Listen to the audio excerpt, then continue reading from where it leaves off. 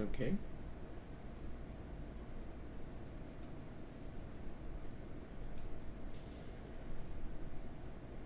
Excellent, excellent, excellent.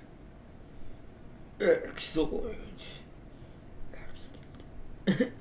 Welcome, welcome, everyone. Sorry you had to see the analytical screen there. It was a little weird. It made a strange sound when I clicked it that time. Welcome, welcome, welcome, everyone. Today is a very special day. We're going to be going to let everyone kind of have their pick of the choice tonight. If not, then I will kind of vote on one, and we'll go through that one and then do another one and see how many we can do. We're going to try to at least do 2, if best, tonight, so we can do the rest tomorrow, for whichever demos are still here. But I have quite a few to choose from. Now, I will say, from here to here, we've already done these. So, well, that one we technically didn't, but we won't probably have time to sadly do that one. So, today I've downloaded a plethora of awesome, cool demos that I know we would probably play on the channel. So we've got Lacera Summit, which is a city builder. Basically Dungeon Keeper, I can't say the first word very well. Nahabooks, Dungeon Master. A very, very secret favorite of mine that I'm waiting to come out. SteamWorld Build Demo. And then there's a weird prison escapist. Like, if you ever seen the Escapist game where you have to break out of prison, it's kind of like that game, but this one's a bit different. Let's put it that way. And then we've got Legendary Hoplite, which is kind of like a weird Roman, I guess you could say Greek or Spartan. Kind of all of them, I guess. Plants vs. Zombies? Like, kinda. And then we've got 2-point hospital style game right here called Galacticare. This is an alien hospital. This is a hospital where you treat aliens and different species from different places. And then this one is just a RPG kind of roguelike game, I think. I saw a little bit of its gameplay on one of my favorite YouTubers' channels, so Blade Prince Academy. And in this one, I've seen this all over YouTube, although once again, the YouTuber I watch a lot plays this as well, is Gold. The Gold demo, I don't know if we'll have time for that. That's a pretty lengthy, big demo from what I've seen, and for a city builder style game, so that may end up getting its own episode if the demo is still available this weekend. Then this one, I've only seen just a tiny, tiny bit on this one. This one's a bit intense. This is like hardcore, like old RimWorld style, like the old days RimWorld, including some of the mods, like. But it's in like a medieval time, kind of fantasy time. But you have all kinds of dynamics that were kind of there in RimWorld, but kind of not. Like relationships and like intrigue, and your characters can have like rivalries or secret betrayals, all kinds of stuff. It's ridiculous. And you just watch from above and see. It's almost like watching almost like your own custom version of a life drama created, but in a crazy medieval survival society. Then we got Kingdom 80s. This is literally Kingdom's Crown, or whatever that game is called. I think it's called Kingdom's Crown or something. This is an 80s version of that game where you run back and forth on a skateboard, trying to defend your neighborhood from something. I didn't even really get. I think they made it the same enemies from Kingdom's Crown for now, but I think eventually they're probably slated to be something else. I'm eager to see what they end up choosing. Like, will it be like the zombies ate my neighbors type of thing? That'd be kind of cool. Haven't seen that. By the way, that's a throwback. But that's what that game kind of felt like when I tried it out, a little bit of it. We've got Punch Club 2 Fast Forward. This is the sequel to Punch Club 1, which I do own and I do play. It's pretty fun. It's a weird game. It's a very 80s, 90s flashback. Part of me wonders if this one's the 90s, because this one is the 80s. Which means I'd actually like this one more. Let's see. And that's it for today, for the ones I've downloaded. There are a bunch more. I'm going to bring it up real quick. since today's kind of a special day for showing off the Steam Next Fest stuff before it goes away, which might already be. Oh no, there it is. Yeah. So from June 19th to June 26th at 10 a.m. Pacific, you'll be able to go in here on Steam, which I'll show how to do it for anyone who's still new. This is only for Steam though. And you'll be able to go in here and look at all the demos and see stuff like that. I don't want to go through too many of these because some of mine are a bit special. But anyways, what is that? I can't see what this broadcast says. Looks like some sort of cookout, overcooked type game. But that looks, like I said, you're gonna deal with going here and there's all kinds of demos. They're all right here. Feudal Friends. So this is like running a few. Oh, it's like a blacksmith version of Overcooked. That actually looks pretty dope. That's actually pretty cool. But anyways, those are some of the other streamers going on and broadcasts of these games as well. So I highly recommend before it ends, if you're on Steam, definitely check out the Next Fest if you're looking for demos of new games that are coming out that are pretty substantial looks at those games and what they're going to be doing. That's what we're checking out today. So, alright. Let me X that out. Let's bring up chat now.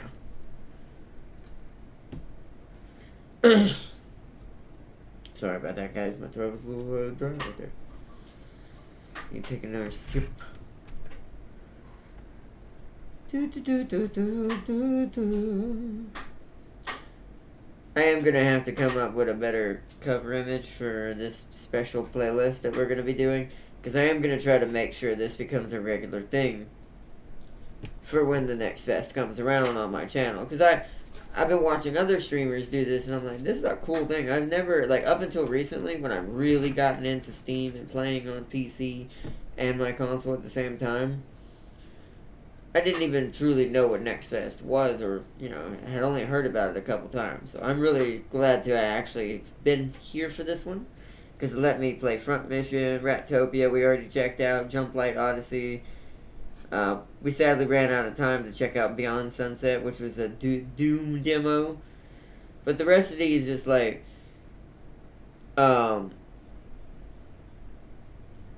these are demos or games I've heard about for a while, except this one. That was kind of out of the side blue. This is probably the one I've looked at the most, Galacticare. I am really actually interested in this one the most, because this one's it just looks really crazy. It's 2 Point Hospital, which is the quirkiness of it and craziness of it, versus, it's in space. It's on a space station where you treat aliens and all kinds of species. And so the quirkiness is even through the roof. Out of this universe, you could even assume.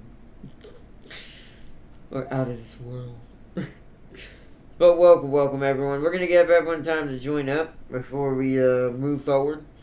That way everyone has a chance to vote or, choose which game they might want to see on today's little episode.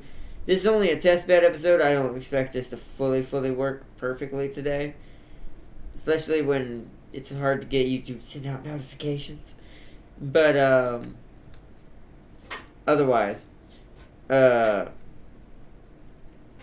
we'll see how this goes. If it don't go too well, we'll probably just go back to the original format where if I have time, I do a full-fledged episode demo on that game by itself. Usually works better for me anyways, but I just felt like I have too many. We're running out of time with when this is going to be ending soon, so we need to kind of speed it up a little. And there are a couple more I want to see if I can download.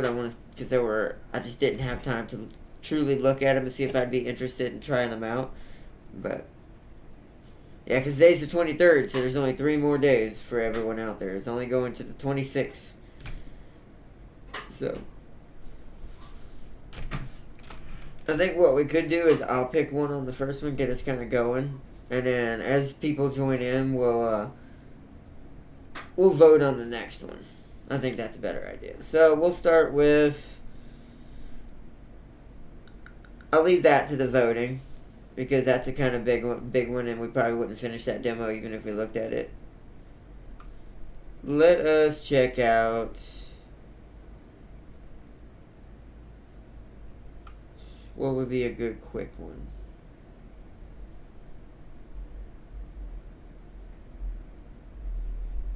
Let's check this out.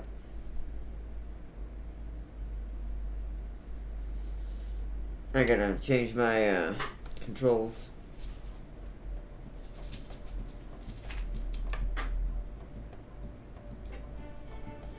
Is the benefit of having it ready. So we're gonna want. Technically, I'm gonna consider this a hack and slash, so it would need to be Mordhau probably work.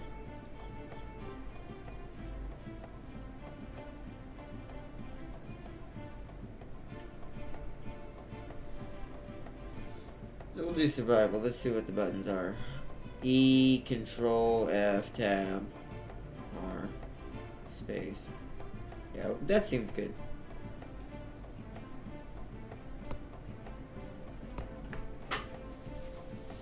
Alright, welcome to the demo version of Legendary Hoplite, a sneak peek into a thrilling world of the full game. Join Dio on a heroic quest through 7 challenging areas of the Greek mythology, accumulating in a showdown with the legendary warrior Ajax. That makes me miss Age of Mythology really bad. Will you emerge victorious and claim your place among the great heroes?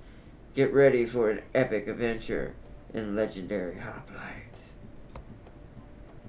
Alright, nice. Welcome, everyone. Alright. We're going to play this for a little bit, check out this, and let everyone have a chance to join up. And then we're going to go into our special of we're going to actually let everyone vote for the next couple of demos we're going to be doing during stream. But I like little Plants vs. Zombie games every now and then, so this looked kind of fun when I saw it.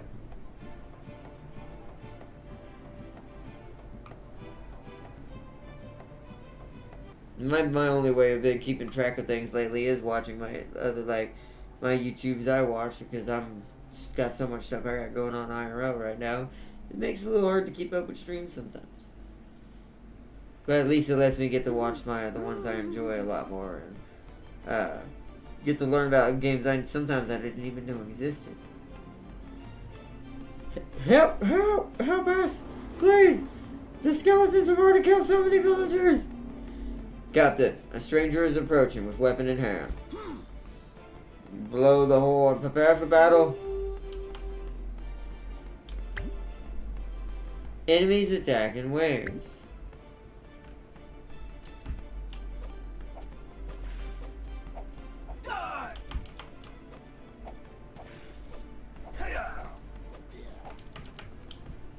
Oh. The gate's HP drops when an enemy passes through it. You will lose if the gate reaches 0.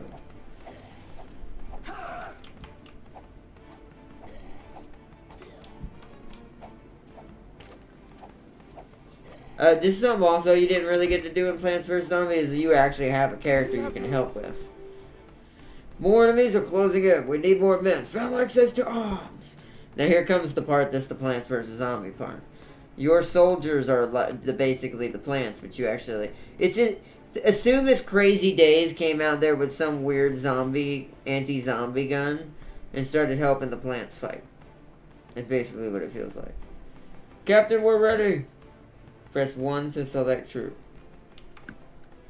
Yeah, we would press the numbers and then we put them on a lane, and I just put them there.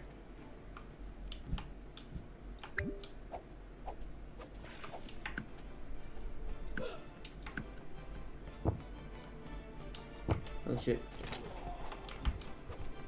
I gotta hurry up.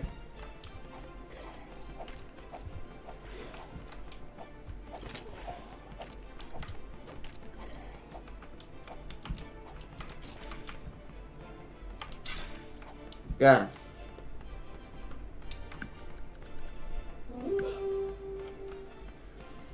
Skeleton swordsman tough.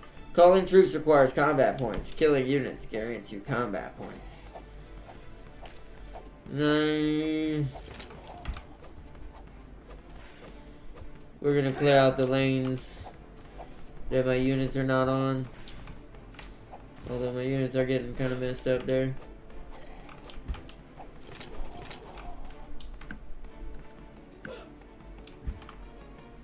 Yo, Champ King, welcome! We're doing a little test demo before we get into everyone voting for what we're gonna do next. That's a lot of Skelly boys.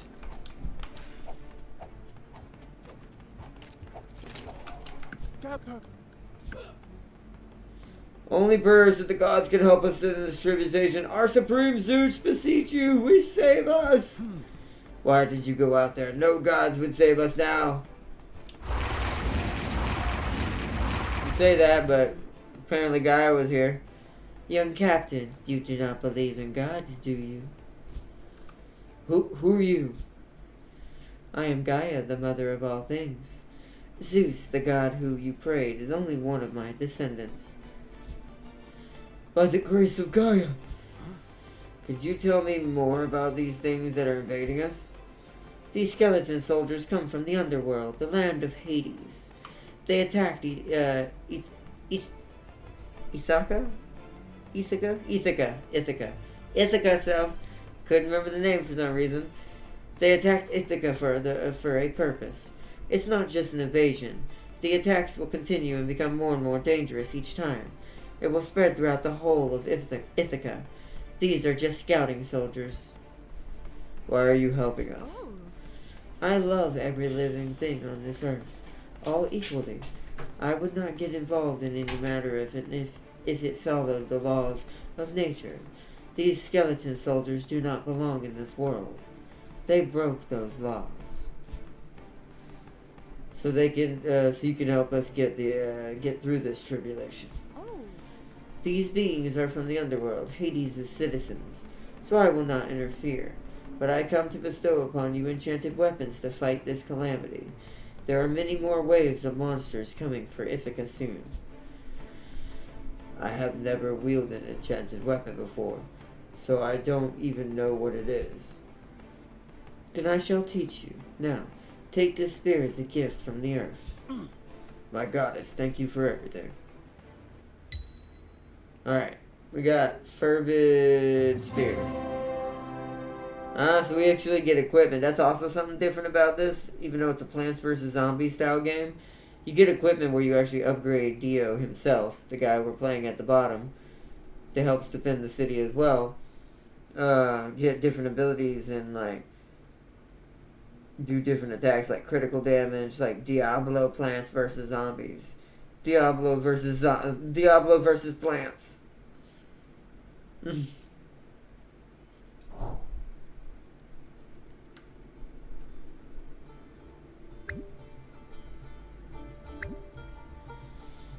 hero has four types of equipment: helmet, spear, sword, shield. Every equipment has its own skill. We don't have a sword yet. Drag a new item to the current one to replace it. Let's replace the spear with the one that was gifted to you by Gaia. An equipment has three main parts. The base stat, the higher the weapon level, the stronger the base stat. The affixes. Hey, that sounds familiar. I wonder what affixes are, chat. I've never heard of these things. I have no idea what you're talking about, okay?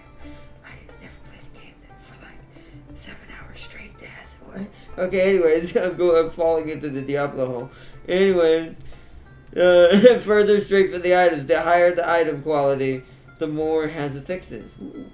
The skill of the item, which depends on the type of equipment. Yeah, okay. Right, we now have it. We go back. First area. Do I click the... Oh, I clicked the skeleton. We better hurry up and prepare for the next enemy assault. Start battle. Impregnable gate.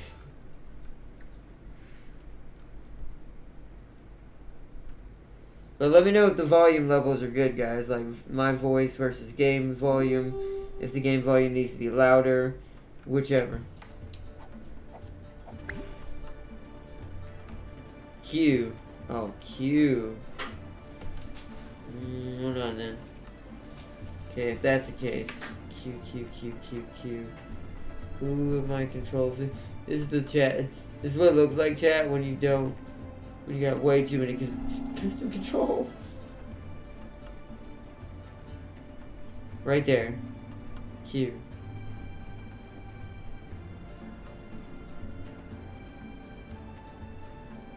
I don't have an E though. Oh yeah, I do. Oh god, these are spread out.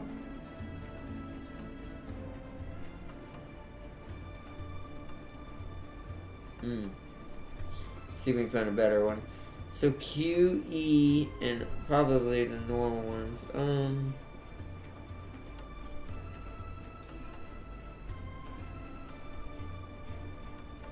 Ooh, okay. Where's R though?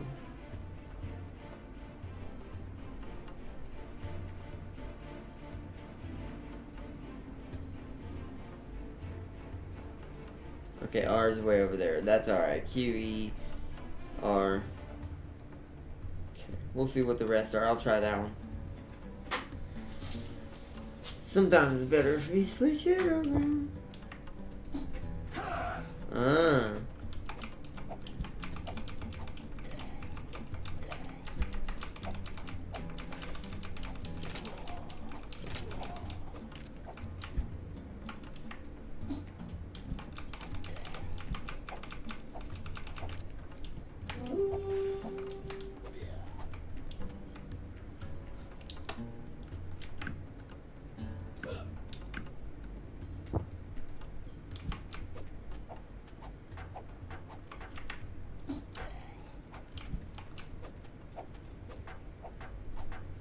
Sometimes they'll block.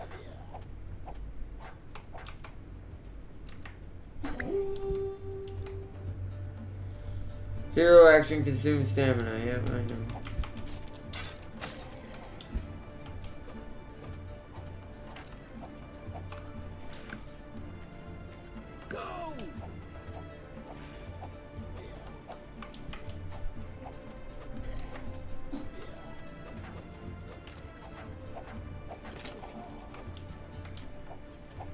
I'm not ready.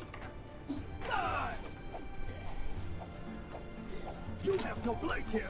Can y'all hear me? Tam King, everyone, can y'all hear me good? Oh boy. Too many skeleton boys. There we go.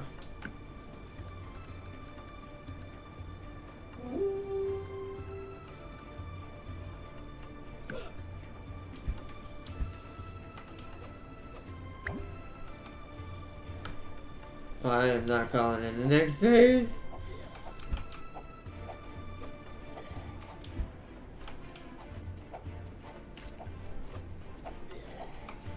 Now I will. Because it gives me more points if I do.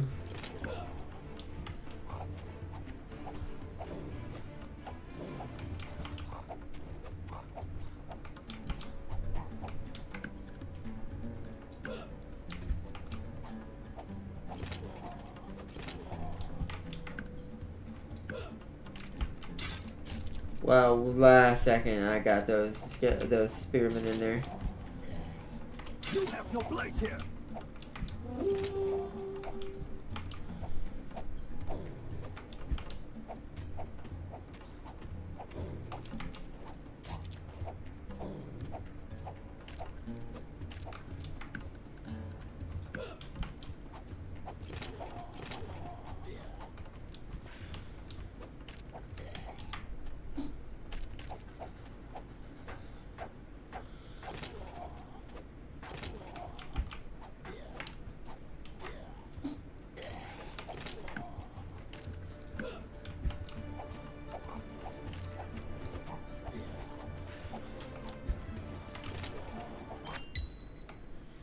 Nice, we won. They didn't even touch the gate. Because I played so much of Plants vs. Zombies back in the day, I'm kind of already used to stuff like that. So, now I have to get a passive. Every ranged attack increases attack speed by 5% up to 15 stack. That's actually pretty cool if I didn't want to press a Q button. I can just keep, like, it'll get faster and faster and faster. Well, I got my first sword. Fan of daggers launches a fan of knives that pierces all enemies. Ooh, okay, nice.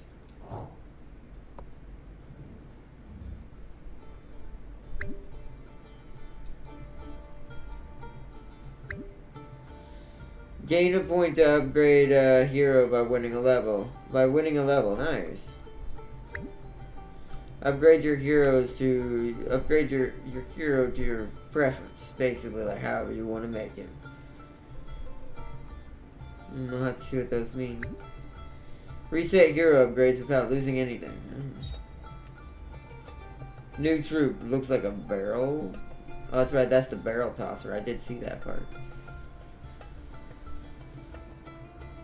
So strength is range damage. Oh no, wait. Melee damage. Oh, I see. Okay, so agility is speed, attack speed, and all that. And what is this? Crit chance. And strength is melee, range damage, and crit damage. Endurance is stamina. Everything stamina. Leadership is the combat points we can use to make more troops. How much per combat points percentage I gain per second. Or hit, maybe kill of enemy perhaps. And starting combat points is 62.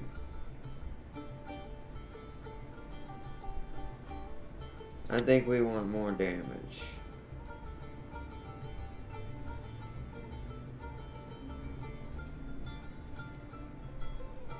The barrel thrower.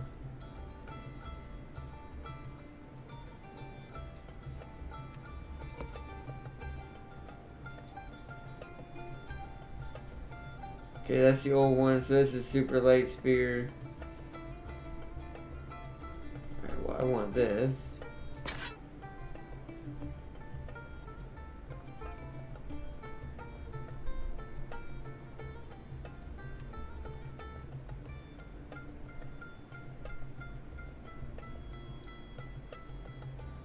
Launches a fan of knives that pierces all enemies. Okay, yeah.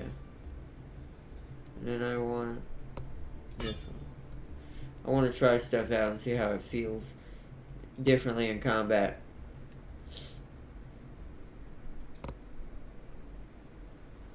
That's the encyclopedia. That's all the enemies we've encountered, just in case you need to learn an enemy. This game's pretty intuitive. Kephalos. Captain, I just received a report. Our southern outpost has been attacked by skeleton soldiers and our troops were at a disadvantage. That area is quite densely populated with citizens.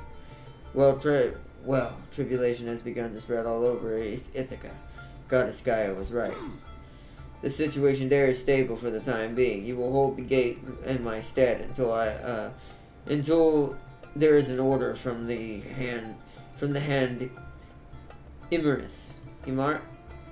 Emois. I actually don't. Emos? Emos. Emaus. Emaus? Sounds looks like mouse. Not sure on that one. Now I shall depart to bring news of the Goddess Gaia and help the southern outpost cluster. Yes, sir. Have faith in me. The Cyclops appears.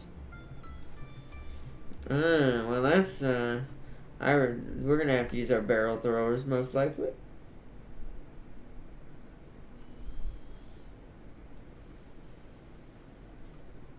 But yeah, today's gonna be a special long one today. Because I'm gonna be letting you guys, like I said, choose. Wow, that's a lot of Skelly boys. Letting you guys, yeah, there's that lightning. Yeah, I love this one. Barrel throw! Captain Deal! So yeah, we do this and bye. I absolutely love my passive on my, as I throw, I just get the power of Zeus and go faster, faster, faster, faster. That's good for what just happened with those big groups. Let's start putting troops up.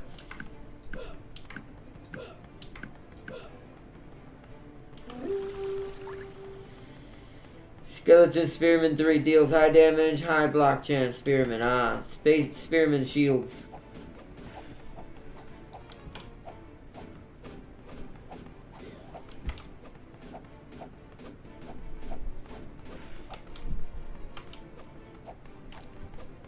Get down!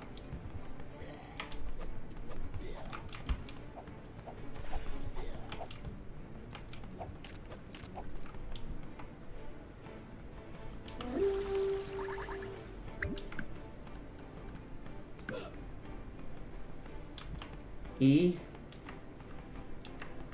I forgot what E is. Shit. Oh, well, alright, that was wrong. Oh, that's a close range attack, okay.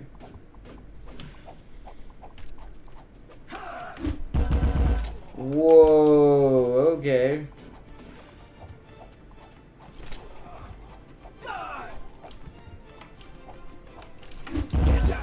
We're like Captain America. This is like modern Space Invaders game. Yeah, it's like Space Invaders meets Plants vs. Zombies. That actually is a good analogy for this, to be fair. It's basically both. You have no place here. Oh my god, that's really good for the You wolves. have no place here. You have no place there. Get down. Get down.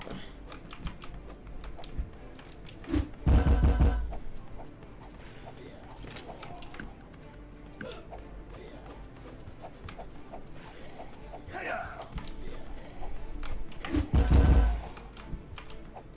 Hiya. I'm not ready.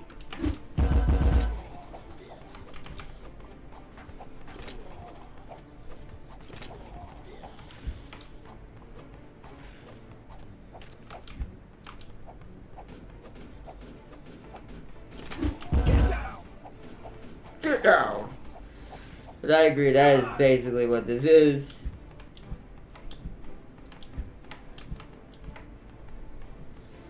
Huh? Alright, I'm full up on points, ready for that battle. Hiya. This side's kind of weak.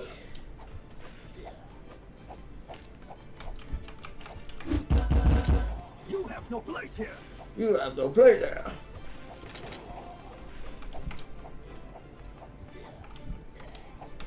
Nice. Alright. This side's kind of weak. I'm going to double up on the ones that are kind of iffy. Okay.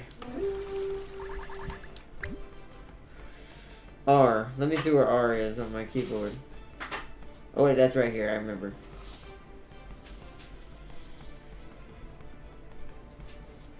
So now what does this do?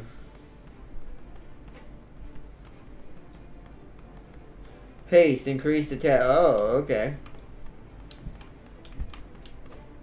So now we can attack even faster. With the passive we're using right now, that's going to be hilarious. We'll be a machine gun with a spear. Right now, I'm already I'm somewhat of a submachine gun with a spear. Like, they're not even getting to my troops.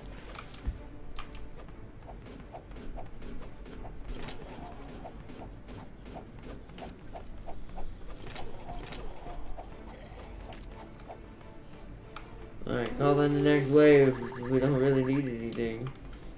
Ready for it, ready for it, ready for it. Oh, it didn't bounce. They were too far apart. They have to be near each other, I assume, in lane. Uh-oh.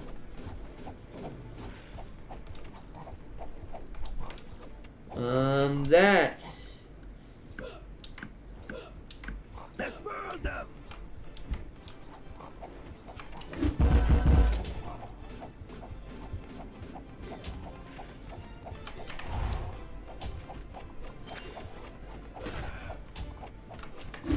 You have no place here.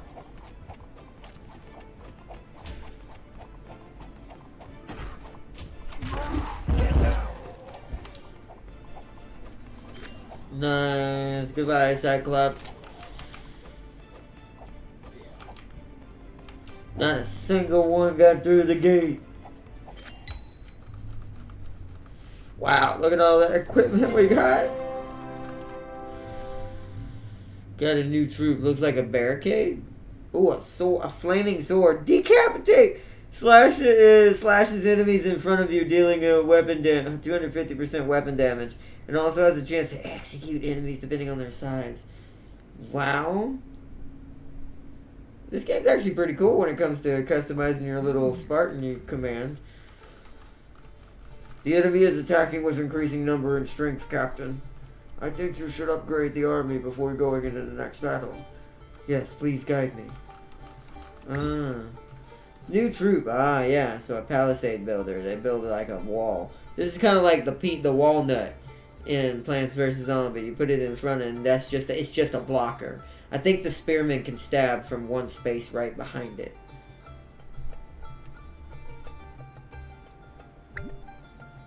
Select a troop which you want to upgrade. Hold the left mouse button for 3 seconds on the upgrade button. You will get all your coins back for resetting troop upgrades. That's nice.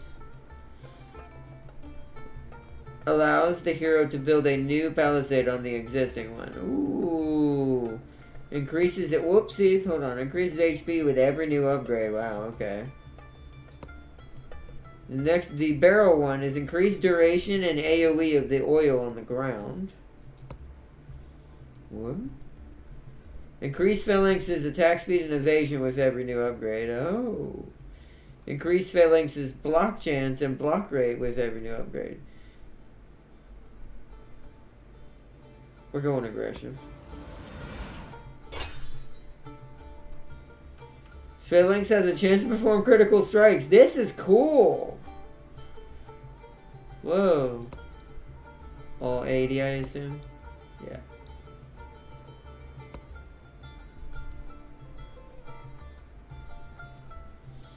And we want a level, so it would be attack speed. We're going all aggression on this demo, so we're going to go agility and strength.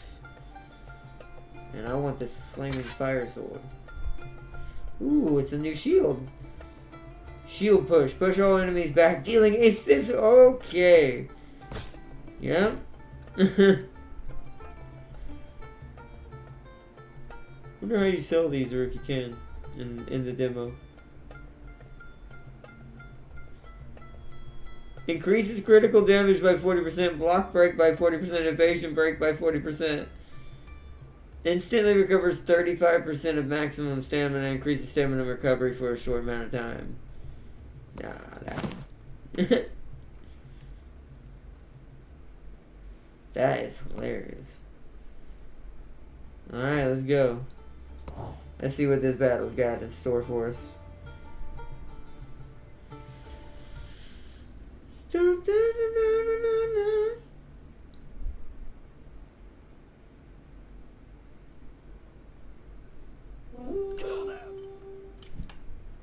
wow, the palisades are... Well, am I only allowed to use the palisades right now?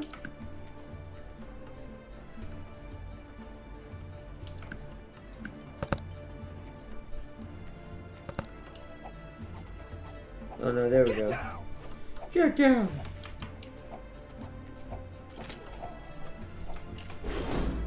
Oh, but I don't have my shield throw now. So it's all about what you prefer. So I probably would have preferred to keep the other one.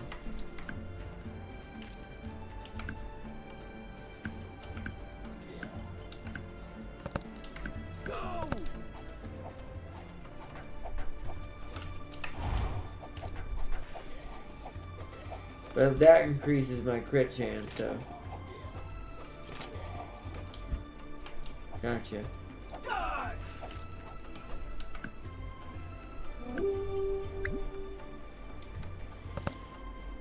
Press the button to turn the HP bar of the troops on and off. Alt. Okay, the other alt. I like to see the HP bar. I'm fine with that.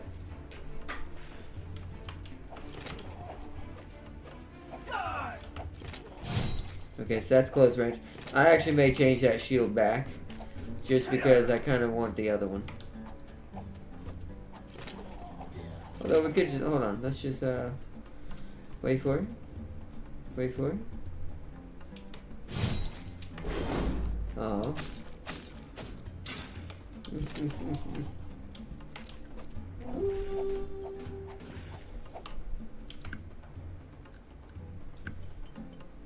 That is also the issue. What the ideal thing to do is to put a unit out there like that who are gonna engage. Oh no, we got phalanxes.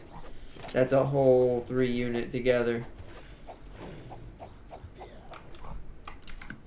I want damage. Since I upgraded my phalanxes, I want damage. Hiya!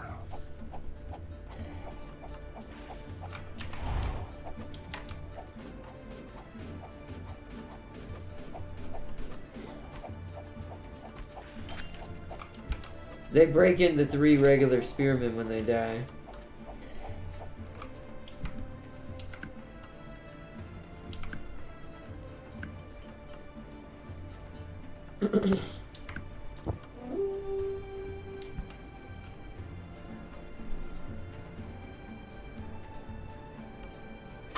Yo, Nathan, welcome. Sorry, I didn't see chat right there. Welcome, welcome.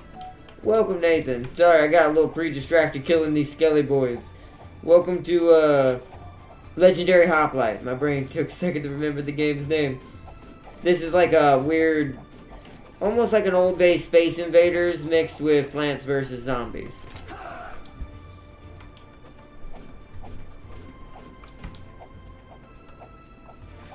We gotta get rid of this. Get rid of these guys. Yeah, I knew that was gonna happen. I need to put a unit down here with me. Will hold. They will not get through this wall. Alright, how many points do I have? Let's put one over here now.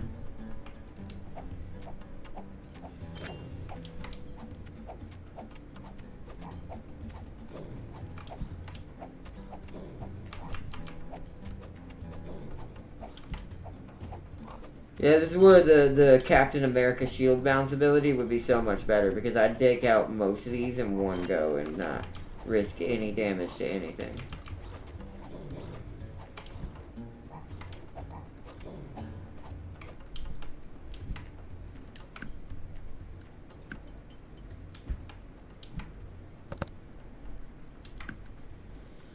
Don't have enough. Okay. That gave me enough.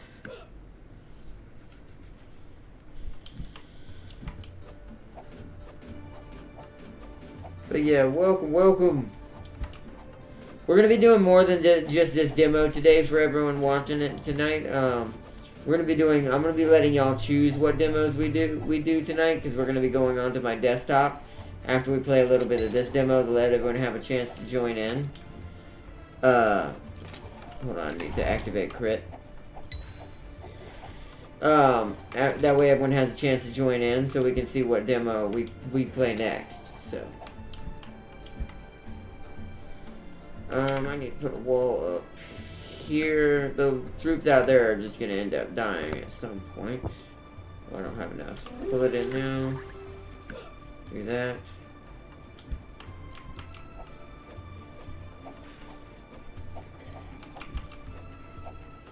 You have no place here. You have no place here.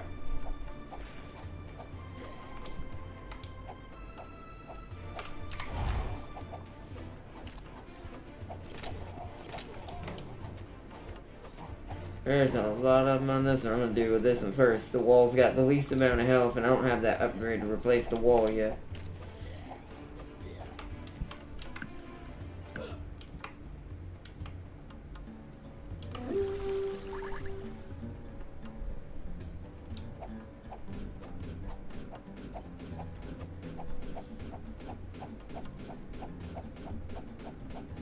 Oh, Cyclops Rock Thrower, that's not good.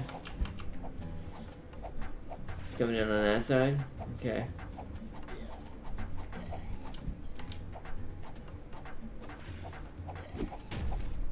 Yeah, that's not good.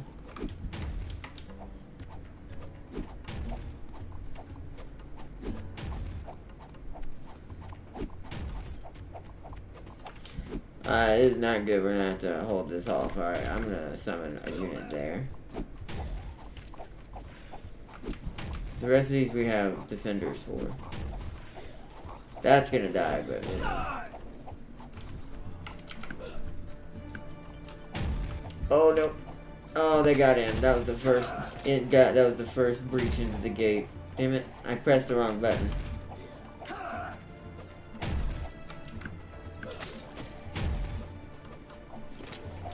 We saved it otherwise.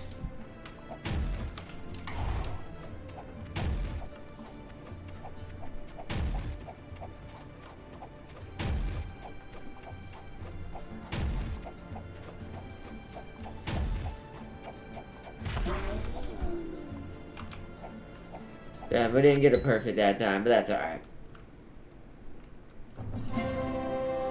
Alright, now we got a Moon Spear, which has Convulsive Crescendo. Launches a spear in an arc to a selected area. The spear will fall from above and deal damage. 220% weapon damage with elemental effects. See, that might be nicer, but we'd lose our machine gun ability.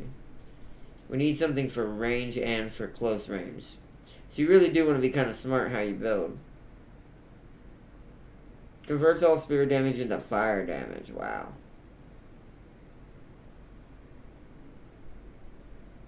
This is another shield bash. Use shield to smash the front in front of you, dealing 75 physical damage, plus 65 lightning damage, and applying stun for 3 seconds. Strength increases the physical damage. Recurring throw. Oh, this might be an upgrade to what we have. Rolls the shield from hero's position to a certain point, and then rolls back. Shield deals physical damage, plus 50 cold damage, applies an elemental effect. Strength. Okay, we'll try that one.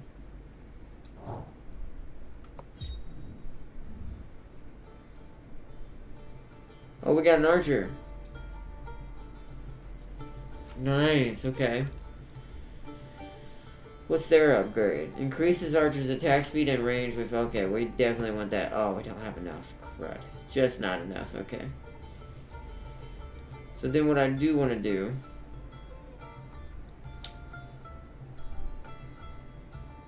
I want to do this.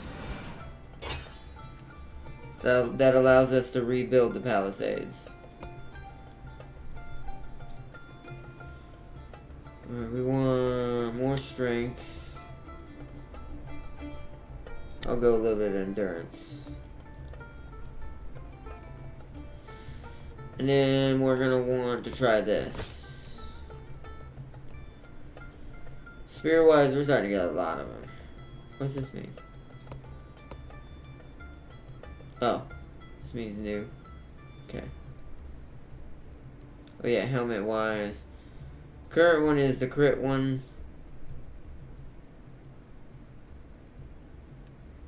Ooh.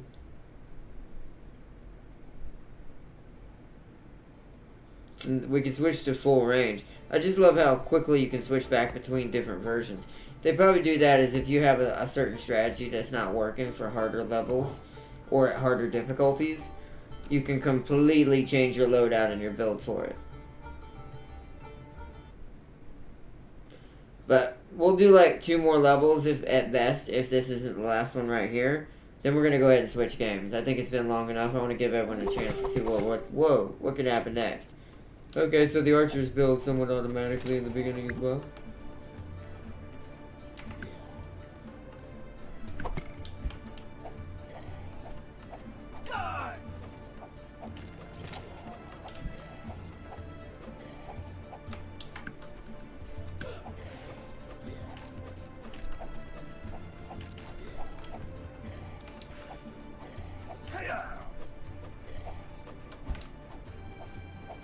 Yeah, see, their towers are actually pretty tough.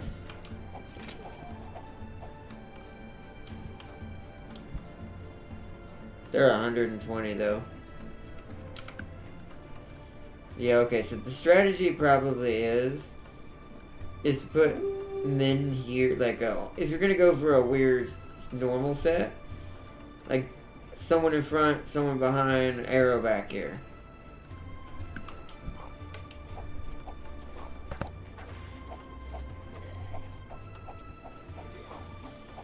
No place here.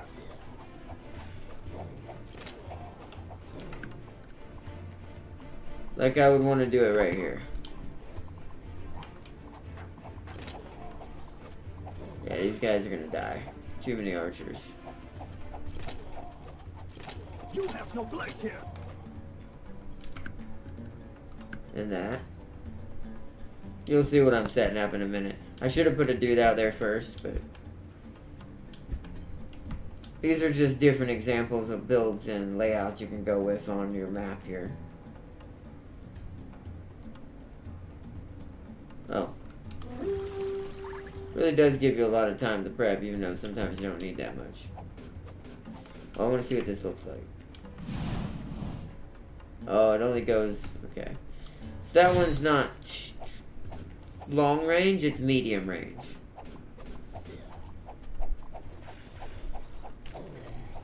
Oh, that's gonna be a problem.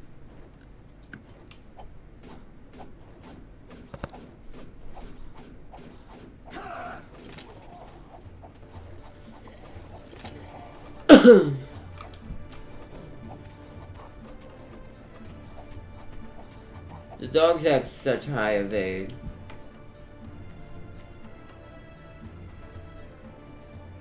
I feel like we're just meant to win this with archers on this battle.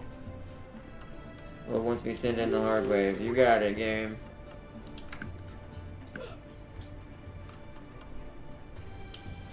Let's block off any holes in the defenses for now.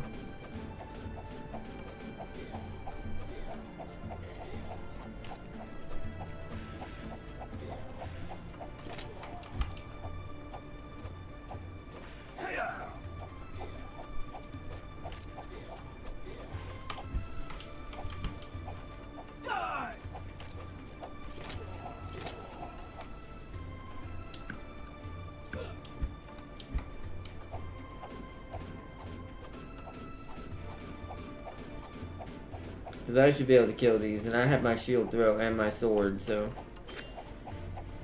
As long as this wall's in the way and they have to go through it, it should be fine.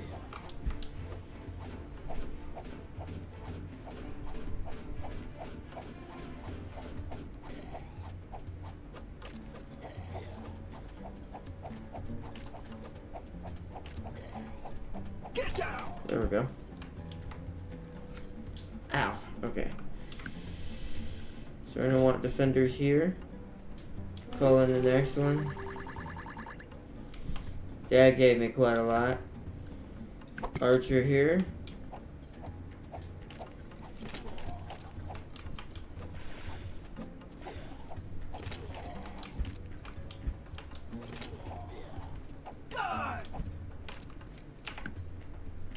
Archer here.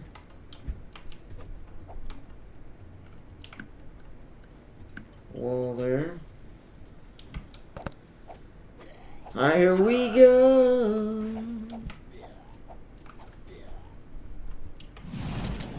Oh, I put the finger where I want the shield to go. I wonder if it'll go through enemies. I need to test that.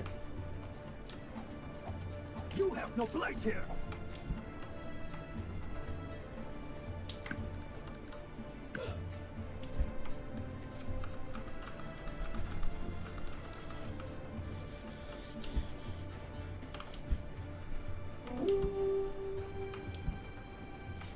Death Cavalry? Oh crap. It's a Death Knight! Oh my god. Oh! I see. So he makes everyone charge. He's like their captain. Kill him. Kill the captain. He's dead. Okay, we're gonna need troops here. Call in the hard, see what it gives me. We can't, let's double up troops here because we can't put a wall there anymore.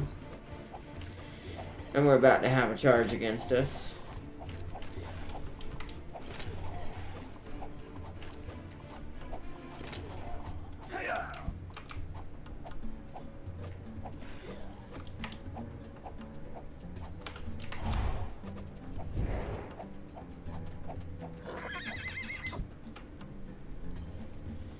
Alright. Troops here.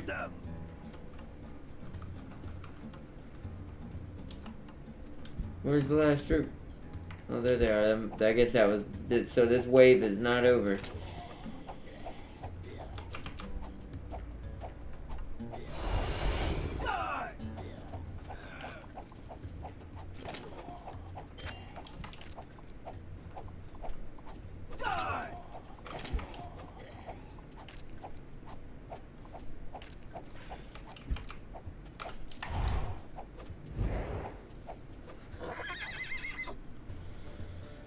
Okay, we're gonna need more troops here again.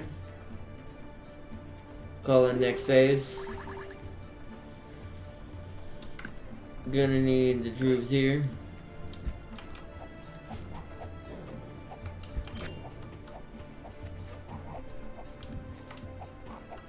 We're earning good coin though for upgrades.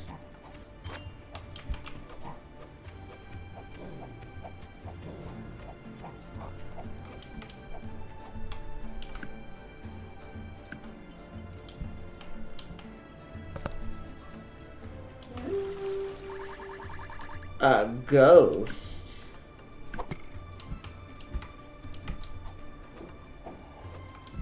What? Oh, but because I'm lightning, it has high physical resistance, but because I have an elemental weapon, I'm obliterating them.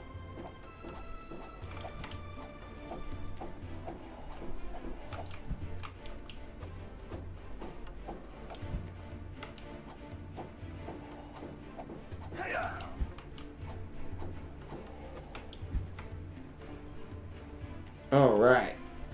I need a wall here.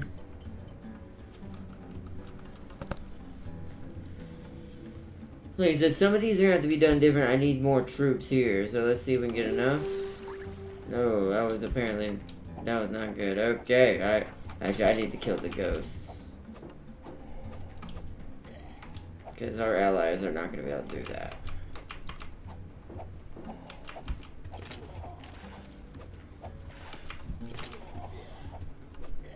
So that's why they give you so many weapons, is sometimes you might have the wrong setup and have to change your build in order to win a level.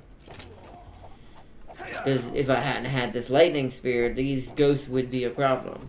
Like, it would have been taking me forever to kill them, and they'd be like perfect little tanks to ensure the skelly boys get close enough to start stabbing. Oh wow, my dude's nailed that dude.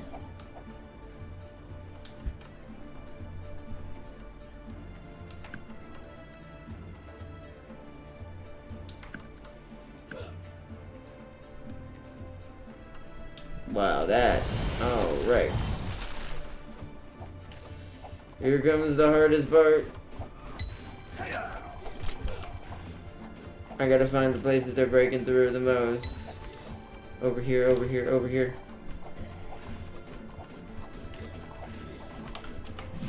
You have no place here. You got no place here.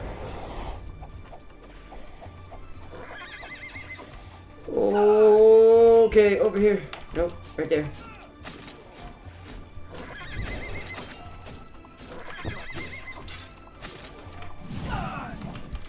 Holy crud.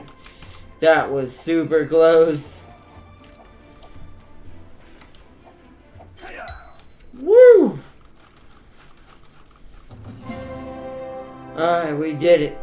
Wow, that was rough. Storm Arrow is called that's another Storm Arrow. Spectral Shield creates 3 Spirit Shields which prevent enemies from stepping further. Wow. For 11 seconds. That's cool too. Sword Eruption creates multiple deadly blades, dealing 140% weapon damage to a selected area. Applies bleeding to enemies, dealing 8 physical damage 4 seconds. Wow. There are so many, like, really cool. What is that? Penetrating Spear. After charging, unleashes a spear that penetrates all enemies in the line, dealing 265% weapon damage and slowing them 55% for 4 seconds. Wow. There is a lot of customization in this game. Is that a catapult? Only 4 types of troops can be brought into a battlefield. Choose a troop, then drag and drop it into the army selection above. Okay. So we got catapults now. Increase stone throwers' HP and damage? No. Wasn't it the archers I wanted? Increases archers' attack speed and range. Yeah.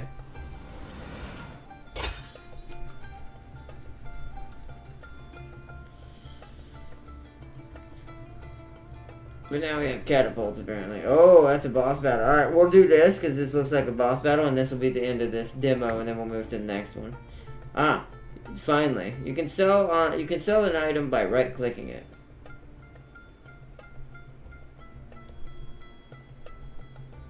Oh, we have to put this on because that's better than what we have.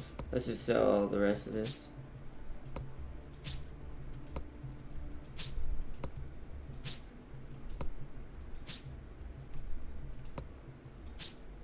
And then you're allowed. I need to find the strongest. What is this? This is my rapid fire spear. I hate to get rid of this though.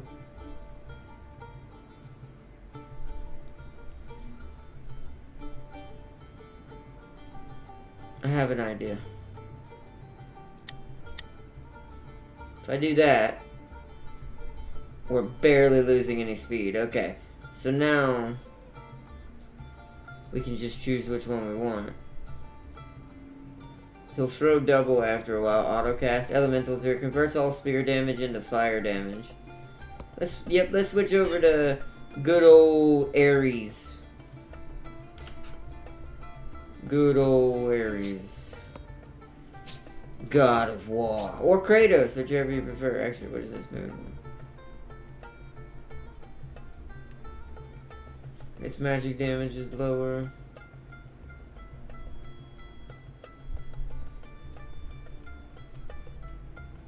This is the one that launches the spear in an oval. Nah, not right now. Let's sell all these. We're just gonna go with what we have. We're actually getting enough coin to make an upgrade to one of our troops again. So we have recurring throw, shield. So wait, what is this? Level 2? Any level 3s? Yeah. Oh yeah, spectral shield. Okay.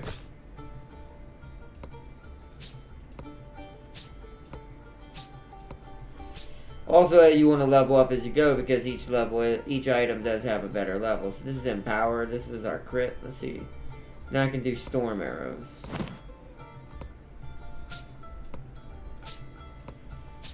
And this will allow us to test out different builds. Okay.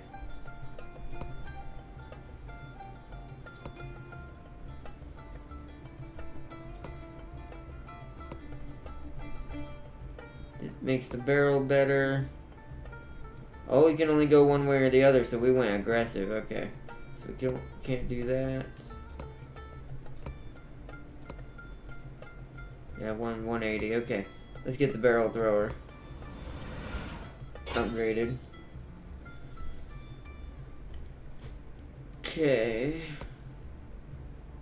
And now let's do the final level. Our scouts reported that the enemy general has entered the battle.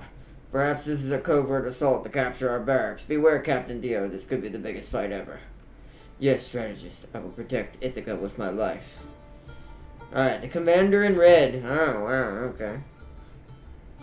Clearly an Ares worshipper. Even though we did just go Ares. I hope they're not fire. We're not going to do a lot of damage to them.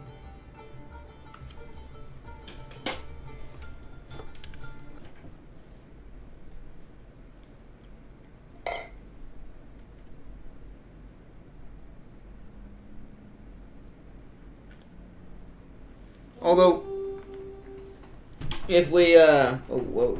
Red Swordsman, double attacks.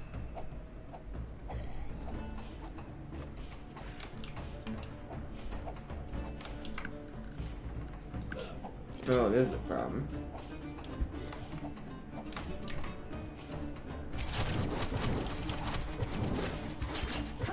That is a beautiful, beautiful ability.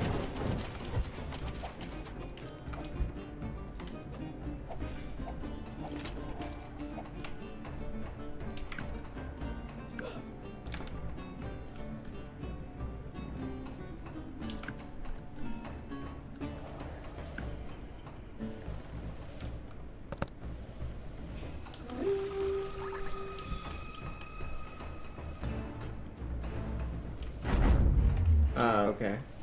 To be fair, that works because where they're at, but that's not going to be there long enough. Now I need to see.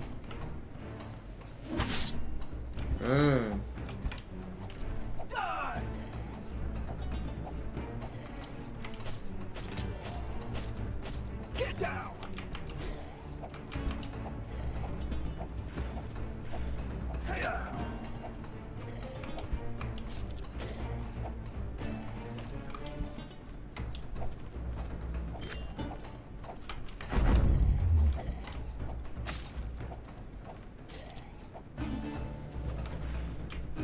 You have no place here.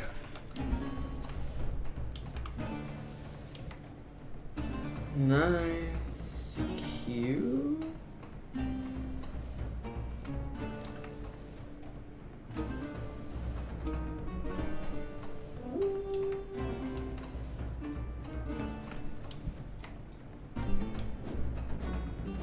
No.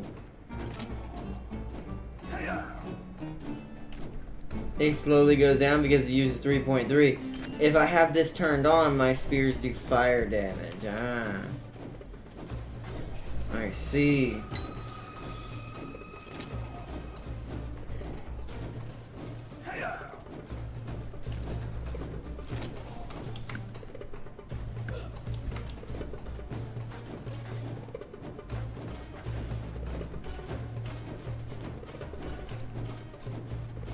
I'm gonna try to get rid of them before they get there. So these guys are fresh.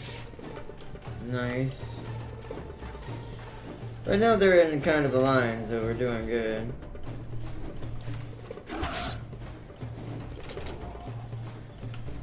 Alright, let's turn that off and build our energy back up.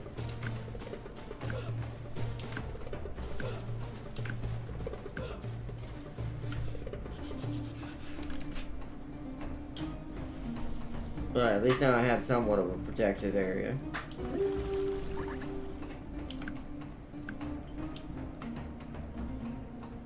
Not yet.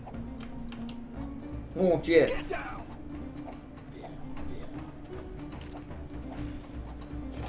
Watch them all be fireproof. That would be how I'd have been laughing the whole time I was dying. Because I'd be like, wow, that's terrible. Oh.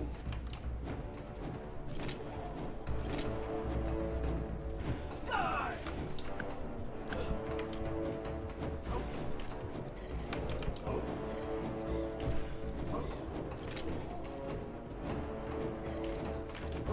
Those guys are dead.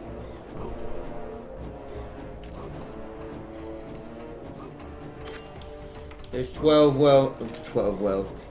waves in this one.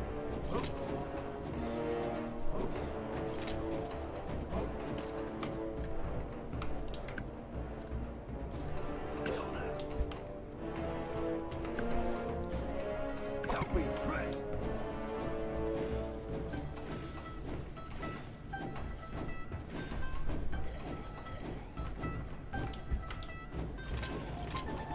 Get down.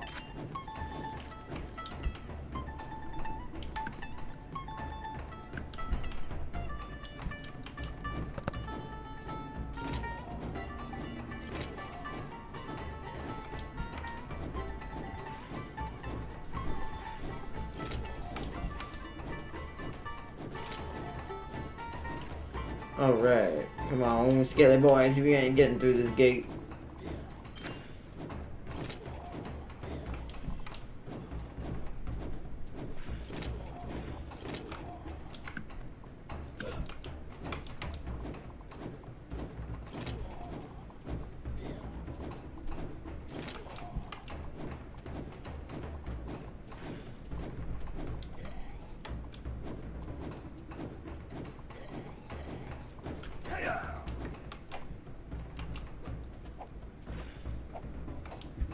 Alright, there we go. Oh, okay.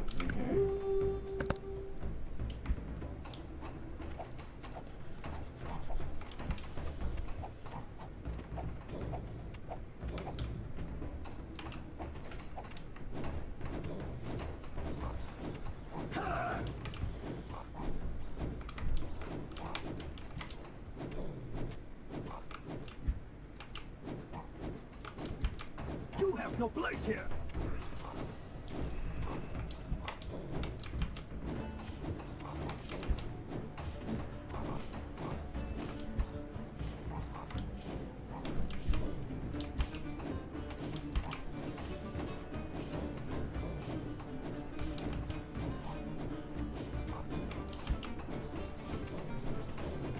You have no place here. There's a lot of them. Come on. Okay. Let's burn them. Red Skeleton Axeman. They deal critical hits guaranteed. That's fantastic.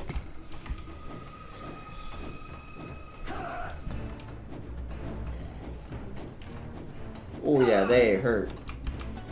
They do a lot of damage.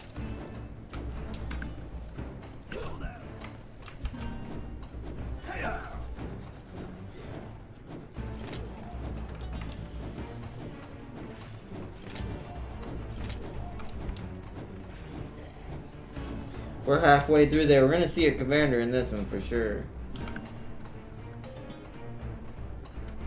And yeah.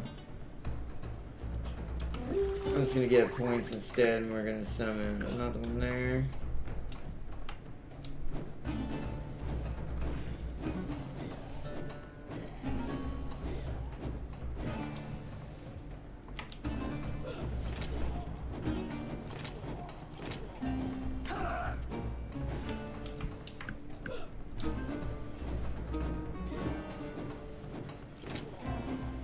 No place here.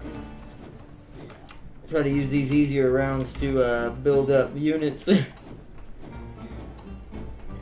don't lose quite so many. Get down. You have no place here.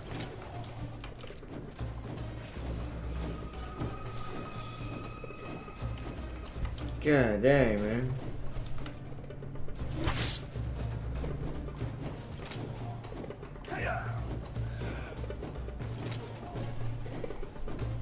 Wow, they fought that one hard.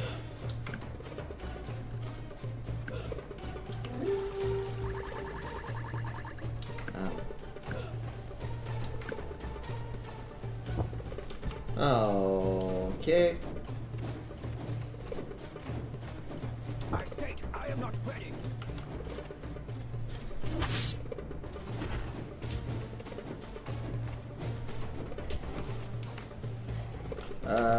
Big boy attack, big boy attack.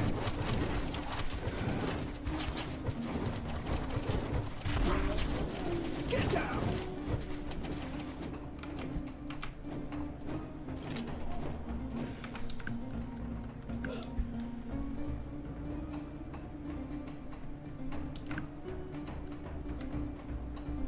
Uh-oh.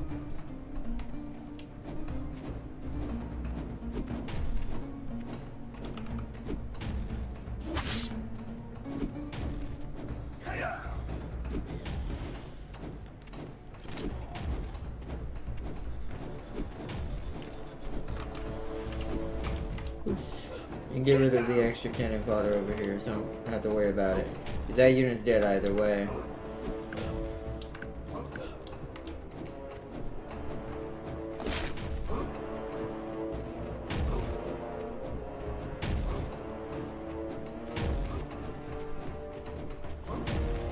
Damn. This one does not want to die. Okay. Woo!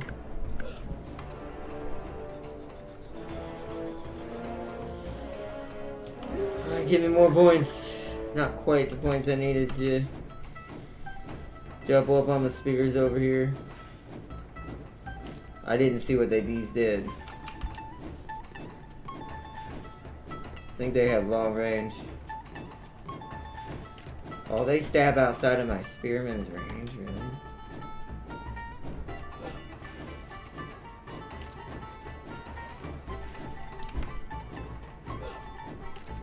So we need archers to deal with them.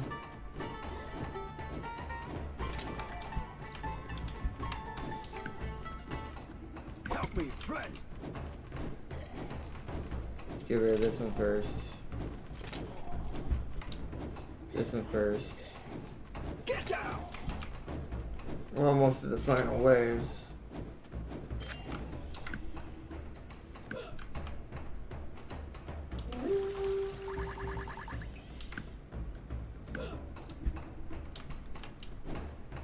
That's it over here is the weakest, and over there. Get down. Going for the weakest parts first.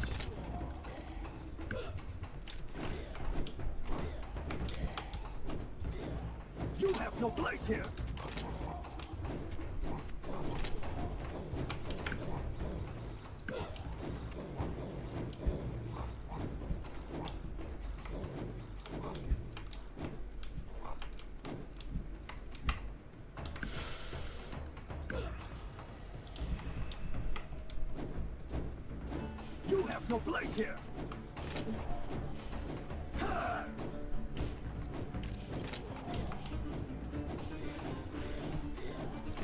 Get down. Can't. Right there. Ah, that one got out of the way. Damn it. You have no place here. Alright, well, if that's the case. Let's burn them. Alright, we have gained control of the map. Here comes more red skelly boys. Yo, Farseer, do you have archers? I do, just not, you know, probably not as many as I should. I'm trying to get the front lines built up first so they can't breach but certain spots. See, now they're having a hard time. We're at the final wave just about. Yeah, we need archers for this line right here. See, the other lines have them now, but...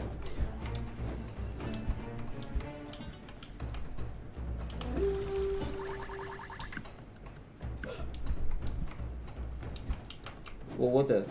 What is that? That must be the commander. Ajax! Ah! The irony. I went through life and death with your father in the Trojan War. Now I have to fight his son. Perhaps you are mistaken. My father was a herder who had never seen war before for a day. I am not wrong. You are the spitting image of your father. In appearance, mannerisms, and even voice. My father? And I have no such thing in common, as you said. Ah, perhaps I've said too much. I'll let my sword do the talking instead. You move aside, or die. I have chosen death ever since I put on this armor. Alright, we gotta take out Ajax and his little crew. What in the world? Oh, I guess that's meant to hurt me, I guess. Yep. Okay, so the commander unit can attack me and he can attack them. I need to turn off my fire real quick so I can rejuvenate fire. Yeah, we're gonna have a problem with stamina on this one. Woo! I know what I'm doing. Hold on, where's the R button? Whoa, whoa, whoa, whoa, whoa, whoa! Oh no, I'm down! Alright, they got through. That's gonna hurt. Oof, oof, oof. About half.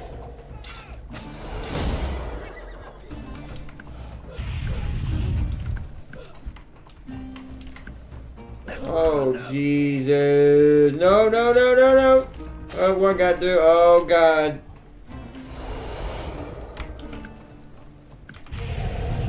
Oh, this is bad. Oh, yeah. I lost.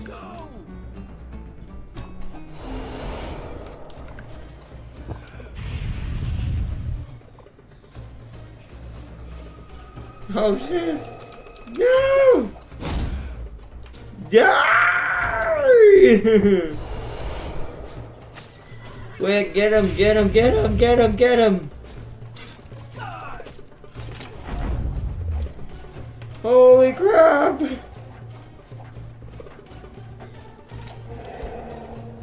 This is insanity! I got... Oh no... Oh, we lost. There's too many. I can't even get up now. Damn.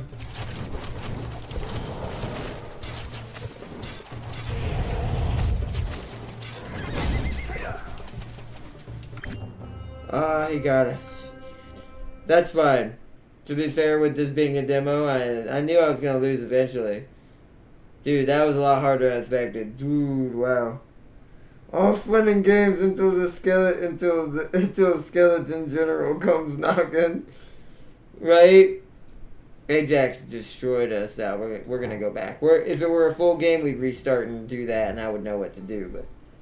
But that's what the beauty of this game is. Even though I lost, I still got equipment from that from killing enemies and possibly could upgrade if I wanted. Like, now if I wanted, instead of an elemental spear, after charging it, I could unleash like an exploding spear that deals poison damage.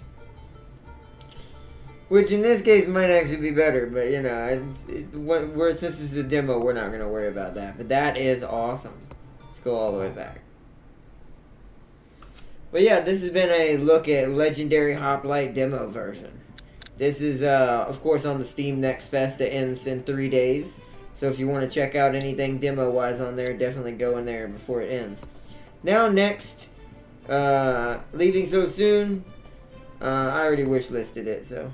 But you should wish-list it if you want it. Skelenitis. Yeah, that was, yeah, right? It was Skelenitis.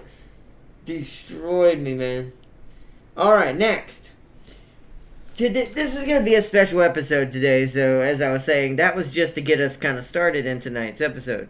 We're going to be going at least for another hour to 2 hours. So, next I want y'all to choose what demo you want to play next. The demos range from here all the way, skipping that one, to here. So I'll go through them for anyone who just joined us. We've got Lacera Summit, where we got to build a city on the side of a mountain. We've got the new Dungeon Keeper, essentially, game, which is Nullbox Dungeon Master. We've got a personal favorite of mine I've been wanting to check out for a while, Steam World Build, where it's based on the Steam World Dig universe, but it's an RTS city builder. Back to the Dawn, which is a escapist with some special flavoring sauce on it. And then there's an alien version of 2.0 Hospital, or 2-Point Hospital. It's basically you care for a hospital or build a hospital that treats aliens and all kinds of species. But it's like 2-Point Hospital, so it's quirky and crazy. Then there's a little roguelike, little turn-based RPG style thing. Well, actually, I should say RTS tactical game, kind of like Alien plays. Called Blade Prince Academy. Then we got another city builder, which this one I'm probably going to do its own episode on before the weekend ends, which is Gord. It's another city builder. It's a very hardcore one. And then there's this RimWorld thing here. This thing is insane. Like, when we play this one, it's gonna be insane. We wouldn't get too far into this one probably before we'd have to quit it. And then we got Kingdom 80s, which is basically Kingdom Crowns, but instead it's in the 80s, and you build your neighborhood up to defend against what I'm assuming will be zombie-like creatures, but right now it's the creatures from Kingdom Crowns, and your units are a bunch of raccoons and neighborhood animals. And then there's Punch Club 2, the demo, which I have Punch Club 1. I own that, and have been beating the story. It's basically an 80s to 90s auto builder kind of fighter, where you build up your fighter, train him, basically go through life, manage your time, kind of like a board game, and have to win fights and do different things. And there's all kinds of like 80s and 90s references and stuff like that. Wait, 5 up from the bottom, 3 to the right? Wait. Hold on. From the bottom?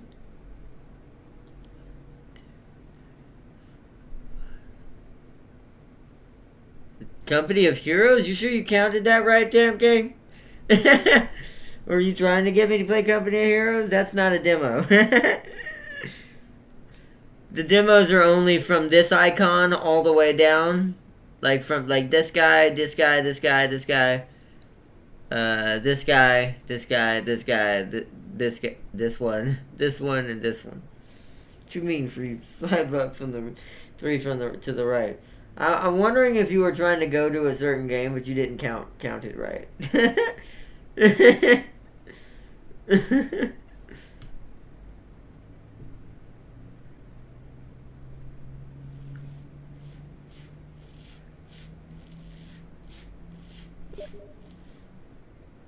How was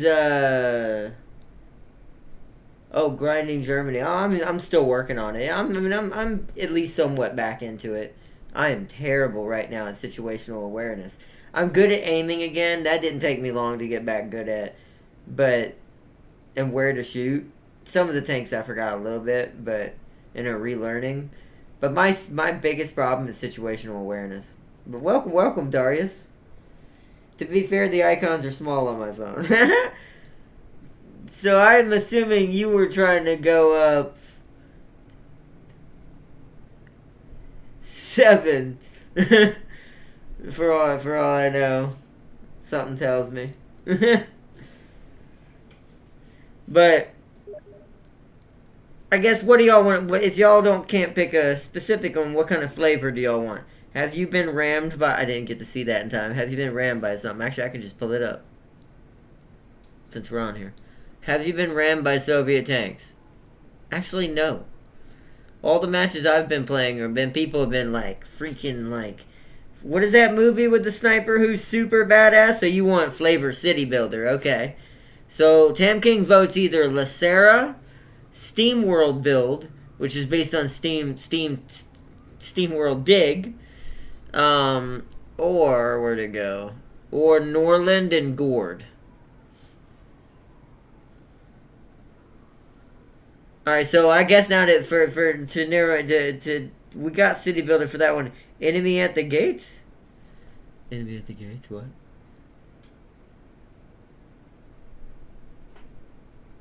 What? That might be, you're probably reading something a little different. Yeah, your icons are small, aren't they? So, I don't have anything called that, I don't think. Unless you mean something that's a game that I need to download, then I will look it up. I've been rammed by 5 of them. Oh, the Badass Sniper movie? Yeah, Enemy at the Gates. Everyone in War Thunder, for how I've been playing lately, feels like that movie. But everyone is the main character. Just, pow! From across the map. Pow! Like, no one's been ramming me. Actually, I haven't been flanked yet.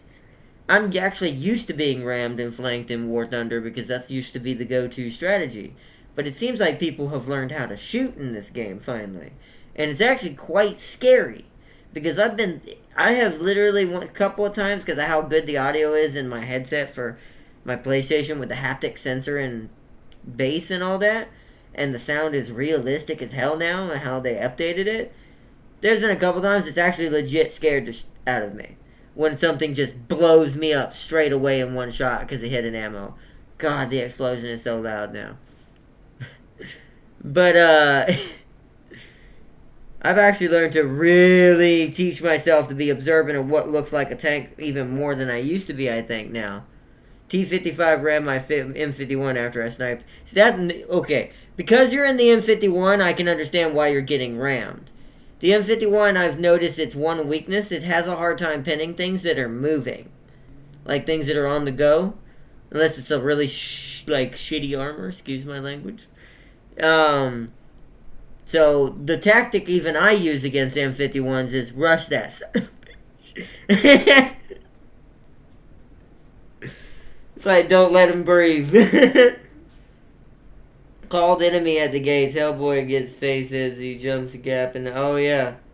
Oh, Hellboy gets his just shot in the face as he jumps the gap in a building. Yeah, right, yeah. That's what it feels like in War Thunder right now for when playing it. But I love it. I'm actually really enjoying the 7.3 ranking right now. When I don't really screw up, I actually do make decent money now again. As long as I don't pull out all my tanks and decide to get greedy and keep getting mad that I died. I now base it on how bad I did in the initial first tank. If I don't get at least one good kill in my Waffenträger, and you heard that right, I use a Waffenträger at 7.3, it's kind of hilarious. It works, I don't know why. I don't know why that thing's so strong. They hate my M51. Yeah, everyone hates the M51. It's to be fair, it seems like it's become slightly a meta. But it is what it is. It's like, I'll kill it either way. But, I forgot what I was saying. My brain's a little off tonight. Alright, but what do you vote, Farzir? Oh, I'm in the same boat as Tam King, so City Builder. Okay, then let's narrow it down even further now that we have a City Builder. Do you want Medieval City Builder, building on the side of a mountain City Builder, a dungeon city builder, steampunk city builder. It's a mega class cannon. It is a mega class cannon. It's like TMK's like, I hate everything that just kills me. Agreed. But it's like, all right, yeah, but steampunk city builder or dark city builder, like a dark fantasy city builder. So medieval, dark fantasy, steampunk, on the side of a mountain or in a dungeon.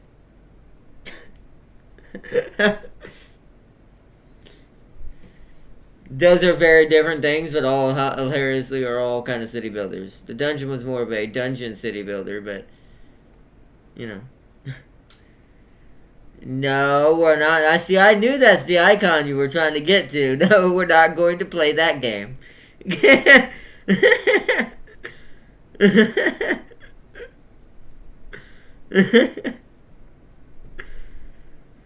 No, today is not a Slanesh stream. Although, I have considered, like, in the future, some point down the line, how hilarious that would be if I just locked that thing down, demonetized it manually, fully age restricted, like,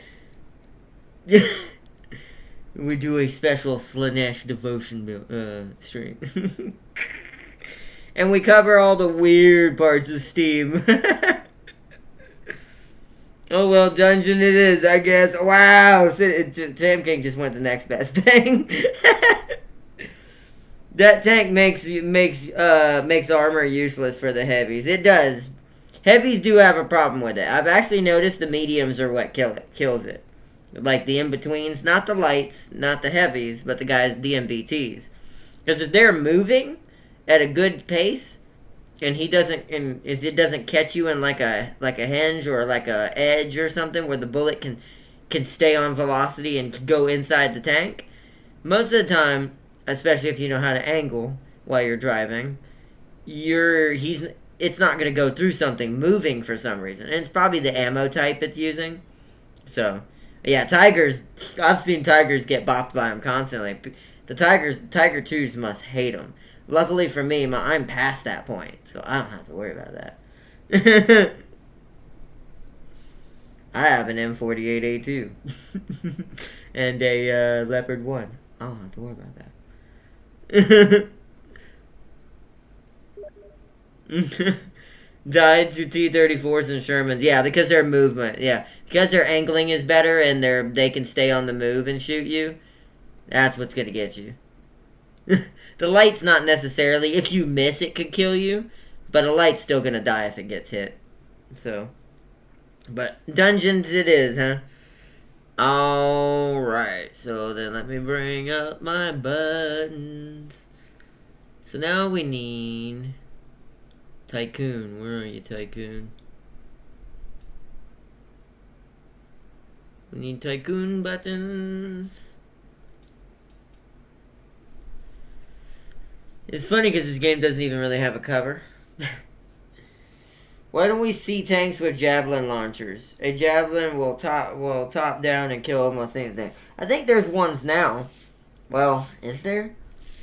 I could have sworn that one of the destroyers has something like that. But I could be wrong. I haven't made it far enough with the other factions to even know or to even have tested a lot of them. They made naval a lot more fun as well. Strikers got javelins. Ah, okay. So there is one with one. It's just you have to get really far into it. Alright. Welcome to the demo. Welcome to our new steward. Your mission is to obey my orders and to satisfy my needs. On the spot. Alright, you Lord Slanesh. The trial period is short. This is no summer internship for pimply-faced students. It's a real evil dungeon. And now back to work. Zengdar the Master. As you can tell, this has a theme. Just like the old Dungeon Keepers game. Let's see what we got. Please note that the Dungeon of Nabalk demo does not have a save feature. That's fine. We're just going to go until whatever happens. Yeah. I love this chicken at the bottom. Dun, dun, dun, dun, dun, dun, dun. He's like, that's a chicken rocking out the metal. Killed more leopards in MT T26 than my. That makes sense. Leopards are kind of susceptible to certain things, but I also am starting to finally remember how to play one. Also, toad missiles are stronger. Nice. What in the... I kind of already love this. Goblin encroaching, master! Sir, let me in! I need to get in, sir! Oh, God! Wow, it's a tower instead of underground.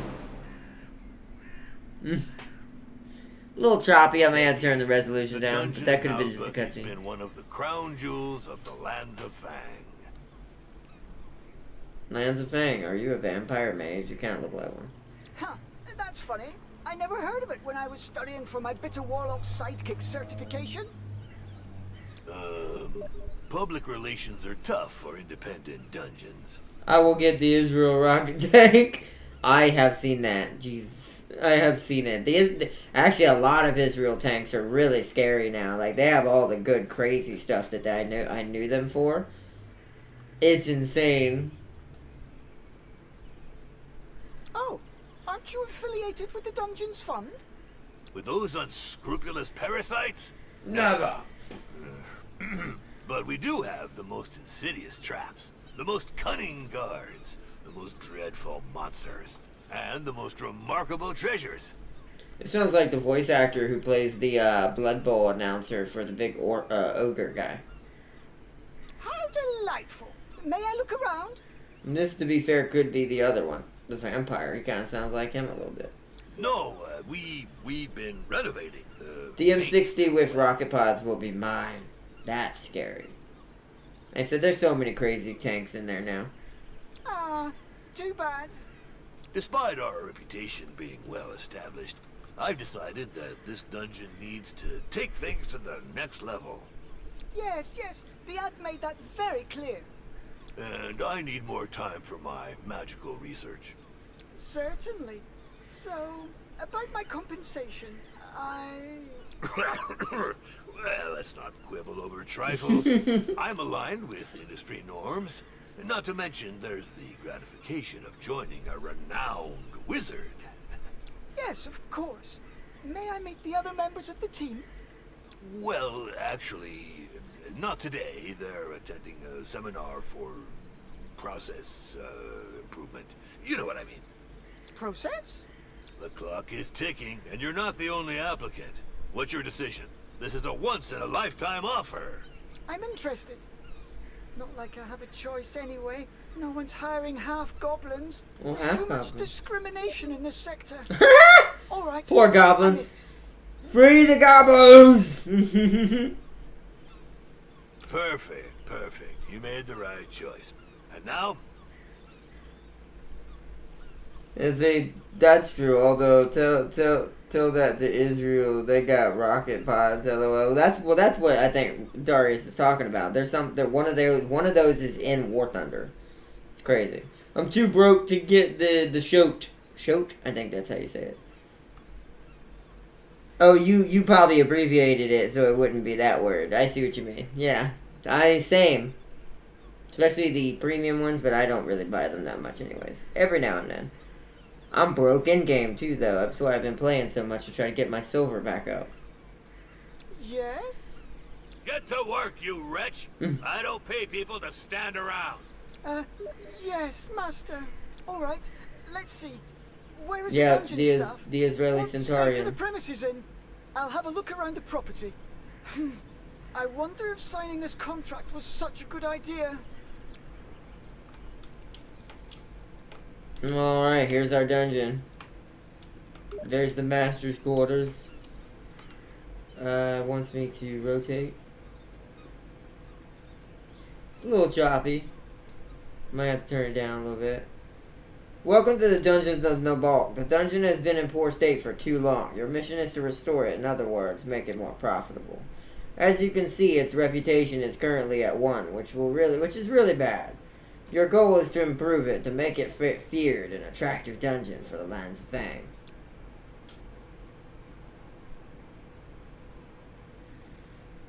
GLM, good luck, man. Good luck, man. Game over, man. Game over. Alright, cool. Alright, so what are we doing? Select Zangdar.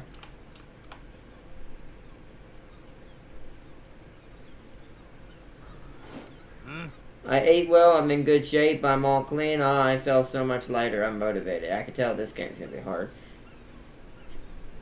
This is Zangdar, the master of the dungeon. When his patience gauge reaches 0, the game is over. Oh, I have to keep him happy or he'll kill me.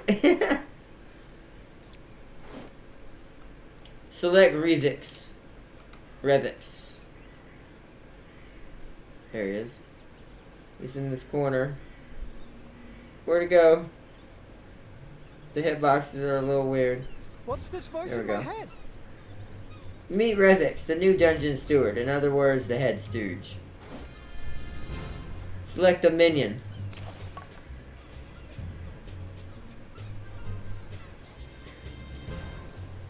Payday's coming up. Minions have an origin. Human, a profession. Origin, in this case, human. A profession, cook. A rank, and a salary. Rank 1 minions, the interns come at no cost. As for prestige required, we'll cover that later. A minion gains experience by working their way up the ranks. The higher the rank, the more effective they are. The less often they fail accomplishing their tasks. In the Lands of Fang, the unit of time is a 10-day week. The circle gradually fills up over time. Every 10-day week, all minions receive their salary. It's an orange number. I see at the bottom. Minions die when they run out of health, and resign when their morale hits rock bottom.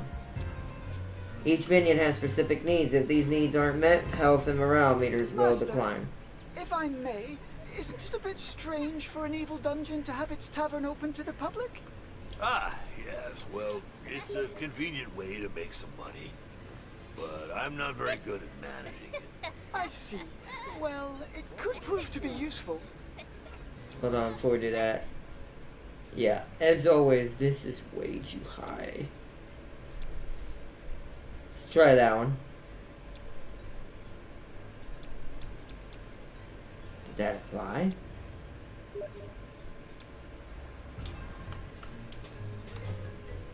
I think it did. It's hard to tell. Now what?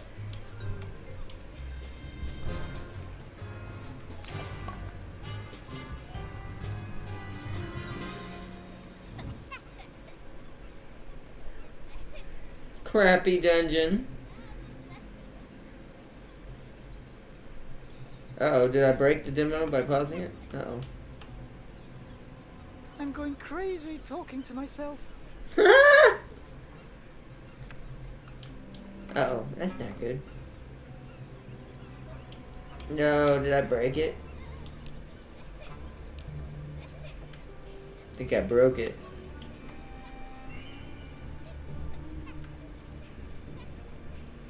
Yeah, because the 10-day week isn't going up. Where is it? No, it is. Damn, even this speed's not that fast. I don't know what my objective is. It broke. Alright, well that probably should be a thing. Alright, let's restart it. I'll just have to skip the cutscenes. That's kind of annoying.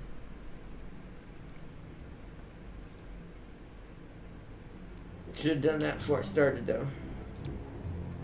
We'll try to skip through all the cutscenes.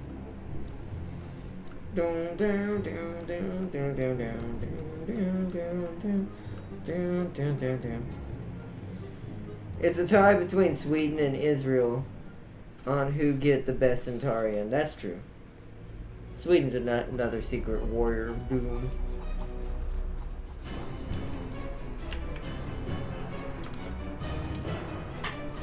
Dude, is there no way to skip? Do I not have an escape button? I don't want to have to read through all this again. No, not really. I'll just have to click really fast. For decades. It's the no Dungeon competition who Outlook get the has been best one of the Sherman, crown yeah. jewels of the lands Skip. of Fang.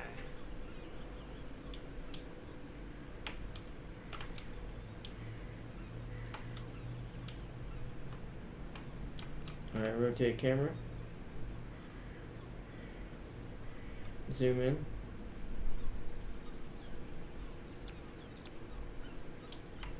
Select Jenga.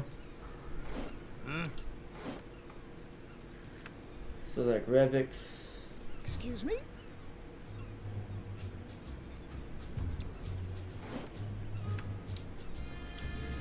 Select Dominion. Yes, sir.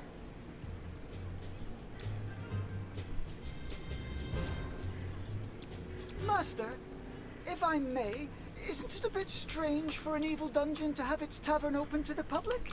Ah, yes. Well, it's a convenient way to make some money. But I'm not very good at The that. French? I see. Timothy's like the Prove French. to use- Smiley face. There we go. What is that? So, have you finished your little tour? You must be in awe of the grandeur of this place. Yes, well, this dungeon is rather unique, that's for sure. But, say, how often do you come by the staff area? Never. I'm a Never. warlock, not a stable boy. All right, that's enough talk.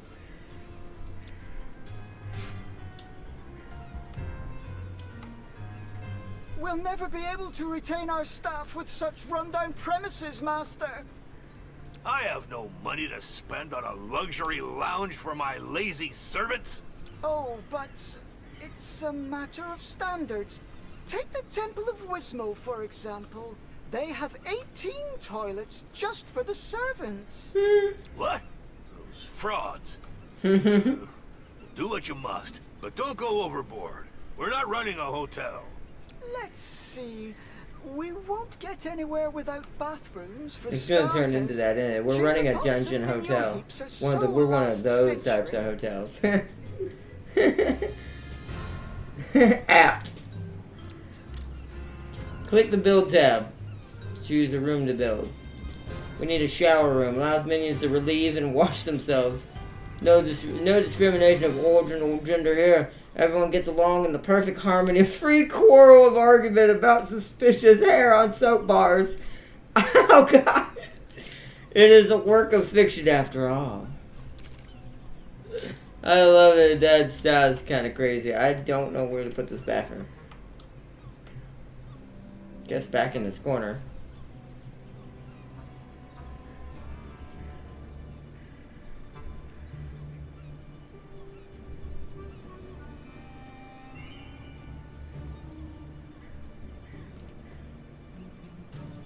Yeah, we'll do that. And we'll make the door here. Select the latrines. How do I rotate them? R.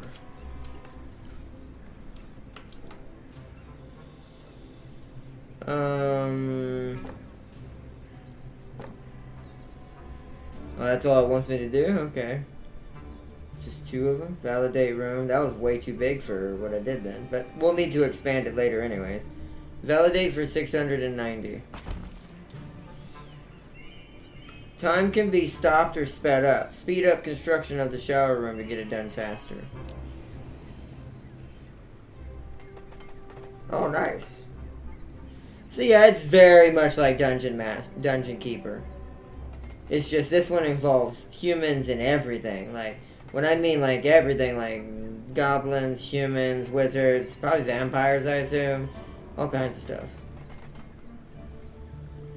Perfect. We now have a decent bathroom. Now, dormitories with beds. The Galanov keeps track of important events in the dungeon. Check it out for more information. I don't pay you to nap. Speaking of payment, Later. Super busy, magical research and all that. Super I have busy. to put a little slush fund aside.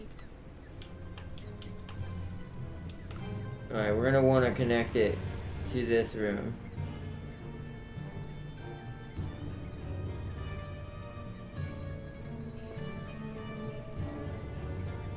We only want 2 beds. I wonder how big the beds are.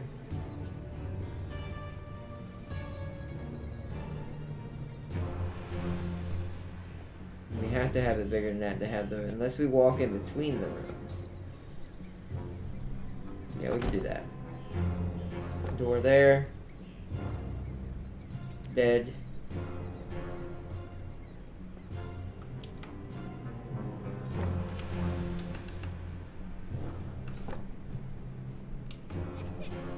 So it needs 2 beds, dormitory, that should be good. Validate.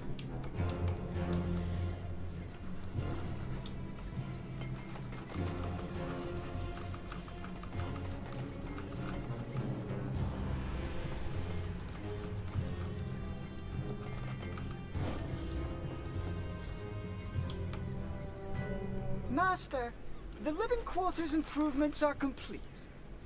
Not bad, but very expensive. We'll have to find some more money. If I'd wanted to go bankrupt, I'd have hired an interior designer. I hear you, but given the state of the dungeon, I'm not sure how we could defeat a party of adventurers, even beginners. If we're not up to snuff, it'll be your fault, entirely. But I just got here and, well, I do serve an evil wizard, not a charity.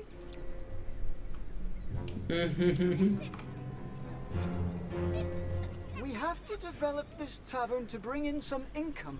Yep. The old tavern keeper is gone. Yet another ungrateful coward. I'm not dealing with this anymore. I've got better things to do. I must focus on my magical research and developing my management skills. I can handle it. So let's see. We need tables for customers, equipment for serving food and drinks. Meantime, I shall subscribe to a few periodical publications about evil dungeon management. We need to get this up to date. I wonder if he knows what he is doing. Probably not. Don't you overspend. We want to extort gold from the poor, not waste our money on furniture for drunkards. So we need select the tavern. The tavern attracts customers looking to spend their gold. Each item in the tavern has a maintenance cost that is automatically deducted at the beginning of every 10-day week, just like wages. The sum in orange includes salaries and tavern maintenance costs together. Gotcha. The number of customers depends on the size of the tavern and the number of seats. Select the editing tool to add things to the tavern.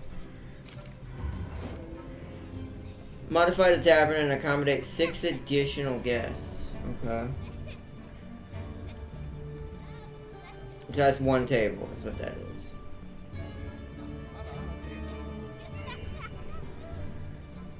Right there.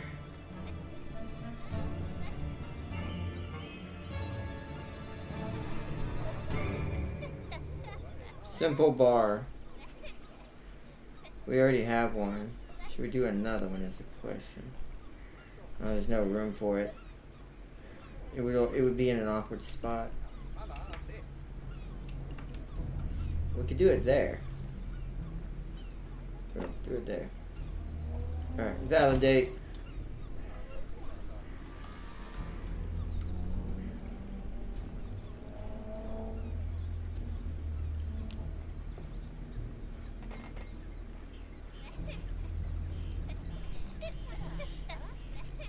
Back to normal speed.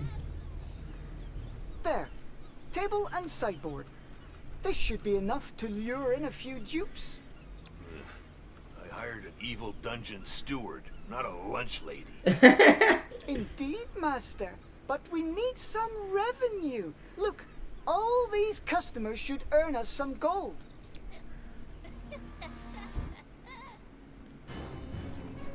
Oh, uh-oh.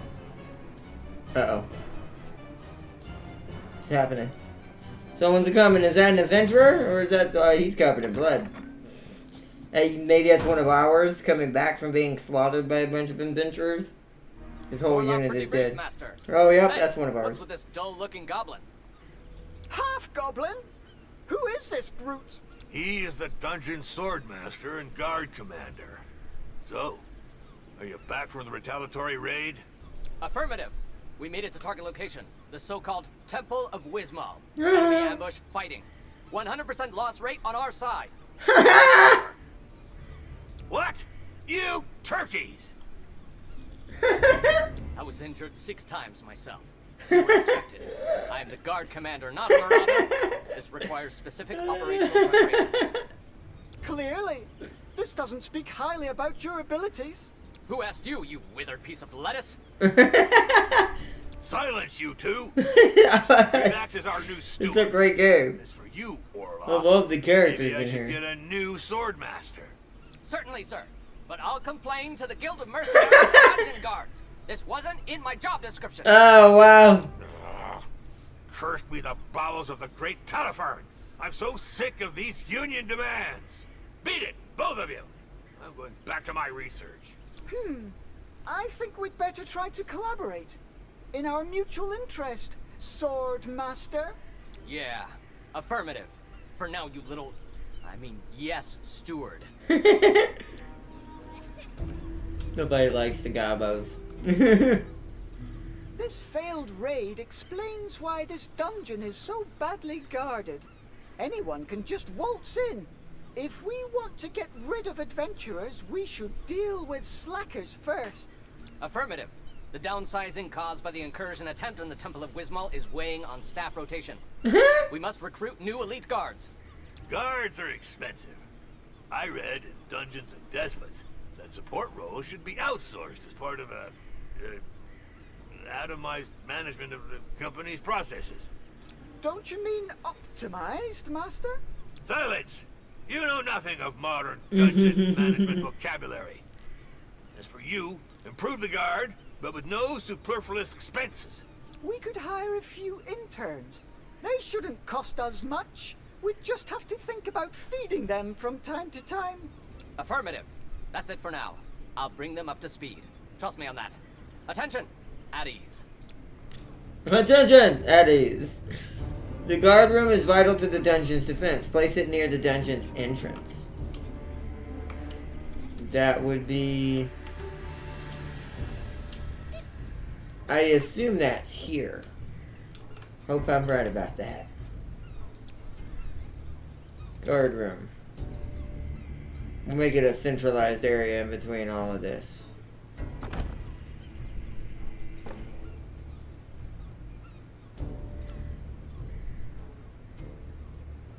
Look at that modern day locker. That is not a medieval locker. What is that?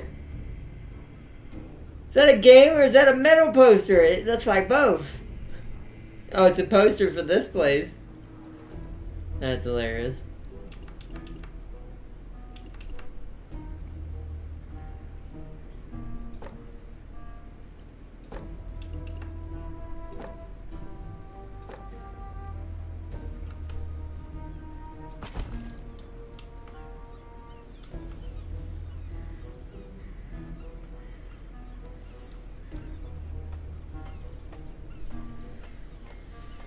But yeah, I like this game. This game's got a lot of heart to it. Like, I have a lot of heart to it. Like, I love Dungeon Keeper-like games, and this one's probably the funniest one I've played so far. Just because the characters do interact pretty well with each other, and they have really cool, like... They went with some good choices personality-wise, and they work really well together. Each locker automatically recruits one or more guards. They go about their business until the alarm goes off. When it does, they automatically go into battle. Beware, each locker increases the population of the dungeon. The number of guards in the dungeon is always The displayed. first interns have arrived. Soldiers, 4. attention! Line up in pairs in the front rank. I only want to see one head.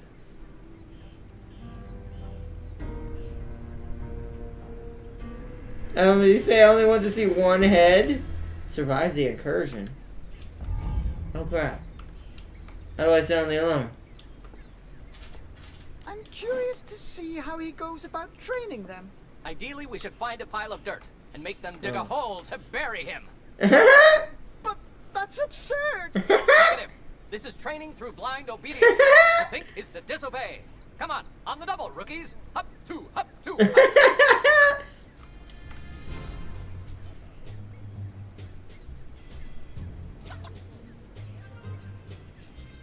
Cook job available. Strike underway. Why are my minions so agitated? I can't focus in such a Apparently there's a riot One going of the on. servants is on strike, Master. He's protesting against his working conditions. I could send the guards to slaughter this slacker. Civilians are so entitled. I am not sure that's the best approach for retaining competent staff, Master. We must listen to his demands and fulfill them, if they're legitimate. I don't care about the specifics. I just need this rocket silenced. Deal with it, or you'll get the whip. Incidentally, there's an article in Dungeons and Despots about the psychological torture of middle management. Alerts. Sorry. At the beginning of each 10-day period, strikes can break out in the dungeon with potentially disastrous consequences. Strikes have effects of stressing Zangdar and decreasing the dungeon's reputation. The displayed meter indicates the time remaining before minion abandons the strike. If this happens, the morale is severely reduced. The Strikers Union always displays their demands. Meet their demands to end the strike. Wants to work with his pet chicken. The Strikers Unit always wants to display. Alright. Termination. You know what? Forget it. Their demands are unattainable for now. Just get rid of this ingrate by firing them. However, firing a minion costs gold. The amount depends on their rank. So it wants me to fire him. But look at that! This is what his claims were. Wants to work with his pet chicken. Wants to work 6 days in a 10-day period. That's actually not too bad. Wants a dental coverage in a dungeon? Wants 5 to 10 day periods of off a year.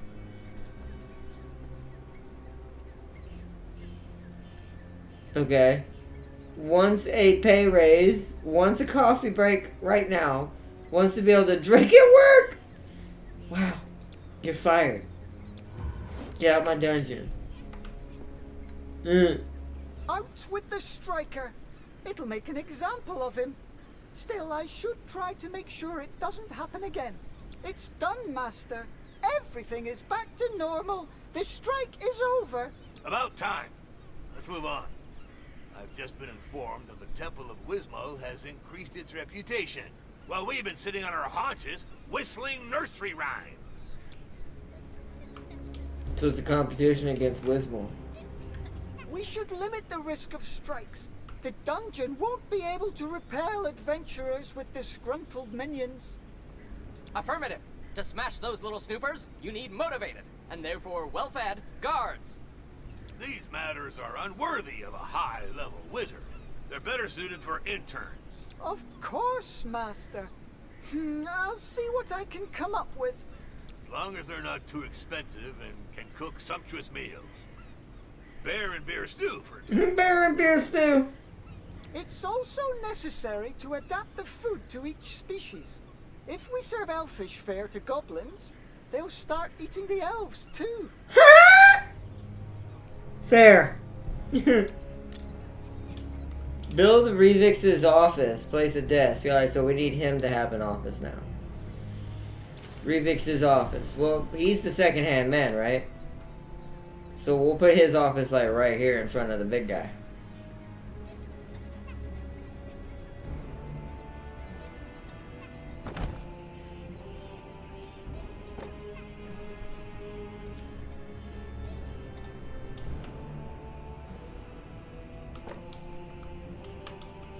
I'm gonna give him some cool decorations. I want his room to look just as cool as like the Masters. He is technically the one running this dungeon instead of the other guy. Oh yes, Greenskin Totem. That's getting put in here. Okay, you know what? Hold on. How do I cancel something? Yeah. Nope.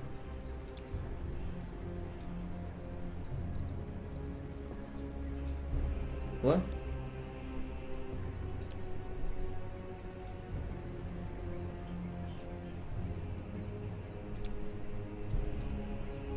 Huh? Oh no, now it's messing up. I don't understand what's going on. What? Okay, there we go. Okay. Okay, problem fixed. That was weird.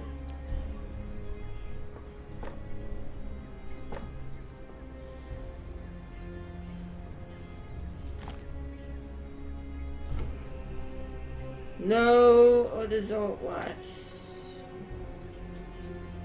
Oh my god. What did I just do? I have no idea what I just did. There we go. Holy crud, man. This is not easy. Yeah, that's not what I wanted to do, but well, that'll fix it at least. Right? Why are you being... Oh, because there's no door.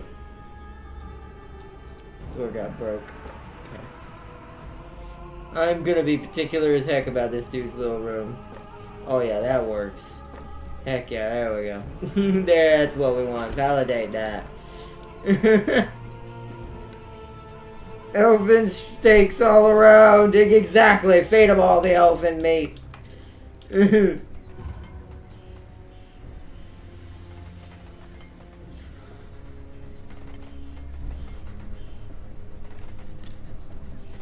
To review the profiles of potential recruits, click on the Jobs tab, then on Recruit.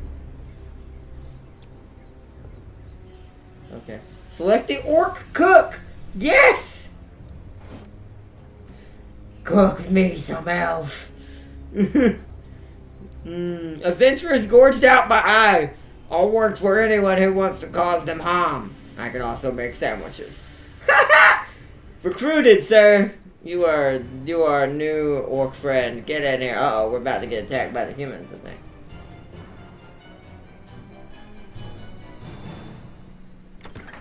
Who is this guy now? We're getting random people coming back that just... who knows, we're out doing stuff. Ahoy! I heard you're looking for a cook? You're not an orc. Well, yes, but I just hired one. An orc cook. It's the best I could afford. Are you qualified?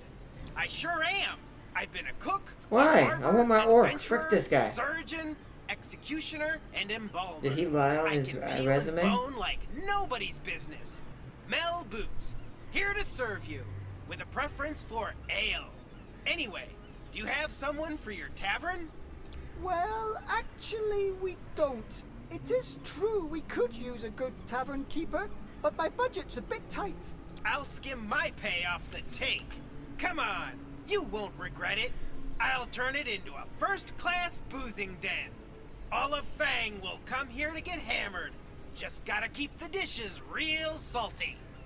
Gotcha! Relocating towards the bar. March! Hop, two, hop, two. Select an orc minion to view his information. Is that our new cook? There he is. So we did get our cook. He's our bard. The other guy's our bard. Yes! I love this game. Orchestrates messy and carnivorous. Unique traits, none. The minion's origin determines their special traits and behaviors. Orcs, for example, are carnivorous, which means your kitchens must produce meat. Meat! Place one carving board in the kitchen. Okay. Edit. Carving board.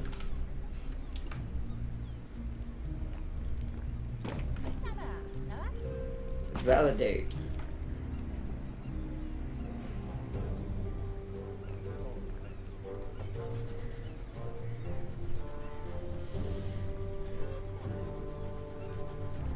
There we go. Your minions have to eat standing up in the kitchen, which reduces their morale.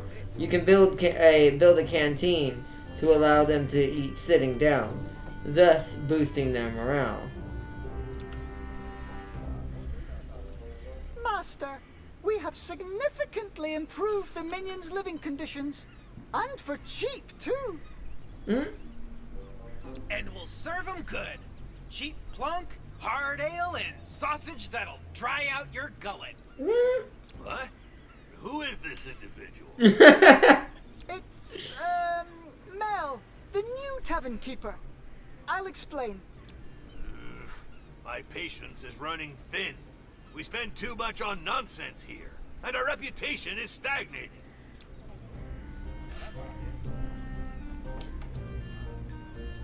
Hey, no offense, but your dungeon's got quite a stench, don't you think? Reeks like a bunch of dead rats. What? No, it doesn't. We just cleaned the mess and fired the slackers. Just saying, but this morning I saw a cockroach so grossed out it puked. I'm not the kind to wash the mugs every day or to take more than one bath a month, but hey, there are limits to filth. It is true that to attract a certain class of customers or servants, we'll need to raise our standards. Cleaning, improving sanitary facilities, and hiring decent domestics. Yep, exactly. Elves will do the trick. I know they're a bunch of lettuce munchers who think they're but they don't mess around with cleanliness. That is the best way I've ever heard an elf explained. Bunch of lettuce munchers who think they're hot dung. Oh my god. Hire an elf servant. Okay, minion management. Etrinia Ponarian. Is this a dark elf? Elves have special needs too, I imagine. Reminder, information on origins can be found on the minion's profile. Nice. So, ingenious, sets off traps more often than other minions. Wow. Do not generate reputation in dirty room. Refuses to eat meat dishes or wastes. So we'll need some fresh veggies. Select the shower room to view its information. Room items produce dirt, as do the minions when they move around. Depending on their origin or traits, good or bad hygiene affects the morale of minions. This button indicates to servants whether the room should be cleaned regularly.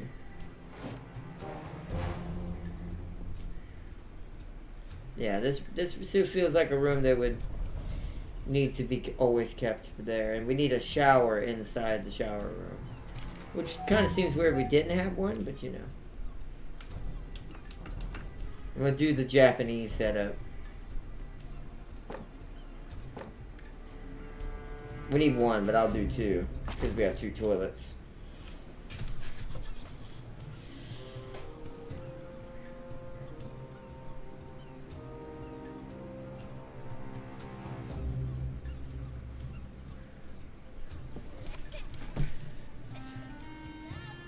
It'll clear once the first one's done. What might this object in the shower be? A faucet? I see! Fascinating! Vegetables. No. I hit the wrong button.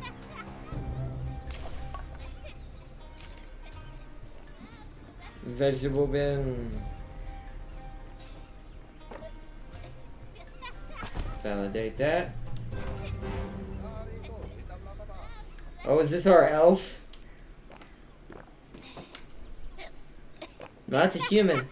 Some random human lady in here with red hair looks like my possible generic just drinking some wine, bigger juice, and some more beer. It's a hell of a combination. Revax! The Temple of Wismol had marble columns installed. I just saw the etchings in the Dungeons and Despots magazine. Oh, not again with that rag. We need to revamp my dungeon's decor. It's an essential aspect of the prolificacy of this organization's processes. Productivity, Master? But you said we don't have the funds to... Just make some improvements, or I'll turn you into a flower pot. And that's contradicting my managerial guidelines, or you'll get your termination notice from Orloff's crossbow. Click on the Decorations tab to increase the prestige of rooms, thus the dungeon's reputation.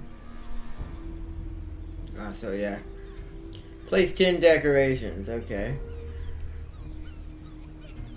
Well, let's get some lighting in here for the guests. That's 3.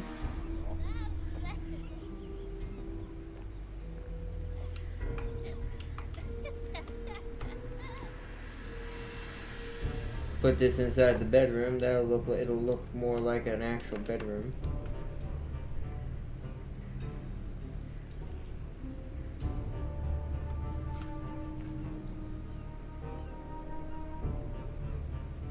That's a weird one.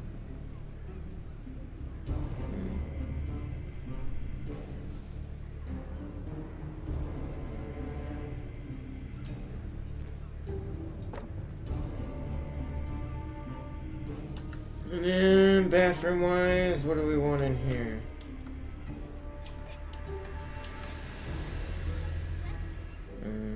We definitely want some lighting.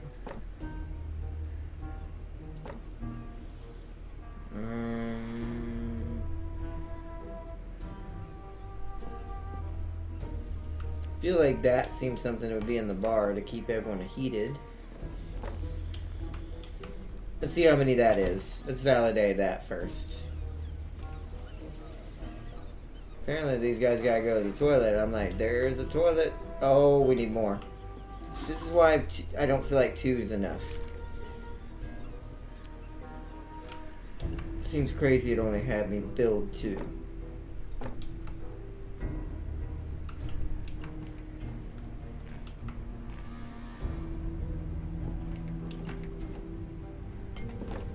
And the backup one in the corner. Validate that.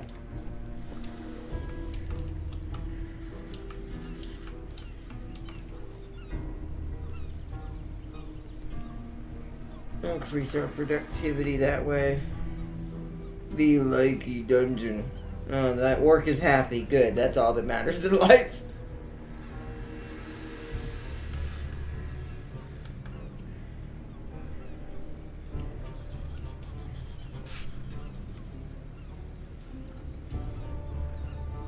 Remember the canteen.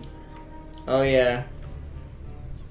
That's why I want to make this stuff. We'll decorate the kitchen next, depending on how many items I have left. Looks like I need 4 more.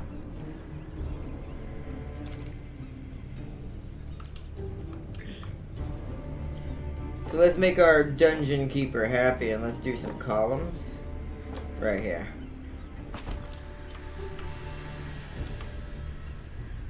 It's getting kind of expensive out here, but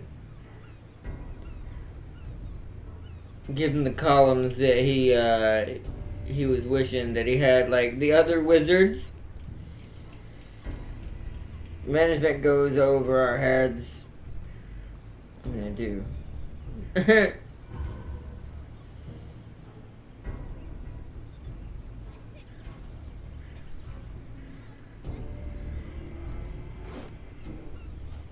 Yeah, we're at 10. There we go.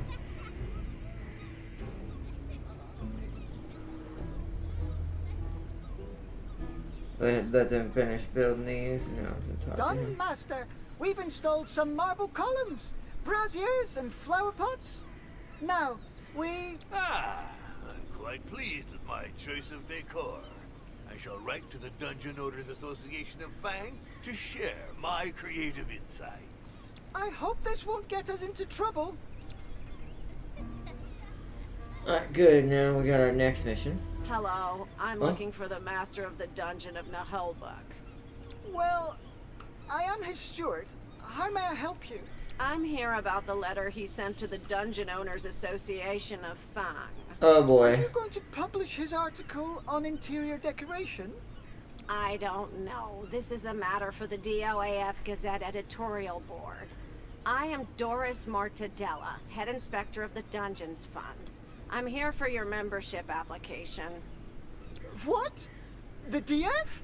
But, we didn't apply for membership. There must be some mistake. Your master wrote to the DOAF. According to DOAF regulations, any such communication is to be considered as a membership application to its parent company, the Dungeons Fund. So just calling unless them. expressly stated otherwise. You say hello to them. You are signed up, sir. But that's... oh, Puss and Boils! This is utter nonsense! What if we refuse to join? That is your right. In accordance with the DF regulations as ratified through case law by all courts in the lands of Fang, we would be entitled to a compensation of 200,000 gold coins. Wow. 200... What? That's racketeering! It'd be easier to join the DF like most proper dungeons. I will have your master sign the documents. A measly 412 scrolls for a small dungeon like Well, he ain't gonna like that. Pox and mutant rats! Relax! In my office! Immediately! Ah, there it is. Okay.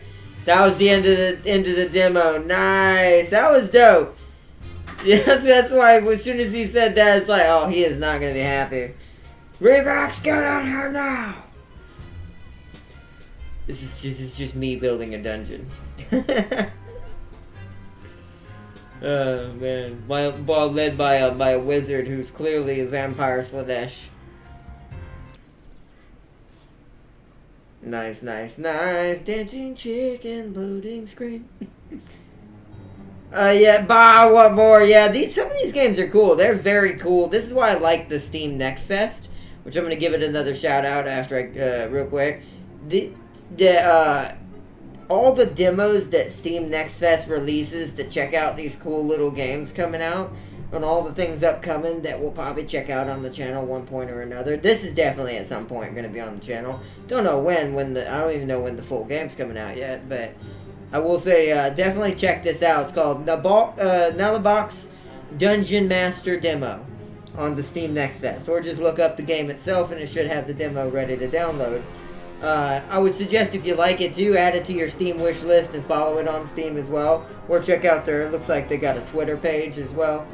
So definitely called Dear Villagers, at Dear Villagers. So definitely check it out. This is a cool little game. Alright, we have time for one more, so let's X out.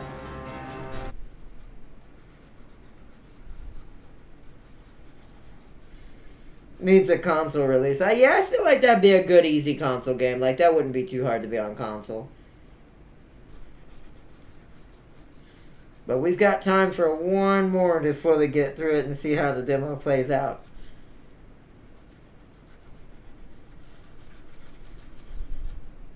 So, now what? Do y'all want another city builder? There are technically 3 or 4 of them out of all the demos. Or do you want something like 2 Point Hospital? Or do we want to go more quirky now? Like more hilarious? What do y'all think the flavor is now? Or do we double dip and go into another city builder? Because there are 3 left. Tam King again has my vote. Alright, Farseer. Nice. That means I will count it as 2. So what do you think, Tam King? More city building? Do we go with a quirky game? A somewhat RTS kind of tactical squad game? Kind of like Aliens, but not really.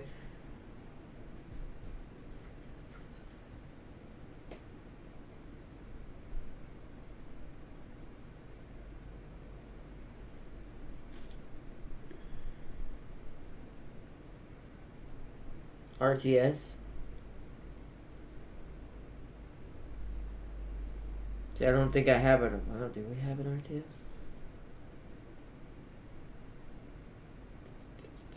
Sadly, I don't know if that's one of these.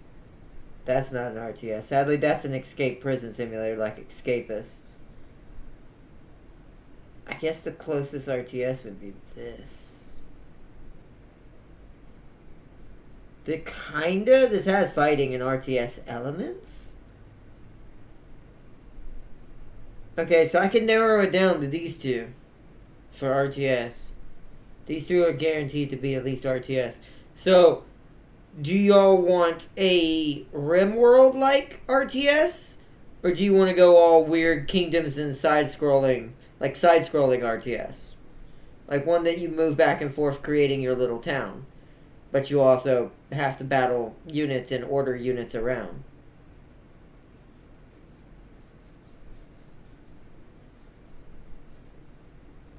The RimWorld one? Ooh, this one's gonna... We probably won't get to finish this one. This one's gonna be long. Alright, let's do that then. So that's gonna be...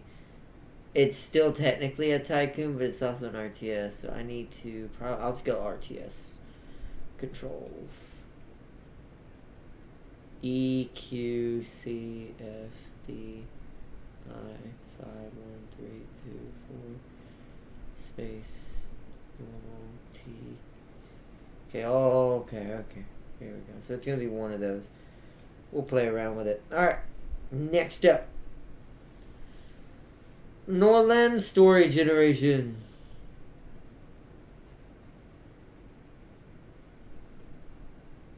If it loads. Okay. I was going to say, for the ones who don't load, we'll just have to divert to the other one.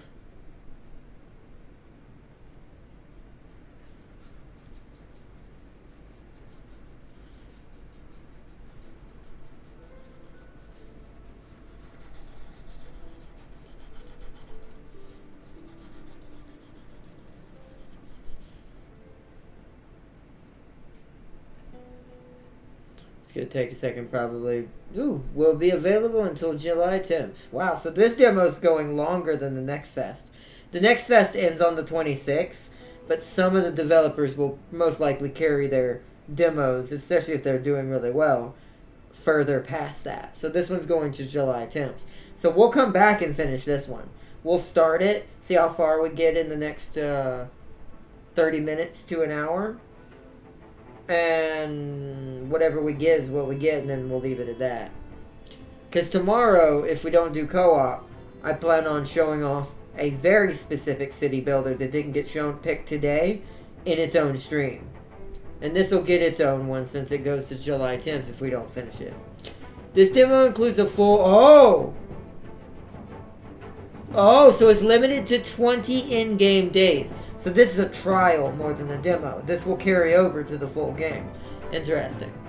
This demo includes a full game experience, limited to 20 in-game days, and will be available from June 19th to July 10th. Many things are still in progress, so we apologize in advance for any errors and issues you may encounter. Thank you, the Long Jaunt team. Okay. You know what? Since we're going to do an actual bigger video on this one, since it goes to July 10th, let's do the tutorial for this video. Let's see how this game plays.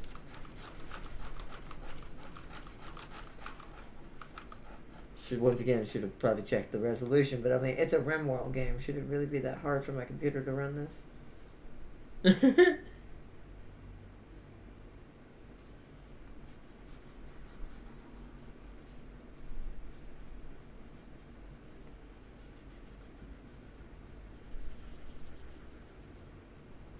It does seem to take a second to load.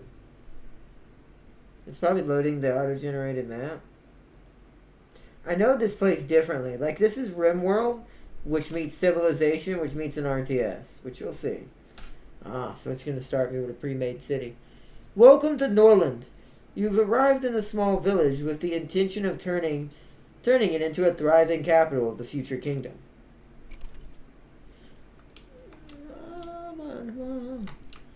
Zoom in and out using the scroll wheel. Okay. You can pause the game when you need to make decisions. Sometimes it makes pause. Oh, I guess it won't let me. Sometimes it makes sense to accelerate time. For example, try different game speeds with 1, 2, 3 and key. 1, 2, 3. Building management. In Norland, you can only control the noble family, so you need to assign a manager to oversee the workers in the buildings. The instructions given by the Lord Manager are valid for 3 days, but they will try to update them whenever possible, preferably every day. Let's appoint a manager in the hall where the builders are assigned. Select the hall. I like that there's a little progress bar. Whoever made this tutorial was smart as hell. That's a really smart way because it shows the player they're doing the right thing. Because I clicked the hall, I did quarter of what I need to do.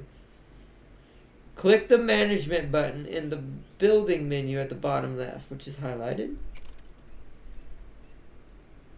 And then choose a lord for the manager role. Wait for the lord to distribute instructions to workers. It wants us to choose this one. Production bonus 12%. Need for rest. We'll do doubled. And then wait for lord to distribute the instructions to the workers. Gotcha. Oh.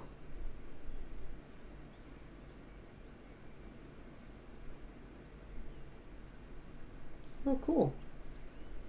Is that like, I'm not sure what's happening here, like maybe a prayer or sleep? I don't know if that's just how they sleep, like maybe they're glitched.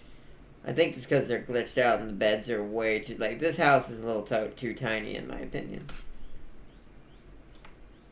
I think they're all dreaming. Okay. Great. The workers are now aware of your plans and are ready to start building. Wood is the primary resource for construction. So our first priority is to build a lumber mill. Gotcha.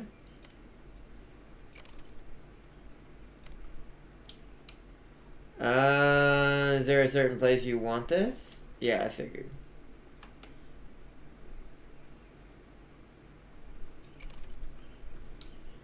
Okay, now let's build a rye field to provide food for everyone. It's best to place the rye field on fertile soil, otherwise it will yield very little harvest. Press the right mouse button. What? Oh. I see. Oh, it has to be built on rye. Oh, see, that's different. That's a cool addition to a game like this. Okay. After selecting the construction site, right mouse button next to the menu, wait for the building to be constructed. You can speed time up. Okay.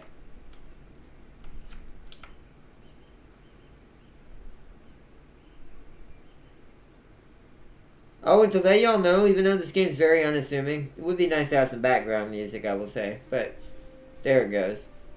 But it doesn't kick. It's like, what game did that? There was another game we played where its background music sometimes would, like, stop. But, this game, also like Crusader Kings, by the way, has relationships. Like, all these characters can fall in love with each other, have children, technically cheat on each other, too. And also stab each other in the back, literally kill each other, betray each other, steal from each other. It's all kinds of stuff. Form like brotherly bonds, like Three Kingdoms stuff. This game is insane. Like what trailers I saw of this and what little I saw of this. This takes RimWorld and takes it to another social level. Like it takes RimWorld's mechanics of building a society, but, and however you do this, good or bad, at the same time, it takes into account of like how social dynamics work, which is something that only RimWorld partially does, unless you mod it. Of course, there's like a million mods for RimWorld, but let's see. All right, select the lumber mill and assign a manager to it in the building menu at the bottom left. Okay, so we need to assign managers to both. It wants me to assign Dougal again.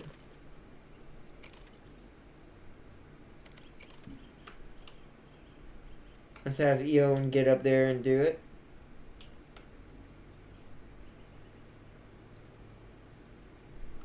Wait for managers to explain instructions to the new workers. I like the art style. Yeah, that's the RimWorld part coming out. Like all this, although a little bit nicer looking in some cases. This is definitely all that RimWorld artistry. I cannot talk tonight, chat. Artisticness coming out. Once the workers receive their instructions, they will start their duties. During the day, they work, and in the evening, they attend to their personal matters, receiving salaries, purchasing goods, drinking beer. To manage prices and salaries, click on the Finances menu. Here on the right, wow, this is going to be a loaded one. It wants me to do something with flour. I can see the highlighted button. Here on the right, under Daily Expenses, you can see the salary given. The salary given to each worker at the end of the day. And on the left, the prices of the quantity of your goods that you sell to peasants at the local market. I wonder if we'll even get to see combat because of, well, yeah, it's a 20-day demo, right? So we get to live for full 20 days. So I wonder if we'll actually have a chance to show what real fighting looks like on the map. Probably not. That we probably won't be fully get to see until full game. But this does have like a true Total War style map as well, where you take armies and you go around and you conquer cities and stuff, and you gain more towns and stuff like that as well. You can do that as well. I guess not Mordhau, what is it? Bannerlord. It's kind of like Bannerlord, but has RimWorld build city building mechanics. On the left, the prices and quantity of your goods that you sell to the peasants at the local market every evening. One character consumes 1 unit of food per day. And to relieve fatigue, they need to drink alcohol every few days. Therefore, to avoid hunger, the amount of food sold should roughly correspond to the population. And you can regulate their mood with the quality and price of your alcohol sold regularly. Currently, the worker's salary is 5 coins and the price of flour is 7 coins. This means that the workers won't be able to buy food every day. Ouch. Won't be able to buy food. Let's reduce the price of flour to 4. That makes sense. I mean, that's like I said, this game's hardcore. This also has a bit of Hearts of Iron when it comes to how hardcore the logistics are in this game. Like making sure supplies are running, the proper market is running, and you're not charging your people too much or taxing them too much or causing too much inflation. Anyways, you actually have to do all those kinds of managerial things. Done. The markets operate in evening after 6 o'clock, when peasants have free time for shopping and leisure. Click on the close button, the finance button, or simply right-click to close the menu. That's cool. I like that you can just right-click. In addition to managing buildings, your lords can also undertake other quests. However, they will refuse to do so if they are unhappy. Which he is currently. In addition, the men can undertake other quests if they're unhappy. It seems that one of them is already unhappy, indicated by the red background on his portrait. Let's see what happens. Select the unhappy lord by clicking on his portrait at the top or finding him on the map. Go to his needs tab. Oh, what? Torturous desire. How come is it, chat, that I somehow accidentally am always in charge of a Slaanesh dungeon, a Slaanesh city, a Slaanesh town, a Slaanesh marine squad? Like, what in the world, bro?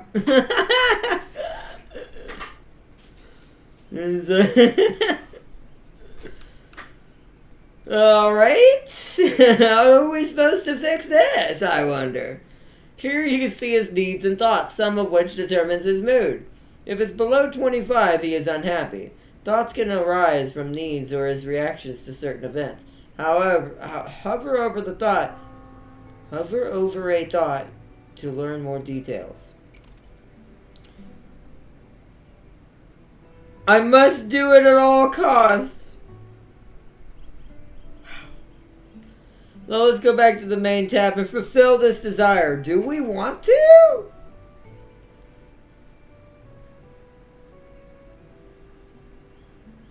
Oh, okay.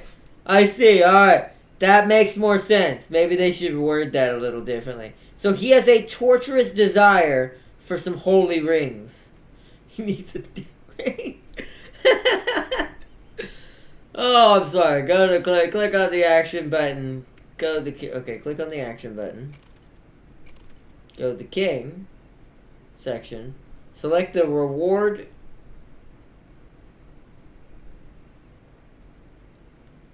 Select the action reward and choose the performer your king. Reward. Oh, we already did. King.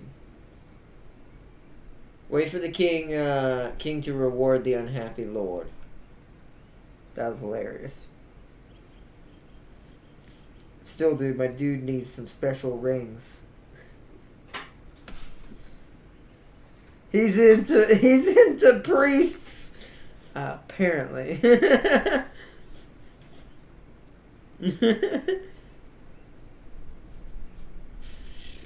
That was nice. I have no words. Okay.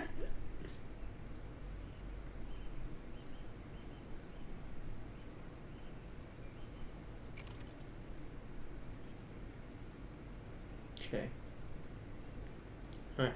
The effectiveness of completing tasks depending on the Lord's skill level, which can be seen in the third tab of the character menu. So let's bring up Wilma.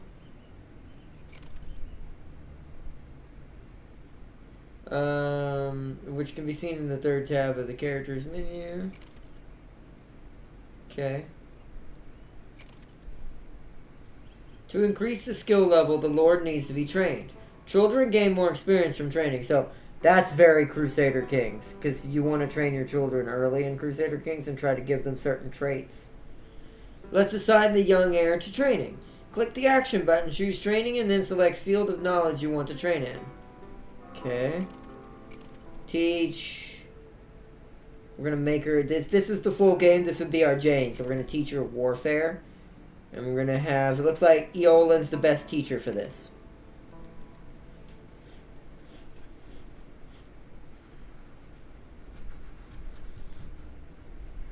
He wants to go all Frodo and destroy some rings. Exactly.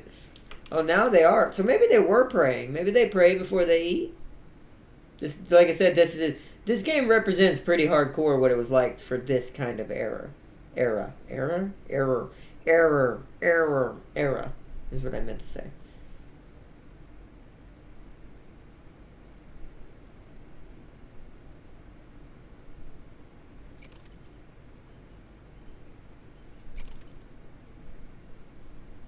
Yeah, I assume that's what that is. Whoa! Hey! Whoa! Hey! Tell the people sleeping outside. That's not good. Why do we not have more bedrooms? So I feel like the next thing would be to actually, if this was a real city, I'd go ahead and try to start another like house down here. Oh. But skills alone are not enough. To build and produce many complex things, knowledge is required. It can be found in books or in the minds of characters. Books, in turn, are housed in a library. Fortunately, it has already been built. So... Okay. In the knowledge menu, you can assign lords to study and write books. Open the knowledge menu, assign a lord to study brewing, brooding,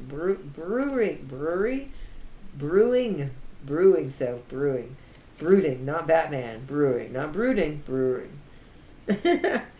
Dugald, our king, is the best for this. I want the king to be a brewer.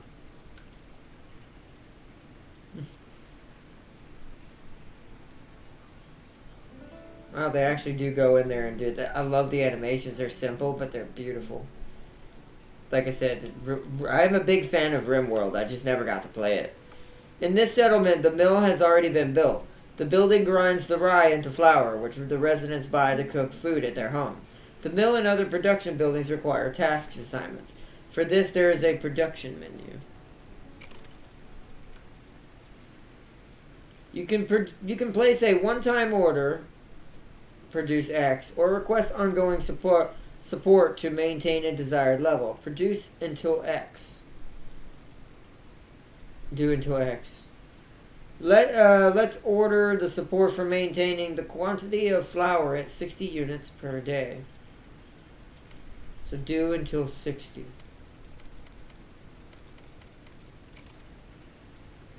Done. The peasants will take the rye from the storage on their own. And at the end of the day, the working day, they will bring the produced flour to the warehouse. Close the production menu. Oh! Combat! Combat! Yay! Hold on. We are going to get to see a little bit of the RTS part. Okay, but first you need to hire warriors. So, warrior... You can recruit warriors from your slaves, which I saw that. Granting them freedom. Ooh, this is the like what is it? That was like the way the Scottish kind of and the Irish kind of ended up with theirs. Why can't I think we're gonna do that? Granting them freedom, freedom. Peasants or hire mercenaries. Mercenaries need 1 day or 2 days to reach your settlement, but we need an army right now. Fortunately, you have some weapons in stock, so let's free and arm some of the slaves. They will be grateful to you for their freedom. Hire 5 warriors among the slaves. Okay, so there are exactly 5. Okay. Every unit should be led by a lord. The higher their commander skill, the higher the unit's morale will be, and the lower the chances of the soldiers fleeing when taking damage. You also select the warriors you will form, the squad and equipment they will be armed with. Open the army menu. Okay. Open the army, click on the squad creation button, select a commanding lord, which is our king right now, apparently. That is not who I selected.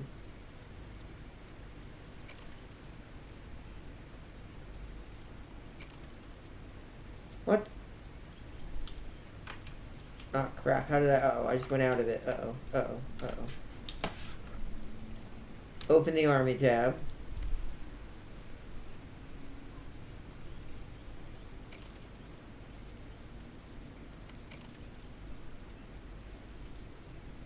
Oh, I see what it's doing. I'm dumb. Okay. By clicking on the warriors in the barracks, move all of them to the squad.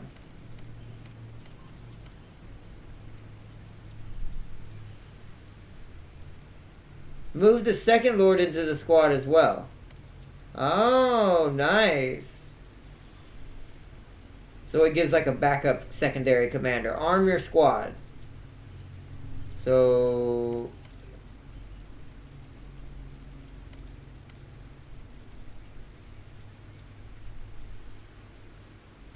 we want all weapons. Actually, let's do 2 spears. Okay. By clicking on the warriors in the barracks, move all of them to the squad. Move second lord, arm your squad. Finish by clicking create at the bottom of the menu. Wait for the warriors to retrieve their weapons from the warehouse and they'll be ready for combat. Create.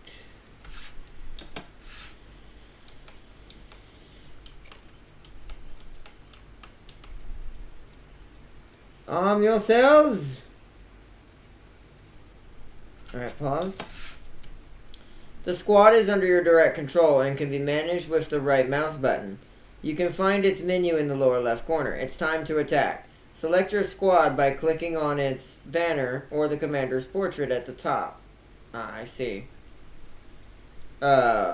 Click the right. I love how we did my king don like Leonidas or whatever that bad guy's name was, like fancy level king armor when he got into battle. It's time to attack. Select your squad. Click the right mouse button on the enemy squad banner to engage in combat. They are waiting for you in the west of the village. Wait for the battle results. We are attacking. Alright, I'm gonna put it on 1 speed so we can watch this. This actually is pretty brutal. They can actually be like dismembered and all kinds of stuff. Take him apart! Oh, we chopped his hand off! Oh no! Oh, we're finishing him on the ground! Oh no! Well, that was brutally successful. Alright. The bandit squad has been defeated and their leader vanquished. Your warriors will capture and will take as prisoners those who survived, and the peasants will bring them to the settlement later. Now is a good time to launch a counterattack on their camp. Ah, we do get to see the map. Global map time, and here's what I mean. Welcome to the Total War side of this RimWorld-like game. Bet you didn't see this coming. This is literally a Total War map. I can attack any of this if I wanted. But here you can see your settlements and your neighbors with whom you can interact. Now it's time to deal with those bandits. Click on the bandit settlements. Click on the bandit settlement. Its menu will pop up in the bottom left corner. Choose attack from the action menus. Select your current squad. Wait for the squad to reach it. So actions, we want to attack Squad Dugald.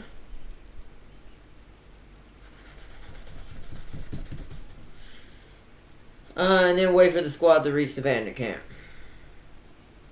How do I get out of this? How do we know where... Do they have to act... Oh, they actually have to leave the world map, just like RimWorld. So there goes our squad. On the long march to the bandits. We're gonna go finish them off. Dugald's in his Royal King armor with the other sub-commander, Elone. We should go and up. Oh, those are people. Cool, more peasants have arrived. Welcome to the village. We're gonna go take care of some bandits. We'll be back.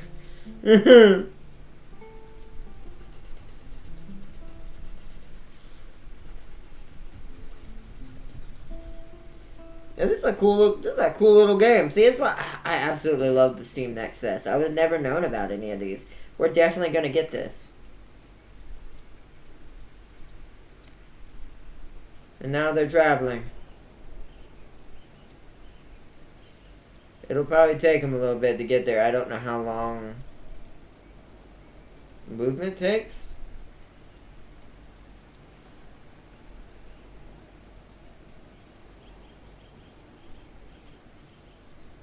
We are losing gold, but I think when you recruit armies, you pay more gold, so. And then you can disband them afterwards.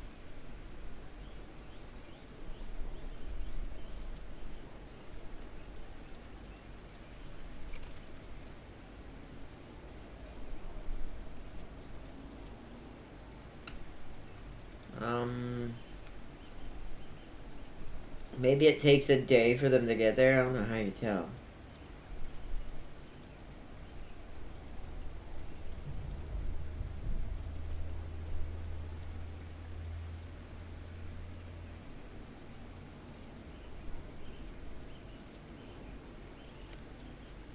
I don't know. It wants me to go. See, it's telling me to go to the world map. Oh, okay. They are moving. It's just very slow.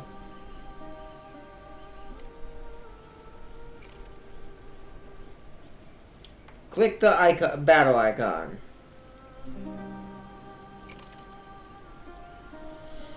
Here you can see your own enemy squad as well as the approximate balance of power.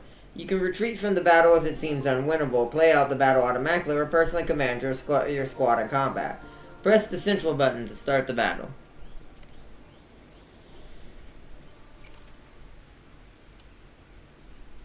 So they're automatically going straight at them. I don't have to give any orders. That's interesting. I do kind of like that. All right, let's watch this unfold. I want it on normal speed though. They got 5 units, a couple of helmets, but nothing really. They're heading straight for us, so we'll engage.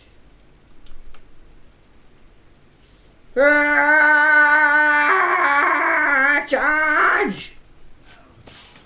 Take them apart, men! Leave none alive. One of my dudes has got no weapon. He's not doing too swift. But we're gonna win. 2 of my dudes are retreating. Keep stabbing, boys. Keep fighting.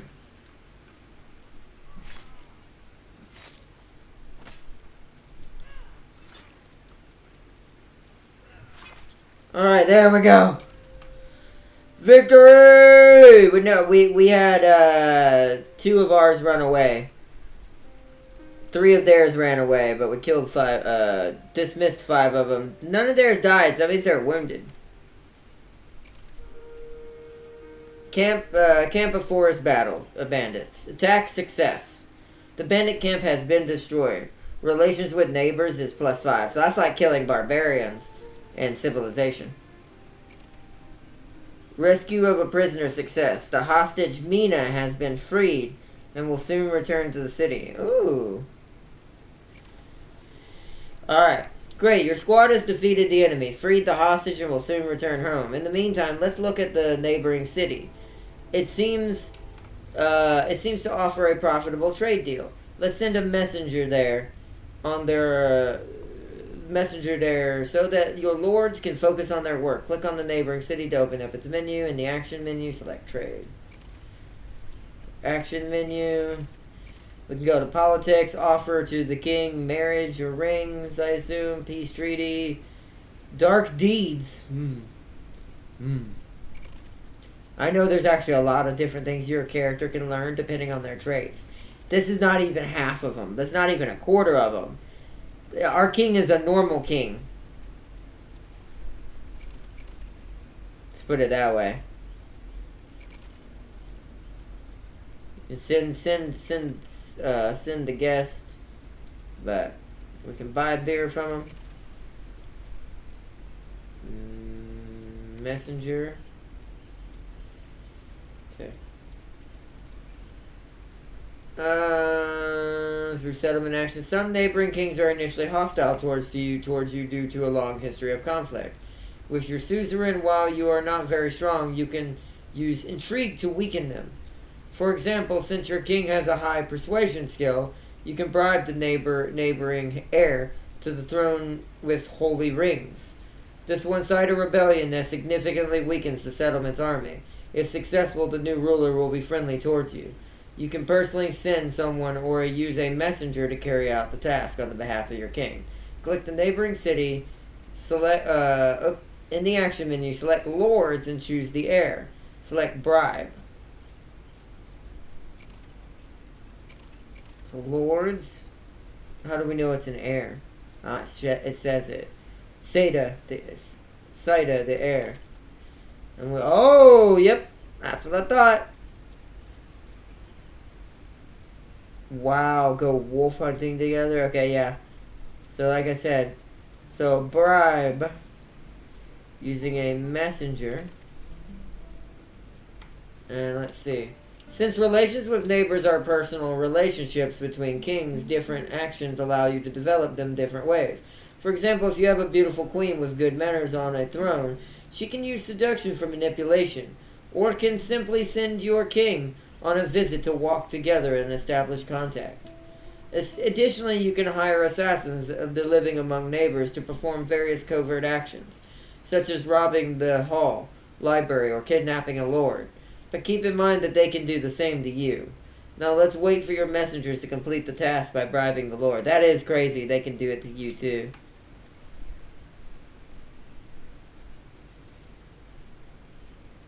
So there goes our first messenger.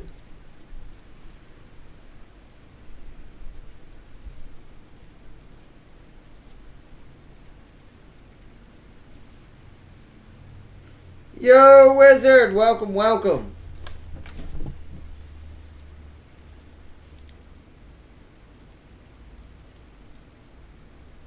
Watch it take 19 days to get there.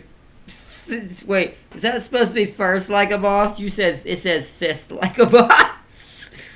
To the dungeon for deserters. Hello, bro. Big likes. Thank you, wizard. Welcome, welcome. Welcome to some a first look demo at I forgot the name of this now. Nordlands. Buy beer successful. You have successfully delivered 60 gold and in return receive 10 beer. The resource will be delivered to your city soon. Relations with Grimbold has increased by 5. The trade partner city budget has increased by the amount of the deal. Your messenger delivered the holy rings along with the persuasive letter from your king, and now the not-so-bright heir believes that he is worthy of the crown. Soon, Soon he will lead a rebellion and half of the army will join him. It's up to you to decide whom to support in this conflict, him or the old king.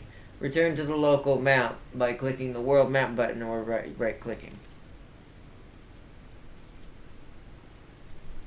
During the game, you can always seek assistance by opening the encyclopedia. Sometimes hints related to the current situation will appear here. You can disable this in the settings menu. After a few seconds of hint being displayed, Tiger 2 made the biggest mistake. What's up, Darius? After a few seconds of the hint being displayed, it becomes frozen, and you can hover over in highlighted words to receive additional hints.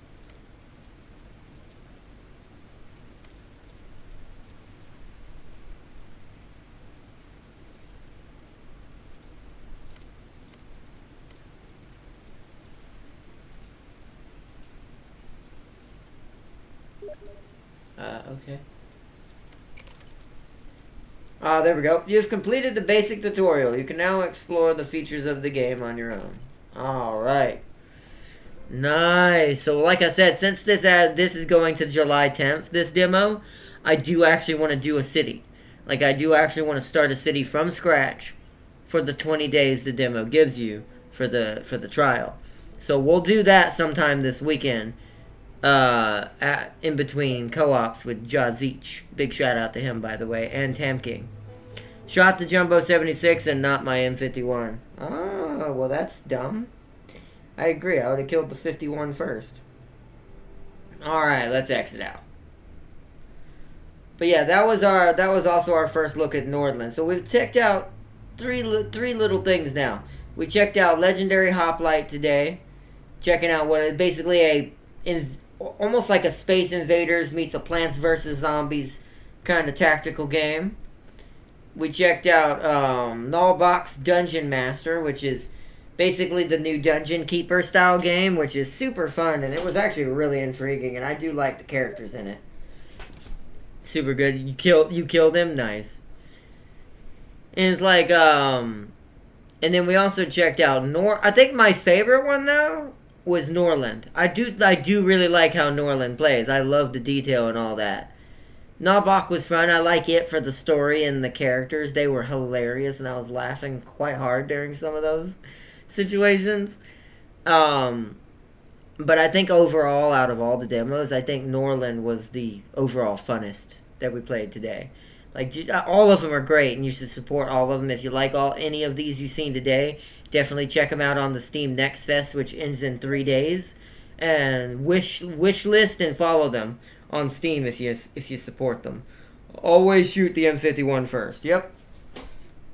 I have learned that. Makes me want to pick up RimWorld now. It does. I now really do want to play RimWorld just for the fact that it's much like that game, but without the, political intrigue and the open world map where you conquer other cities and make trade routes or marry off your heirs. And it's basically Crusader Kings. Actually, you know what? Here's a better explanation. But with some RTS elements. It is Crusader Kings meets RimWorld. Is what that is. That was basically Crusader Kings, because I love me some Crusader Kings, and it plays a lot like that when it comes to political intrigue or manipulating your neighbors or resources for your people, keeping your citizens happy, trying to keep your own lords and kings that reside under your main banner happy so they don't rise up and cause a rebellion and a new faction to turn against you. That was basically what that was. It was Crusader Kings meets RimWorld with some real-time strategy elements. That was really, really, really good.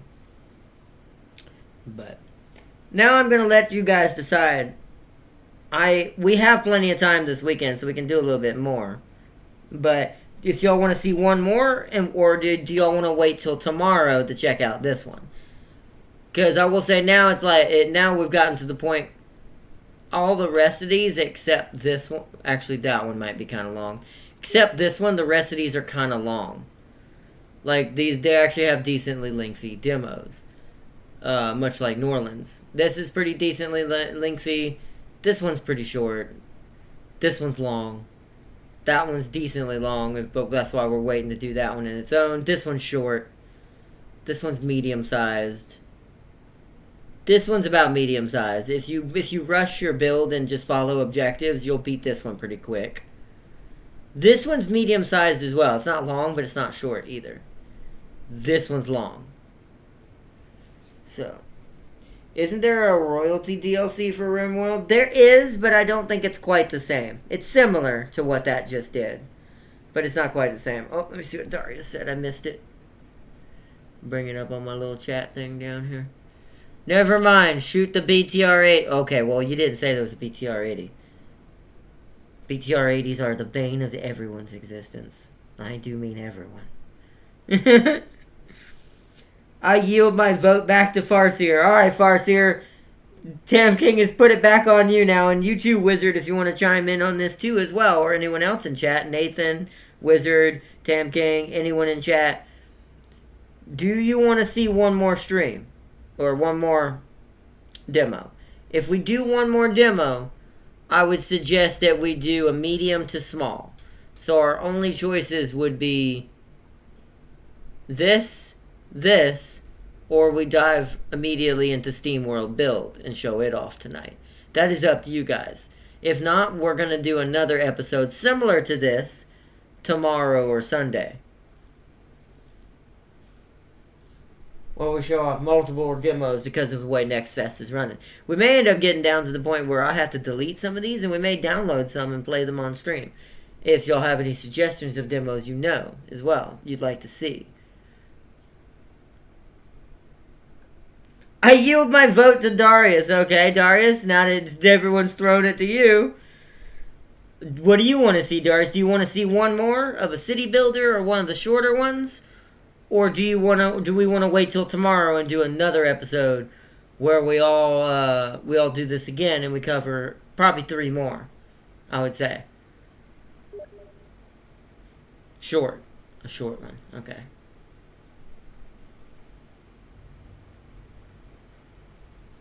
Which would be shorter? You or you?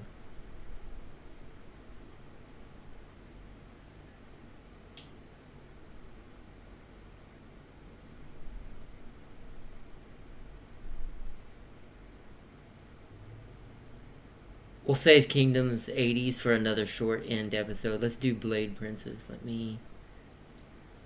need RTS. Yeah, it's already on it. Okay. Because I don't think it's turn-based. I could be wrong. But let's do Blade Princess then. Blade Prince Academy. We need James to decide. Quick, someone hit him up. He's at work, I think. So sadly, he wouldn't be able to help us with our vote. This one's taking a second to load. There we go.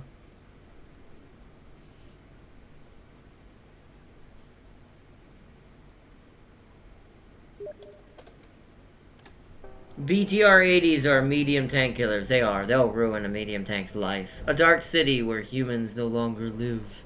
Where the black mages rule with an iron fist.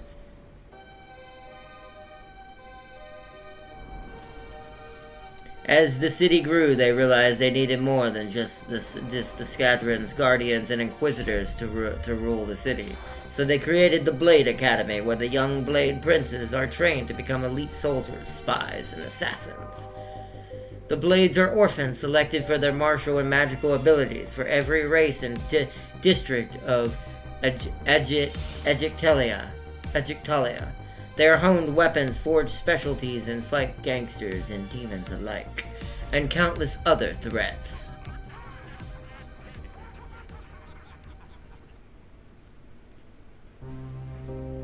Them shades, that was badass mage. This game's very anime. Just letting everyone know now. Speedy Boys as well. Yeah, Speedy Boys as well. But yeah, I have no bias, chat, at all. None. None whatsoever. None. I'm just gonna shake my cursor in a general area. None. No bias whatsoever.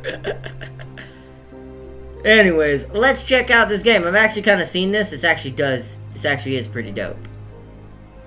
Start tutorial. Because that's all I think there is in the demo.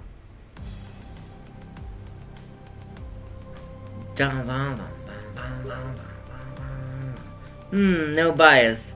None at all. What's happened here? Who dared to attack the academy? Phobos. My brother, so many dead. I need to find survivors. It's my lucky day. There's still one of them alive. The boss will be happy. Alright. So, this is a tactical slowdown time RTS. One of those says technically it's real time. Almost like kind of like Final Fantasy works, and you'll see what I mean. That the attacks happen after a bar builds up. Back in the old Final Fantasy VII days. So, you have entered tactical pause mode. I didn't get to see that. We're gonna right click. Oh, no, right click this. I didn't get to see what the button is. Yeah, so where you see how their bar builds up and they have to attack. Persona 5 then. Oh yeah, that's true too. Persona 5 played like that too. True. Very true. What the hell are the acid pills doing in the Black Mage Palace? It makes no sense. Oh, okay. Alright. Can we check out anything? Oh.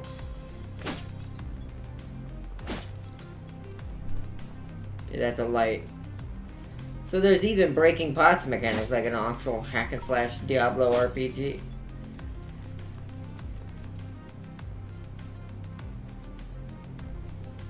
Oh, hello there. Zwahahaha! What do you think you're doing?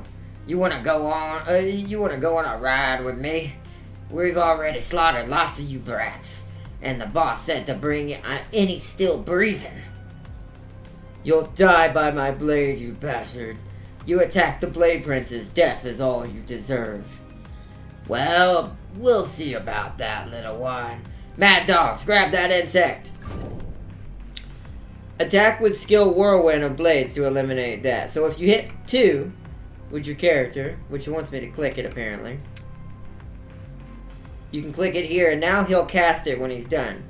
So while in pause, you can cast abilities with your players, put them in different areas. It literally does kind of like Darius said, play like Persona 5 meets kind of like a Final Fantasy 7 thing. And then you unpause.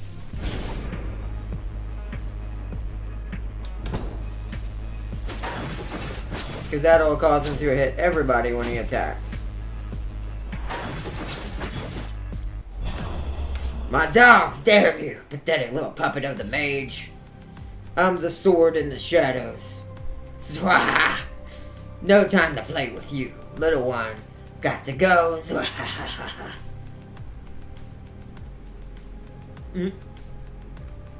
The pot massacre never ends. It never ends. Every game. Do you know how many boxes and pots have died in reality? Overall, Crash Bandicoot is the king of that. But you know, and Link is the king of breaking pots. But just those two alone, so many casualties. No, come back here, you coward! Like just those two alone. September gonna be killing wallets. Yes, it is. Yes, it is. Attack an enemy from behind with right click to perform a backstab. Double damage.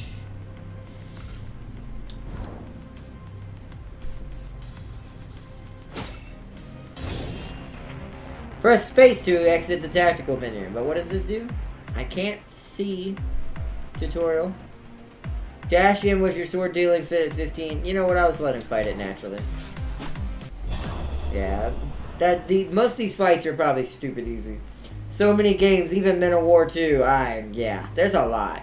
Just me personally, it's gonna be too many. Like we're gonna have to dial it down. But as time goes on towards the end of the year, and as we get closer to my upgrade for my PC as well, we're gonna be playing more and more of them. But in the beginning, we're only gonna be doing so many.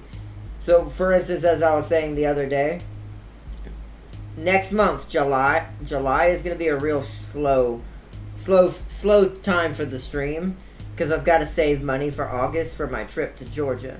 So, because I'm going on vacation for a week, August 10th. I had to change it because the ball game I was supposed to go to the other day got canceled when we did our all-day Alien stream. It got rescheduled for my birthday, which is August 8th.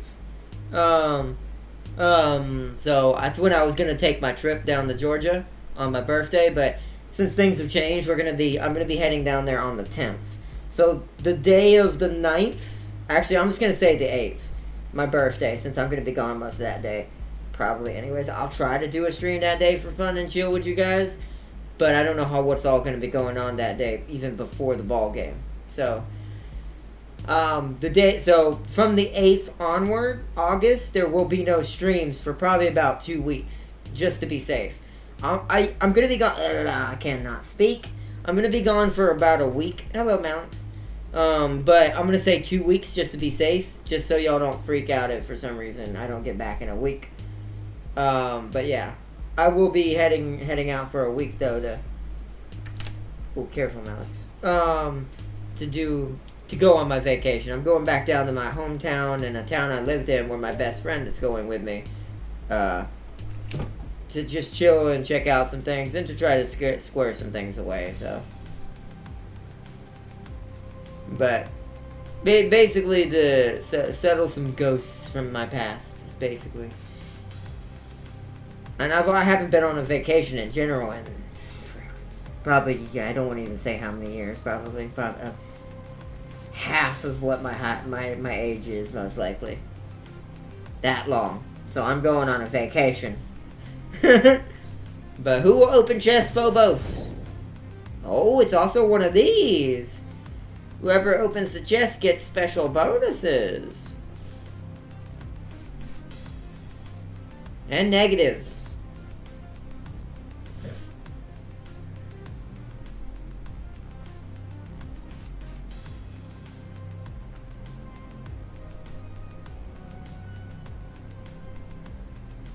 Probably Gladiator.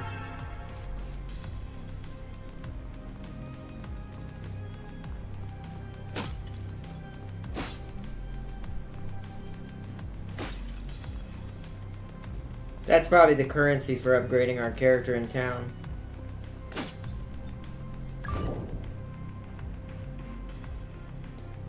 Queue up your actions. During tactical pause, you can to defeat your enemies. Your actions are queued and will be performed after exiting tactical pause. Press spacebar to enter and exit. So that, and then run here. I see what it wants me to do. What the? It didn't do it. I knew what it wanted, though. It wanted me to do a tactical pause, do both at the same time, and then run in.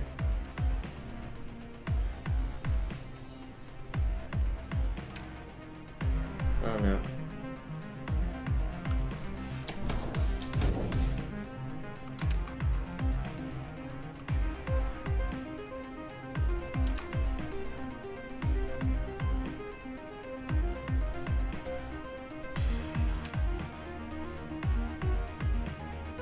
There we go. That should work like that. Boosh! Yeah, so that's how that works. You really want to plan your combos ahead of time.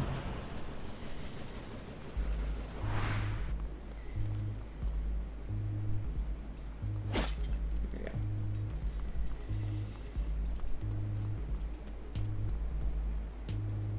Oh, okay. I got stuck. Oh! Ooh! Thyle, good timing, my friend. We're in deep shit. I was looking for you everywhere. Our room has felt really empty since you left. Sorry, buddy. Sorry, buddy. I don't have time to explain everything. I wasn't planning on coming back for a while, but I sensed something shady was going on. A vampire sensing shade. Ha ha ha! No, I'm just kidding. And when I arrived, those acid pill junkies were attacking the Black Mage Palace. I'm surprised there's no pot boss, right? Yeah, like a giant roaming sentient pot. Oh, Tam King said phone's running out of juice. Not gotta bounce off. Fun stream. Catch y'all next time. You have a good one, Tam King. Big shout out to Tam King, everyone, for joining in on chat. This is our last one of the night, anyways, and once we're done with here, we'll pick it up tomorrow and we'll do some more demos then. If we don't do a co-op with Jazich and Tam King first. Big shout out to both of them. So, and when I arrived, those acid pill junkies were attacking the Black Mage Palace. The Black Mage Palace.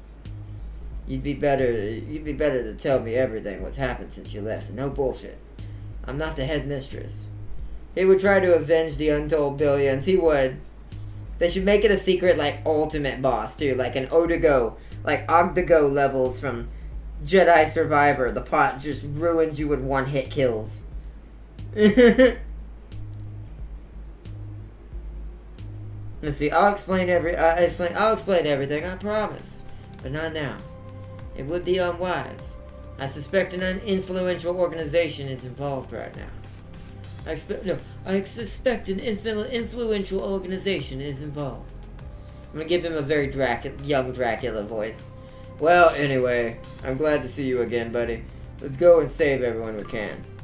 You can select several characters by left-clicking and hovering over them, or by pressing tab to command both. Do I have a tab button? Hold on. That's not a normal button.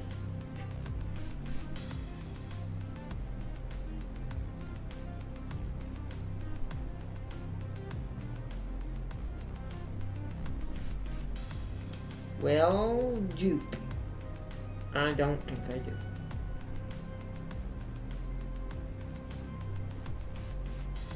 Alright, you're going up here then. 1 second, I will check that in just a sec.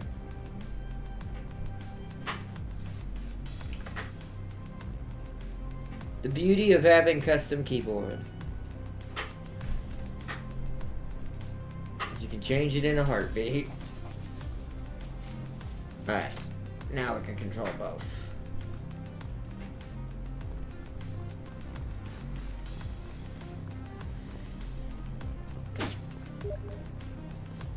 I'm broke and can't afford to crew my M26. Oh, dang.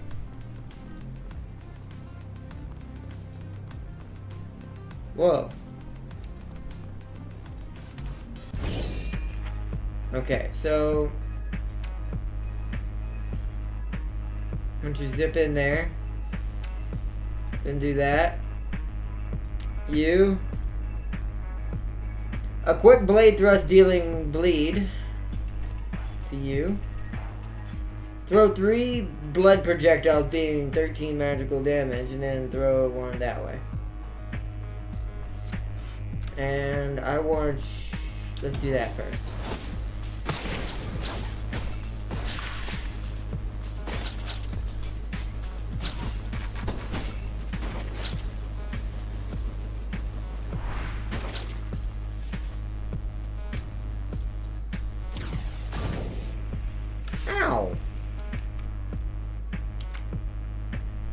You can apply alterations with your skills. Alterations have extra effects that can deal damage over time or decrease your enemy stats. Be careful, enemies also can apply alterations.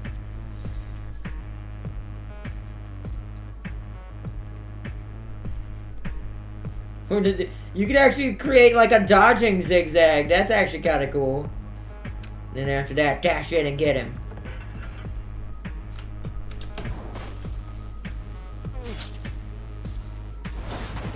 We'll put him behind him.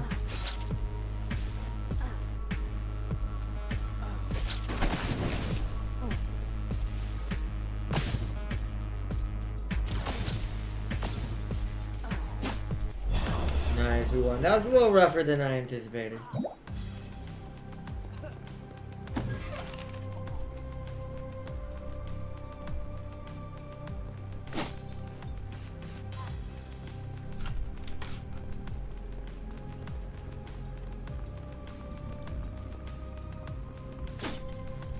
Yeah, this is a really cool little game.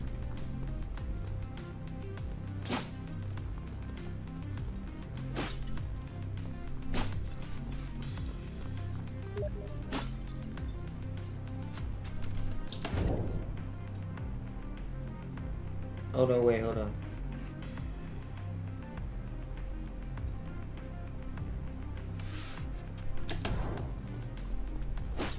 I didn't see what you said, Darius, there. I was kind of distracted.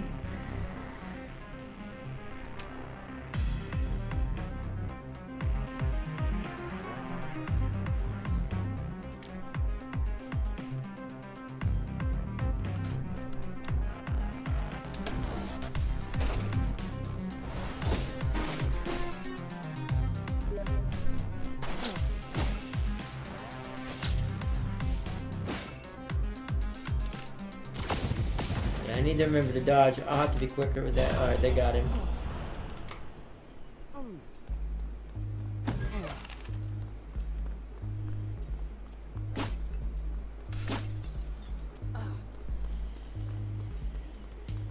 He's taking a little poison damage. He's a little wounded, but he should be fine.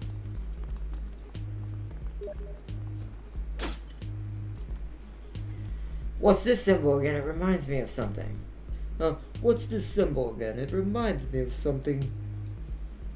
If you'd paid more attention in class, you'd remember. It's the symbol of Arachne. the goddess of suffering. A cult that has its tentacles all over the continent of Monstergro.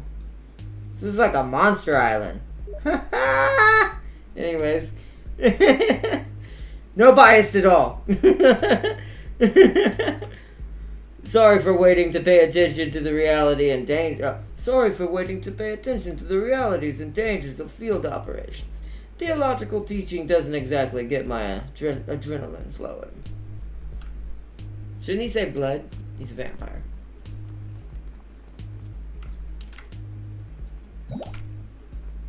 Okay, they're both full.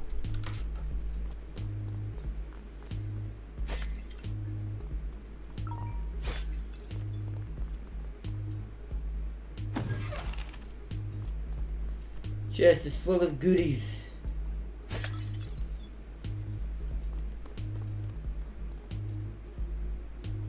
The door, I can piss them off or use a key. I do have a key. I found one, so.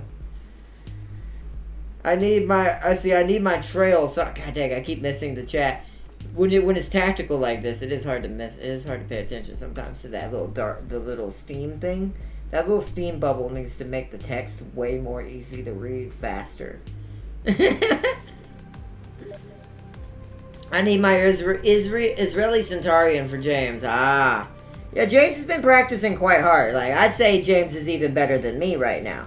Because I'm out of practice so terribly in War Thunder. James is quite scary right now. I'm not gonna lie. Like, I haven't seen him, I don't think, ever that good at War Thunder. Like, he's a different beast now. Him and the British are just something on another level now.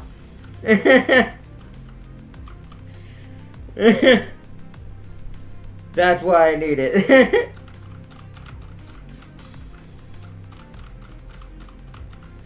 It's like, so it's gonna be hilarious when I get back to my skill and he's at that level now with the British. It's gonna be annoying for people.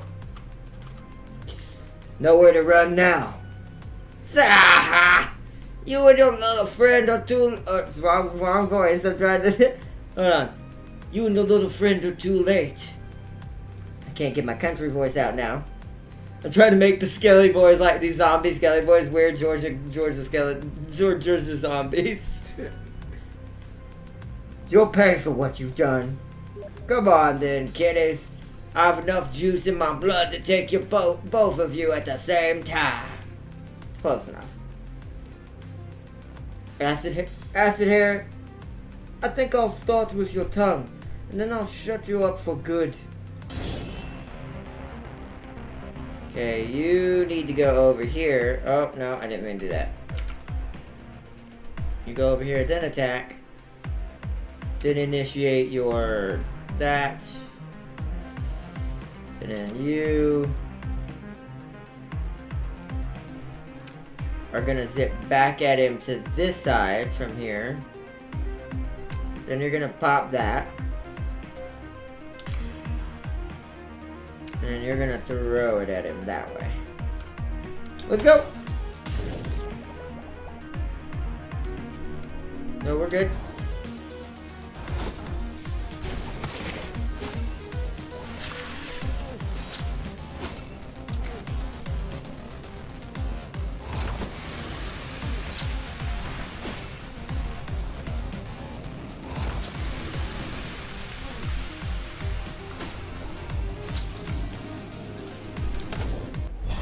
Oh, we got him.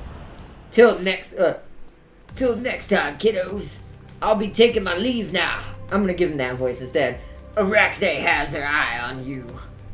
That's close enough. Wow, he's crying blood.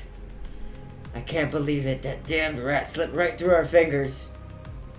He just wanted to buy enough time to evacuate the hostages. We've been fooled like chumps. Let's go back to the academy quickly to get some backup. We'll scour the whole Adjectalia to hunt down that freak if we have to. Deal? It's nothing. It's okay. It's just a nasty migraine. You go back to the academy. I need to continue my investigation. I have contacts in the shallows that could help us. See you. They could help us. See you soon, buddy.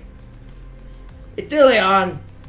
Wait, Can't you at least tell me what's behind all this? No time. You'll know soon enough, bro.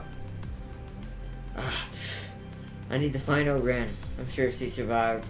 At least she's reliable. I can count on her to track down that damned acid hair. Victory! Return to the academy. Phobos gained experience and so did Athelion.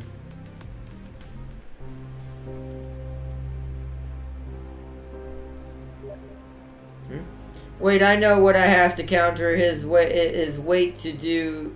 His weight till half to 7.7. Yeah, he's not quite to 7.7 yet, but it probably won't be that much longer.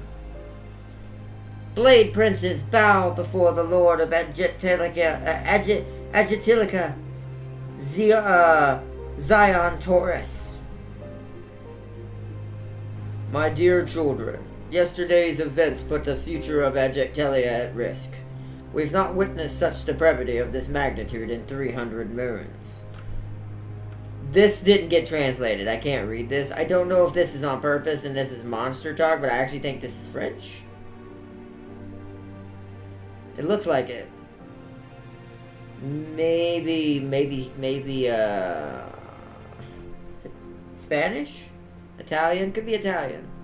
Either way, this, you could tell someone accidentally forgot to translate this into English. But we'll skip that. Our enemies committed a fatal error. Also, not biased at all, chat! I'm gonna keep saying it. The M51 is for the tortoise. Yeah. Our enemies have committed a fatal error. Your brother Athelion uncovered their identity. The Brotherhood of Torments, a cult of heretics who serve the goddess Arachne. We will hunt our enemies down and destroy them. As for now, we are at war. Glory to Angelica! Glory to the Academy! Alright, now here comes the interesting part. This game also kind of plays like... How should I put it? What was that weird monster game that was top-down and had an academy? It was technically a dating sim. It had a normal mode and a not normal version. But it kind of plays like that too. So it wants us to go clearly to here. Use the recruiting office to recruit new heroes. And it plays like this, Disega. Disgaea? I can never say that game's name unless I hear it. But Disgaea, it plays like that too. Not only do you have your main heroes, which are down here, you get to recruit, well actually down here as well as the little ones. You also get to recruit side heroes from the different species and monsters in the realm, much like you would do in Disgaea to fill in your ranks. You can, let's see, the Magok 2 is good, but so is James's Centaurian MK2. If he has it. I don't know if he has it yet, but I imagine it's not too far off. He's doing more grinding than I am most of the time when he's not working. I've been just recently starting to really dip heavy into it again. Use the recruiting office to recruit new heroes. You can upgrade the recruiting office to increase the number of heroes available. So, we lost our vampire, but my brain's like, healer, right? You usually always want to go a healer, because Oren, which I can't see yet, sadly, is a archer, or a rifleman in this, because they have guns. She has a long sniper rifle. So, I'm thinking DPS or healer.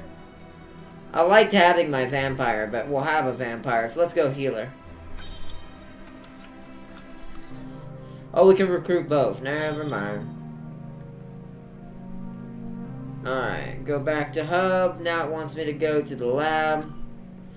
Use the alchemy lab to add effects and to buy potions. Upgrade the alchemy lab to boost the efficiency and number of your potions. So we want to buy anti-poison. And we'll buy 2 of the effects. Back to hub. Now it wants us to start a mission. Alright. We'll do one more. And then we'll leave it after this. Because I'm wondering if this is also one of those games. It's more like a trial. Where you can the data carries over into the full game. We've noticed that didn't get spelled right. The acid pills gang is taking bolder actions against us. You have to put them back in their place. Kill the bandits to secure the area. Enemies have little magical resistance, so our vampire is going to hurt them really bad. The Israeli tree has something. I didn't see the last part of that. They have good physical resistance, so I'm not going to do much to them. Phobos is required for this mission. Oren is required for this mission. Ah, it says it up here. Okay. And then we just put our... okay, well, they're weak to magical damage, so let's bring the vampire instead. Alright, let me check. Let me check what Darius just said real quick. I missed that last one. I don't want him to have to keep typing. Israeli tree is good, but no light vehicles. Ah. Yeah, I didn't see any either. I noticed that. The orders from the Black Mages are clear. What happened yesterday at the Academy must never happen again. We must hit back hard and end the threat of the acid pills for good. These scum are about to carry out a pillaging raid. Let's take this chance to destroy them without warning. I hope Phobos will live up to your expectations. And if I may speak my mind, Headmistress, as number 2 of the Blade Academy, I'm wondering why the Brotherhood of Torment would want the ally himself with the acid pills junkie. It makes no sense. Besides, that wheeled bastard with the Sabo, yeah. They're just cannon fodder. It means the Brotherhood doesn't need to get its hands dirty. The acid pills are just pawns. Diamante. The acid pills are just pawns, Diamante. The plan makes perfect sense. Ithilion, finally you're back. It's time you ended this annoying habit of yours coming and going to the school as you please. Like it's a magic garden brothel. Last warning, boy. But Headmistress, I'm just applying what you taught me. But Headmistress, I'm just applying what you taught me. My ability to disappear and reappear at just the right time makes me one of the best assets that the Blade Princes have. One of the best, but not the best.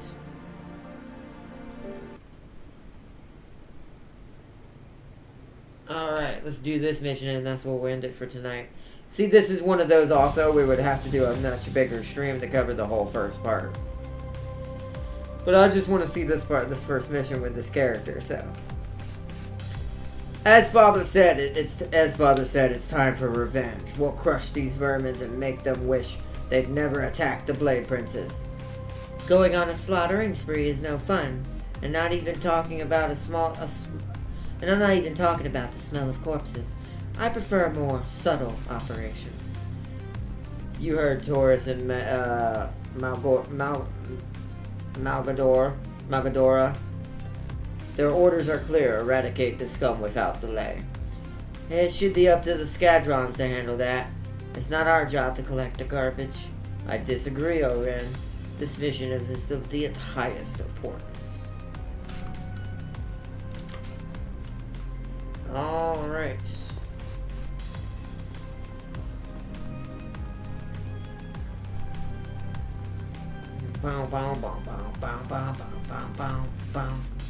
Alright, Sniper Cat, let's go. Whoa. Alright. Pause. Let's see what she can do. Take a long charge destructor shot, dealing damage and 54 physical stun.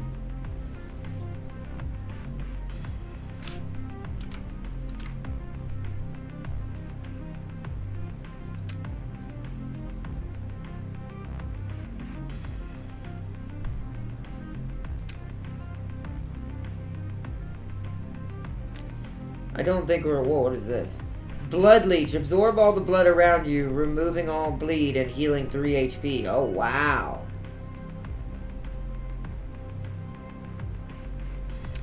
I'll make sure she helps finish this. Okay.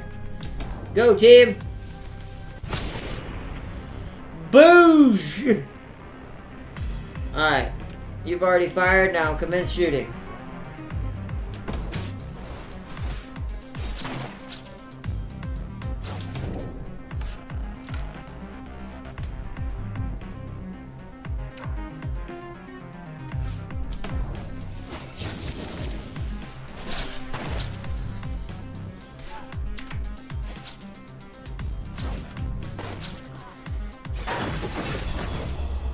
Nice. I like how the vampire is bleeding. I wonder if the healing counts for him too. Kill all the bandits, secure the area. Whoa. What the? Whoa! Well, that saw us.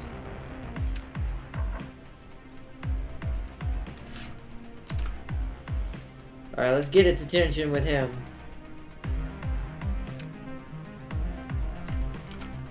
It really is just about, you know, landing your hits. And then I want you to run behind him after that.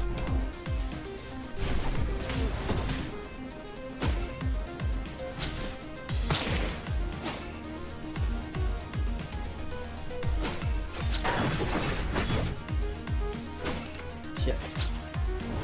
Ow, that actually hurt.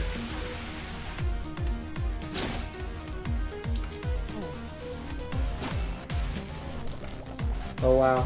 Yeah, pausing is definitely a big thing you need to do in this game. Okay. You are not full health. Oh, I see. It's like Diablo. You gotta use it and then pick it up. Okay.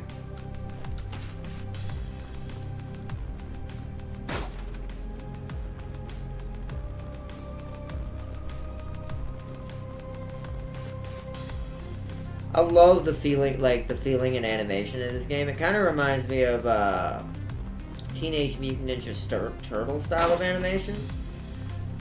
Kind of the way they do things.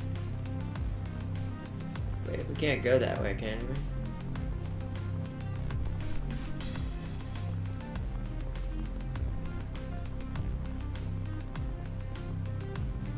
we? Yeah, they can't go that way. This needs a key.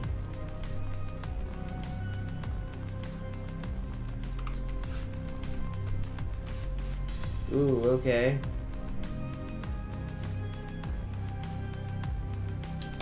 Kind of want to lead him in for this one. Okay, so... Actually... Let's just have her shoot and bring him over here.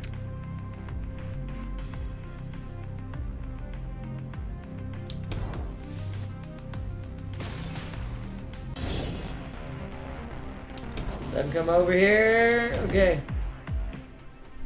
I'm gonna move everybody to here. Stop right there. I want someone to attack that and then everyone to run. Ah, I wasn't in time. Alright, well. Alright then.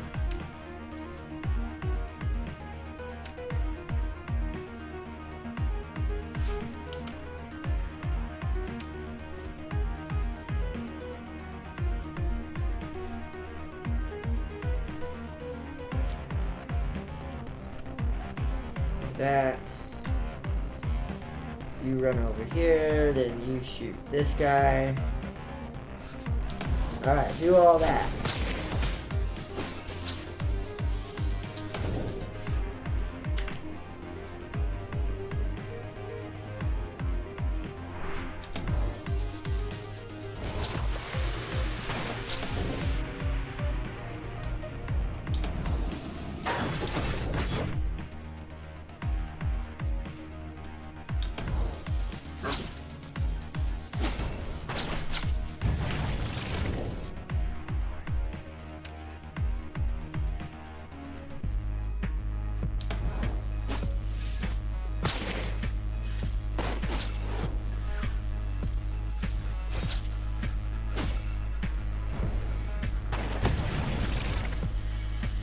Whoa, what the? Damn, these guys are actually pretty tough.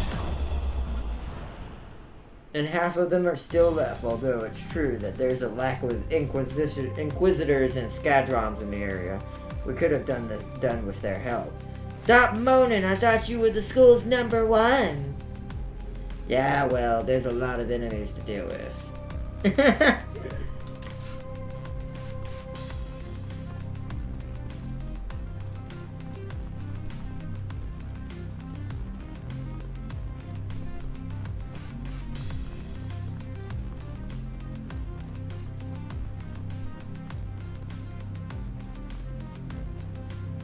See, once again, I want to lure them in. So here's what I'm going to do.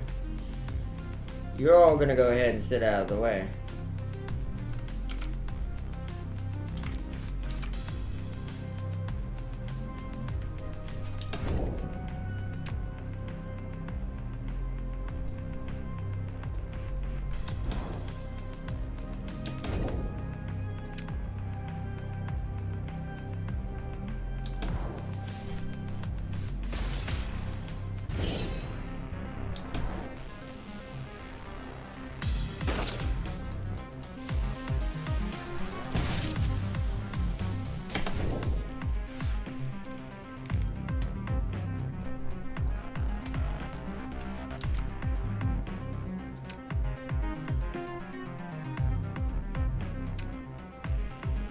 And we want you.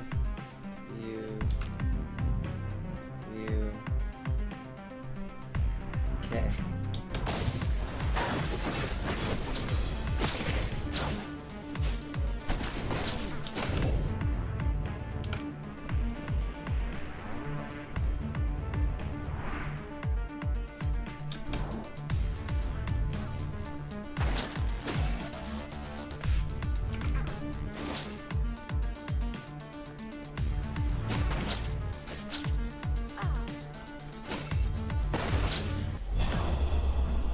Alright, nice.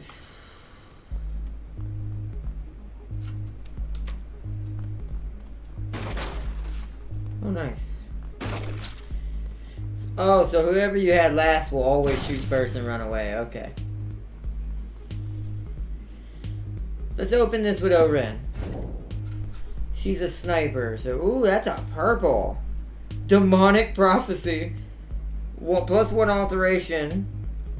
Max health and loses haste. This is probably better for a long range, though.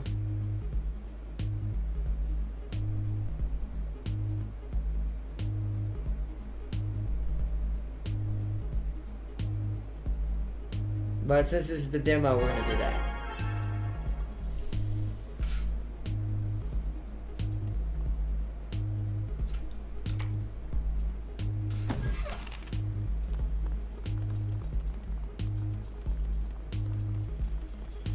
Alright, we have a key to that gate now.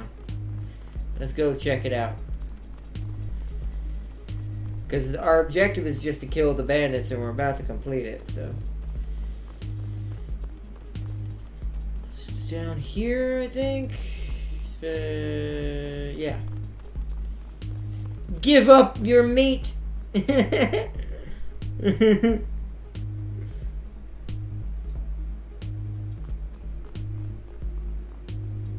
Oh wow, okay. Loot, loot, loot. Let's let Vecchio open this one. Ooh, that. Automatically, because he is a vampire, so that makes perfect sense. I think my tank is invisible. But no one's seeing you. It does happen like that sometimes, where it feels like you're perfectly invisible. Because the enemy isn't, you know, isn't seeing you.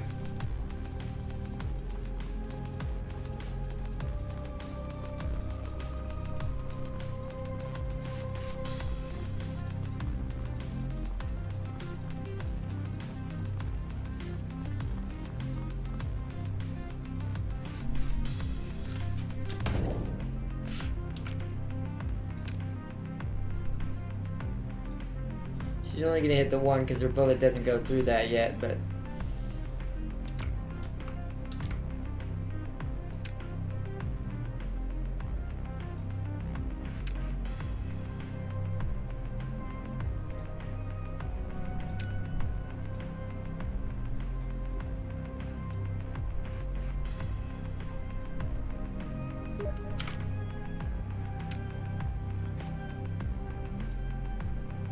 I snuck up on a leopard in a... What'd you say you were?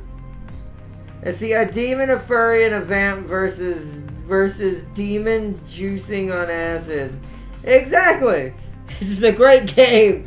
I actually really do like the personality this game has. It's quite intriguing. Quite intriguing, actually.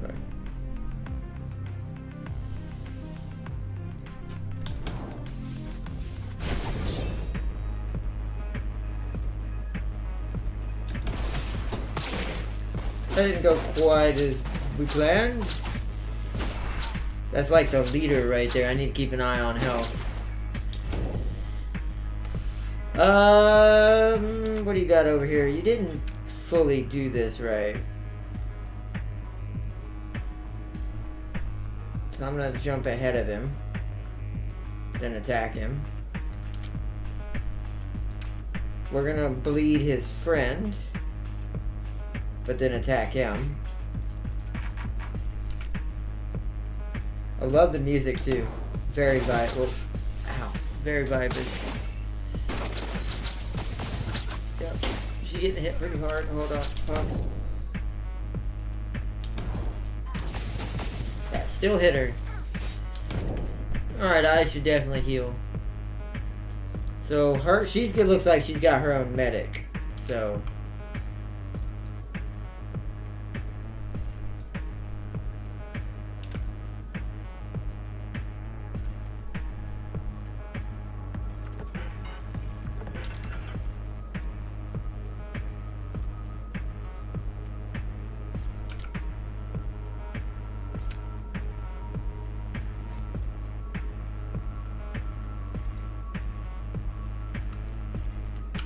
okay, then I want to bleed you. Then I want to trigger that. Then I want to attack you.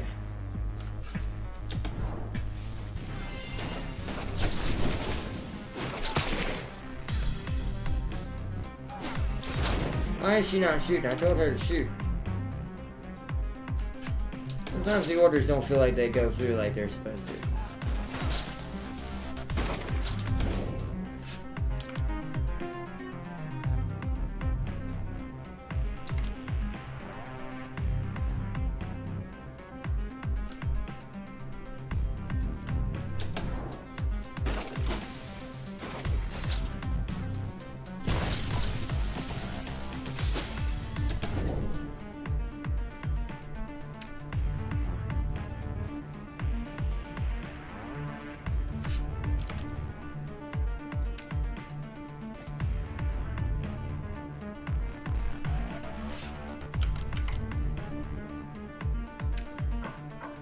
Oh, I can hit my... Oh! Ooh! You can actually hit your own units. Let's not do that.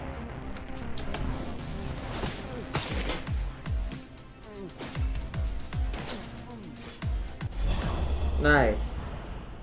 I need a break. I feel like I've not stopped fighting since the acid pills attacked.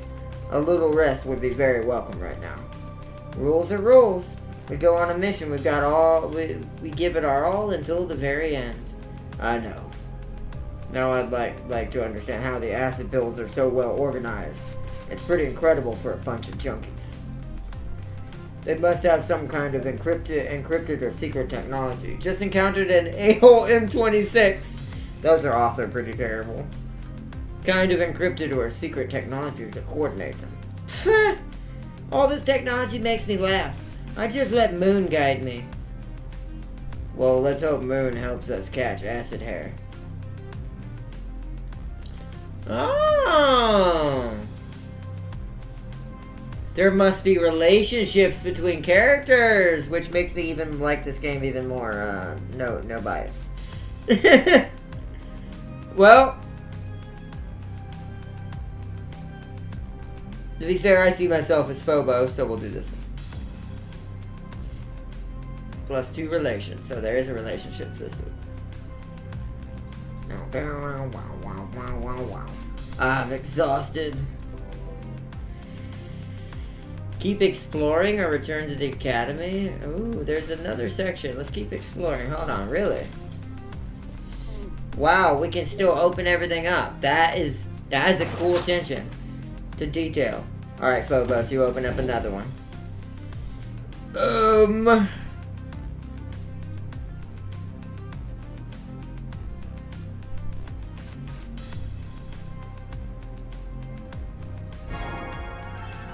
Initiation glyph would be nice.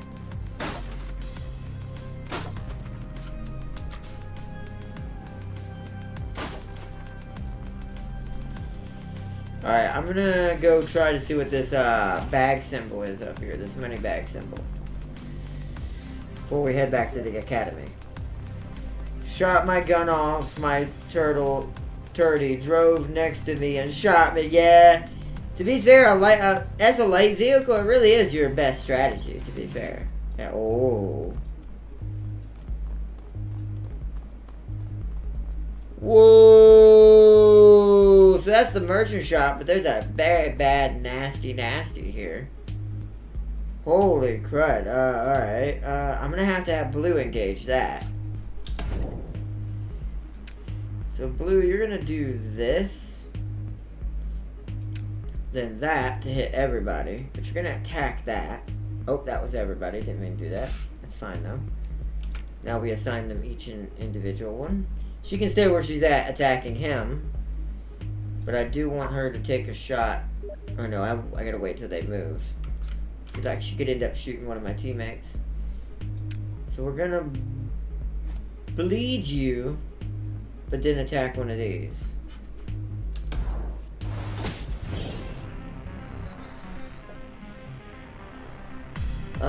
Yeah, okay. Casting spell. Oh, they're going after my sniper. Fall back and then keep shooting you. Oh, that's a problem. Okay, hold on. I need Phobos to come back over here.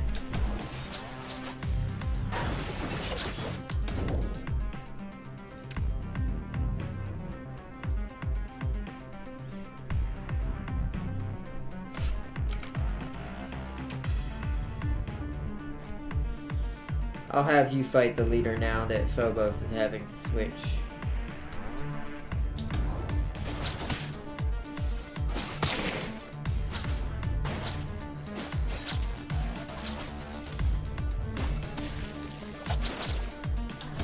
See, he's backstabbing Phobos. Heal yourself. Take a shot. Here. And then attack. Phobos. For now, you just keep attacking. I want you to bleed him again. You don't need to heal, so just bleed him and attack him.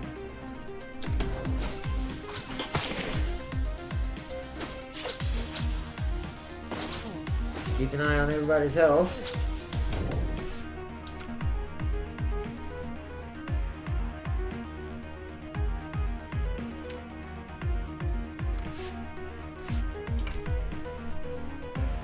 Abilities kind of come back quite quick.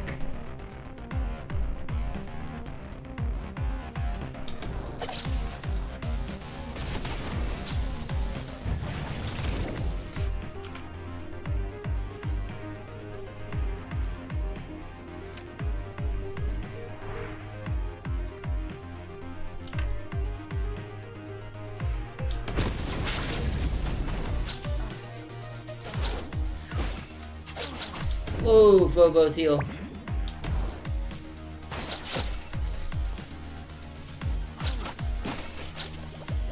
Almost there. We're good there. Bleed that target, attack that one. Never mind, that works. Keep attacking him. Nice. And we leveled up Phobos doing that. Nice.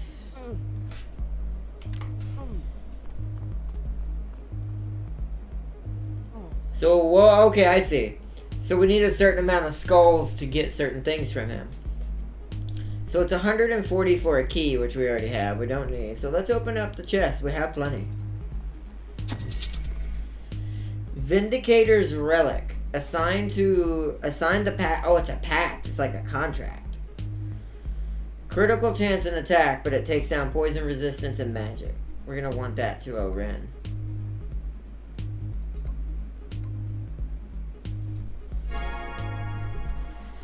Since she's a sniper, doing as much damage per shot would be way more apt. Okay. Alright, let's return to the academy. That was a good look at that, at the first real level, or how combat works in boss battle and exploring the map. It's basically Diablo meets Alien Dark Descent. It's like a tactical squad-based RTS meets kind of like a Diablo dungeon crawler. He waited until the spawn camp protection ended. Ah, yeah. Okay. Oh, infinite hourglass plus haste.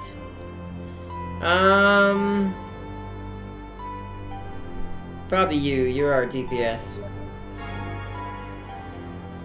No, he did a pose next to my tank before shooting me. What? He just wanted to give you the Captain Ginyu, as I call that. Return to the academy. Children, we have confirmation that the acid pills have been able to synchronize their attacks using a secret communication network. The next objective will be to destroy this inter-gang communication center. I knew it. Seems so strange they were so well organized. And their leader, Acid Hair. Do we know anything about him other than he's big and strong? Had to pay full price repair. That sucks. That is one of the things I've learned. If I know I'm not doing well or I've already lost too much money, I won't spawn back in. I'll go to spectate, especially if my team's not winning. And it's going to be on top of that, a loss means even less money earned. And experience and research or whatever. I sometimes will not spawn for that reason. If I know my team's pushed back that hard, I won't even bother. Because then that what you just had happen can have happen. You'll get killed for no reason with a cheap shot in spawn and have to pay a full repair price for something you shouldn't have had to. It's really, really crappy. According to the headmistress, he's a mutant gray elf. Whoa! Okay, no wonder he's so big. That was not a normal zombie. That is a giant gray elf. Hopped up on acid juice. He's a mutant gray elf, but the origins of his mutations are unknown. Be careful, he's a dangerous psychopath, an unhinged junkie. Addicted to beryllium is what it's called. Addicted to beryllium. It also seems to have a special interest in music, though. There are rumors that he's even tampered with an instrument and tuned it into a weapon. Ah, he looks like a rock star. I bet you it's a guitar. Yeah, well, without anything solid on him, it's not going to be easy. We'll obviously do our best to finish off this stoner freak, though. If he's leader of the acid pills, he can't be completely out of his mind. And he's definitely most vicious and savage of all of them. I'd really like to go with you on this hunt, but I need some rest. I'm exhausted. I'm off to the dormitory. Phobos, Oren, follow me. After the debacle experienced by the Academy, it is imperative that you learn to defend yourselves against greater dangers. Shit. I love the personality in this game. Hope we're gonna get to do one other little thing. The gardens. There's still no signs of the massacre. And the smell of blood. It's so strong it's burning my nostrils. If only I had been here to defend our brothers and not on a mission. We'll get revenge on them soon. I swear, Oren. Let's hurry, the father's waiting for us.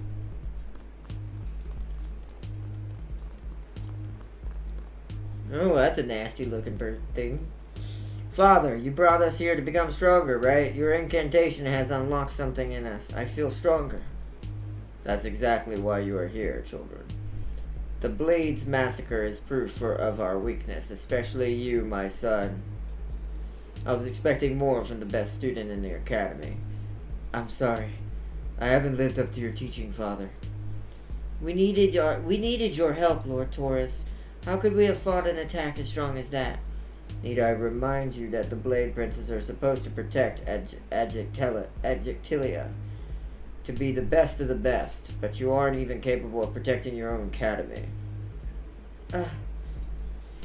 Now be quiet and pay attention. I will teach you how to wield your most powerful and destructive powers, so so a catastrophe of this magnitude can be nipped in the bud. But these powers have certain conditions. Conditions I will teach you right now. Pay attention. Phobos, try and attack this Skadron. The Skadron with your whirlwind of blades. If I remember rightly, it's one of your signature moves. You got it, you got it, Dad. Oh wait, hold on. Didn't we want... No.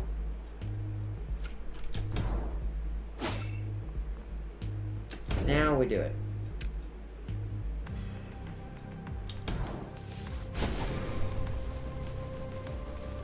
I mean, technically I was hurting him. Your skills can inflict alterations to enemies. With the right alteration on the target, you can boost the power of your skills. I've crushed this Skadron with a taunt spell. I've cursed this Skadron with a taunt spell. Try and attack it again with your whirlwind blades.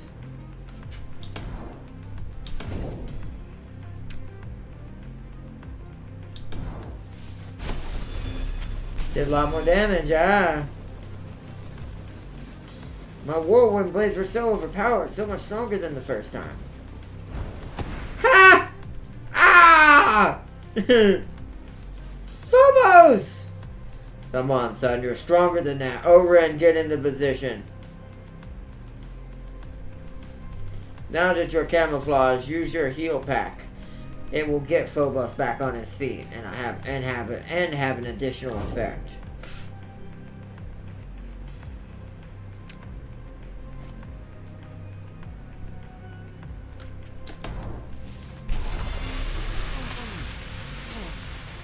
I didn't know my heal pack could do this. The Skadron is still taunted, Phobos. Use your fire link on it. This is a new skill. Burning Chains. He's turning into Ghost Rider. Create a link of burning flames. Omni-Man would be proud. Exactly. Create a link of burning flames with an enemy. Dealing burn and 8 magic damage. Gives burn to the caster as well, though? Oh, wow. That's weird. That is definitely a Ghost Rider move. Robbie has that same thing.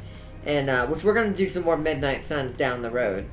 Robbie does that same thing. He hurts himself somewhat, but it also destroys the enemy.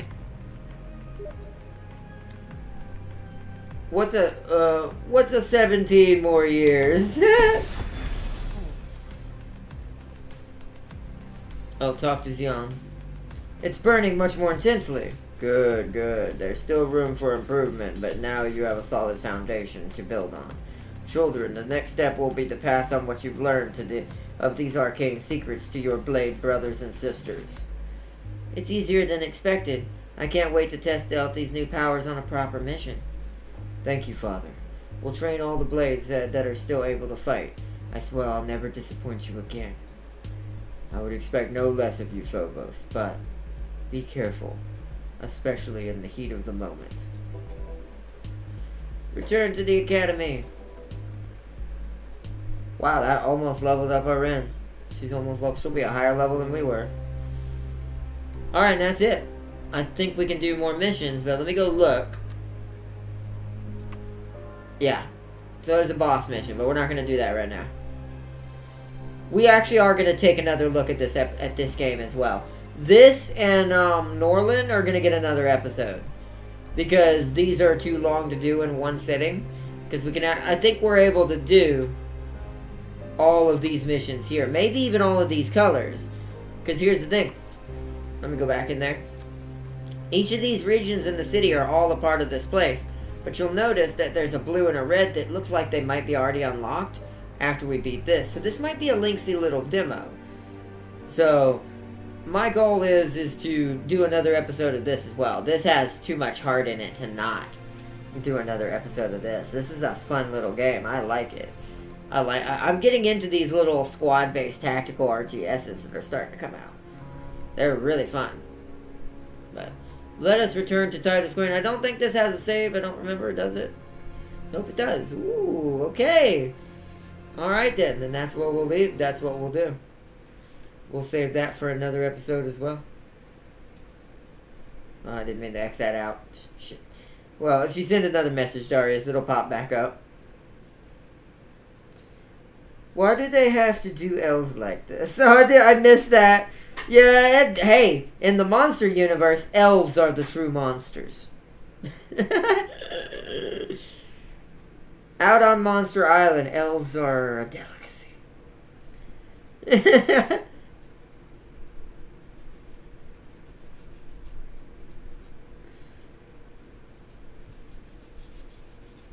I think everyone's starting to have grudges against elves now. We're going into the anti-hero dark eras like vampires, werewolves, demons, succubuses. You know you're good when your enemy complains about his teammates. Oh yeah. Yeah. Yeah, when you hear someone in chat going, "How the hell you didn't cover me, that dude? How did you let that dude through?" This means not only does it show how good you are at getting in behind the line and getting in and taking out your target, but how dumb his teammates were. That is true, though. That will show that, yeah, you've reached a level of skill that now you're pissing off the good players because their bad teammates are letting them get killed.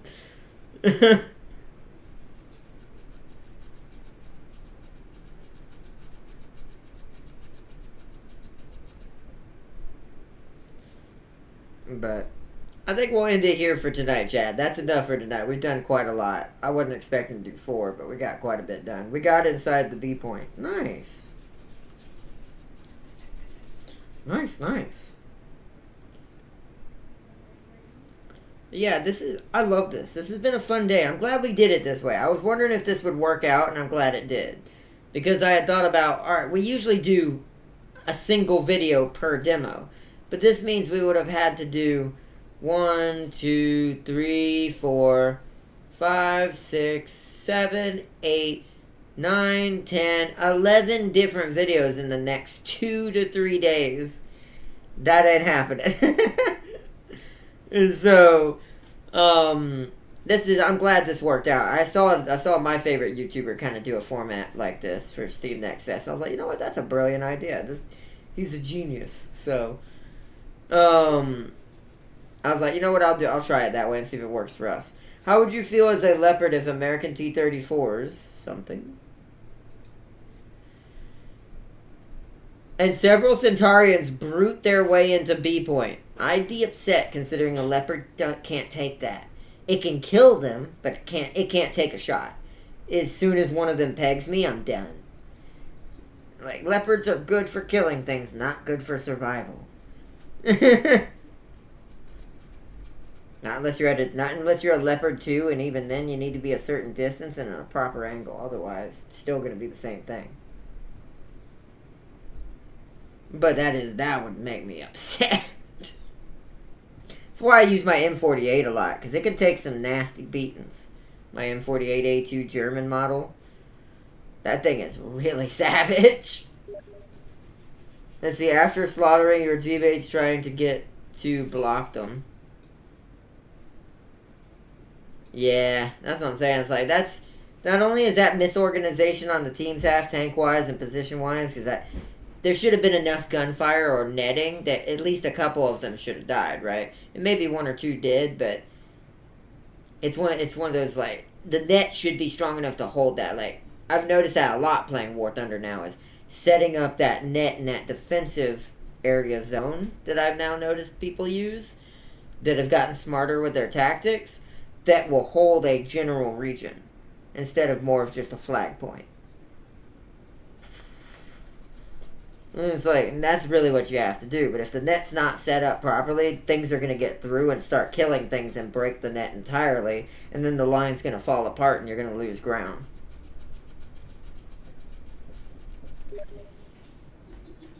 We got in from the sides, yeah. So that means the net was open on the sides. Because you really want to make it like a circle almost. Like have someone kind of watching almost like in a circular pattern. Or at least one. The ideal is 4 to 5 tanks. Each one kind of taking a general region. To kind of watch over and keep the teammates from losing holes in the back of them. And then the higher the number, the easier the efficiency gets. Because then you can break 2 or 3 off for certain things that are more dangerous. But it really depends. But y'all did the right thing, though. Panther 2 was guarding... One Panther 2 was guarding that side. Yeah, that's not enough. Like I said, you usually want...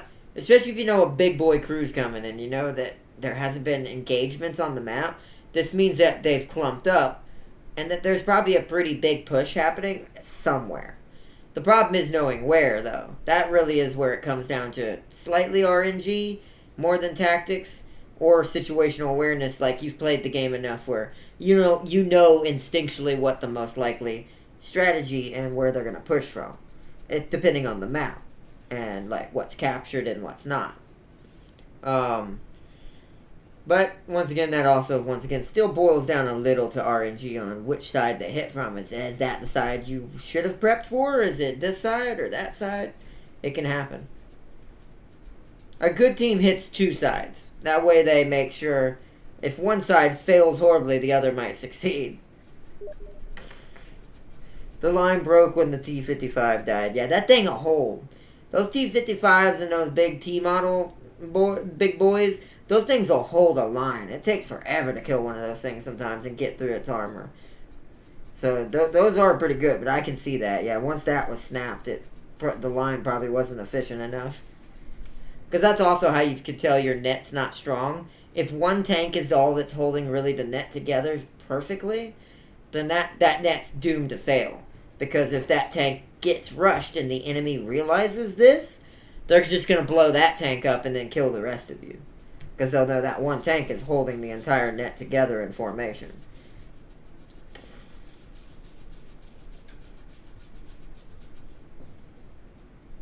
I did this for my team with the M48 the other night. But luckily I didn't die. It wasn't efficient, yeah. They're not. When it's just one tank pulling that much weight, it's not efficient. I was lucky I even succeeded in when I had to do that with my M48 similarly. Where I had to hold this kind of situation where I was kind of the main kind of reason why the net was holding, and I was the only thing really beefy in that area.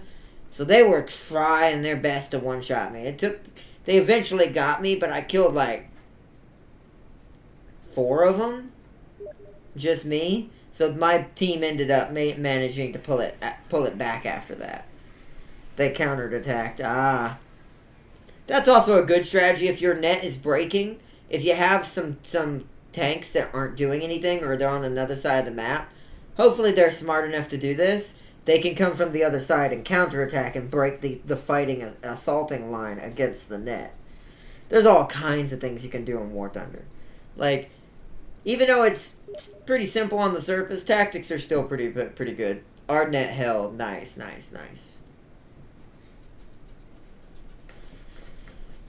Because there's always needs to be an aggressing unit, and then there needs to be tanks that are always just sitting still. When you see someone complaining about camping in War Thunder, that person has no idea how to play War Thunder.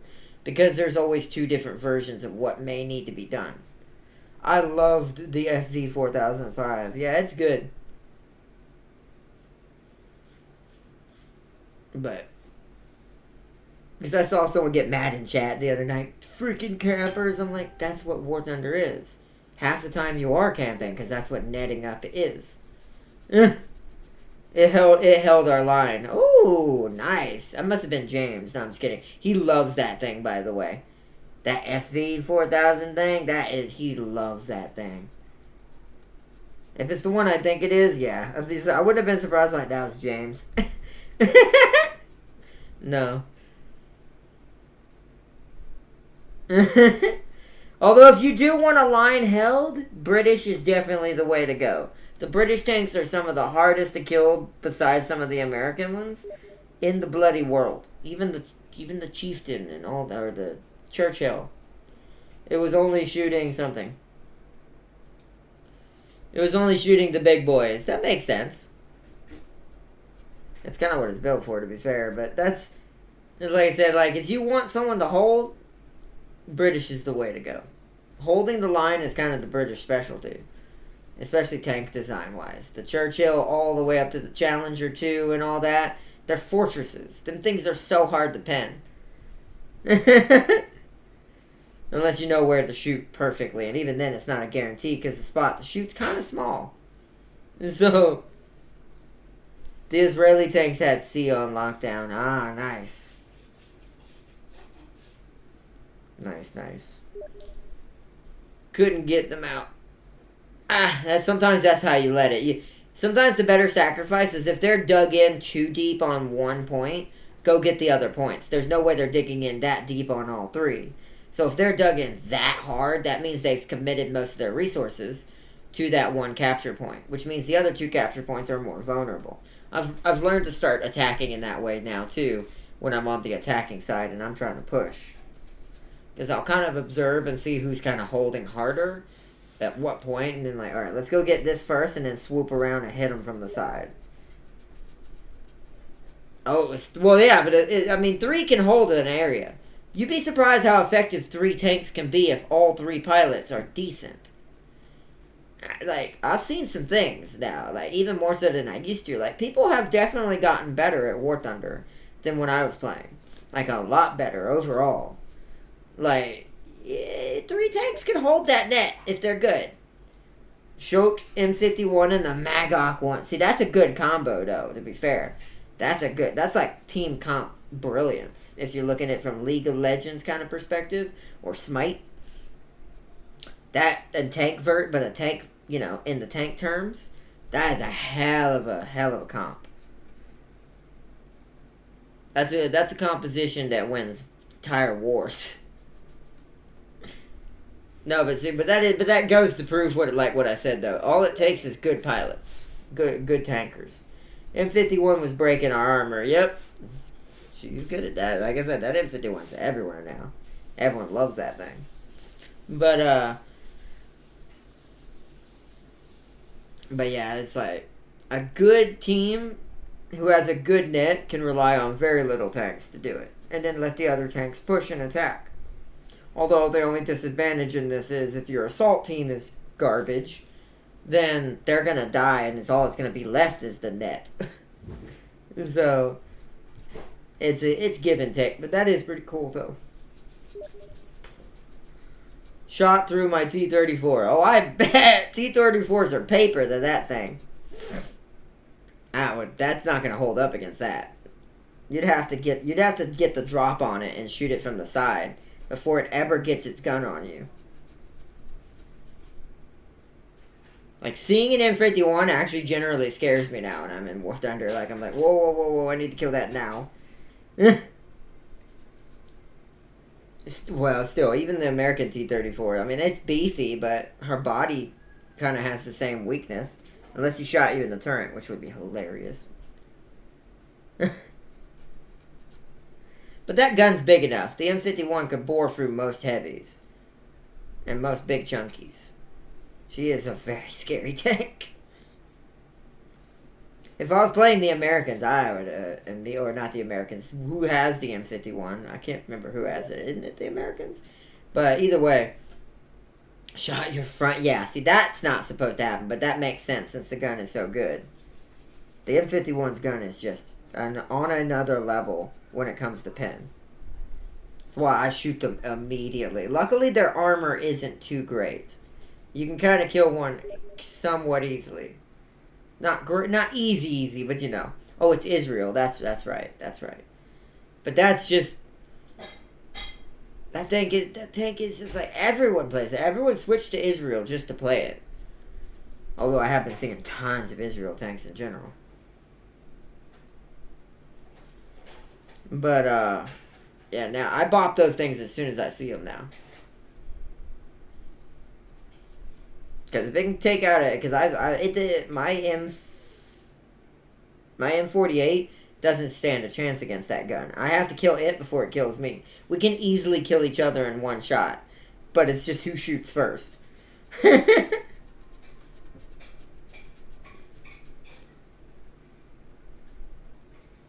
But I guess I should wrap it up here. If you don't kill it in the first hit or take out the gun, you're dead. Yeah.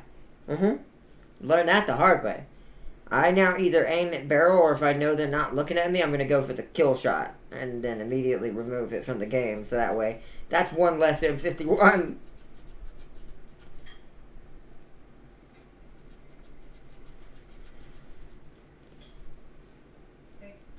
But I'll do one more.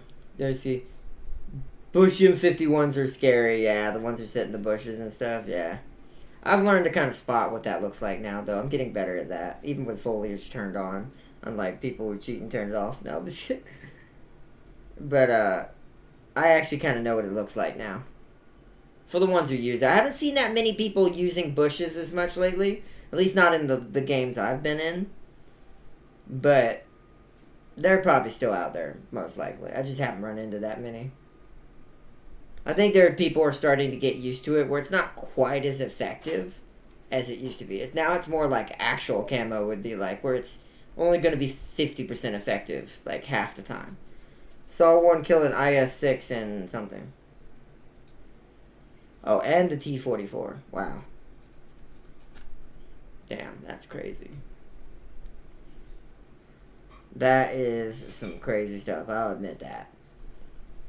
But I like I said, if I was gonna play anyone next, I'll probably once I'm fully done with Germany, which is why I'm done switching factions. The only time I'm gonna switch is if I'm changing modes. So if I'm playing on the water, I'm now gonna be Japan. If I'm playing on land, tanks, that's Germany. If I'm playing in the air, I'm probably gonna go American. I'm either gonna go American or just stick with Germany. I'm not sure yet with that one. Maybe one of the others. But air will probably end up being American, realistically, because the British and American air are just savage. So, need to fix my American line.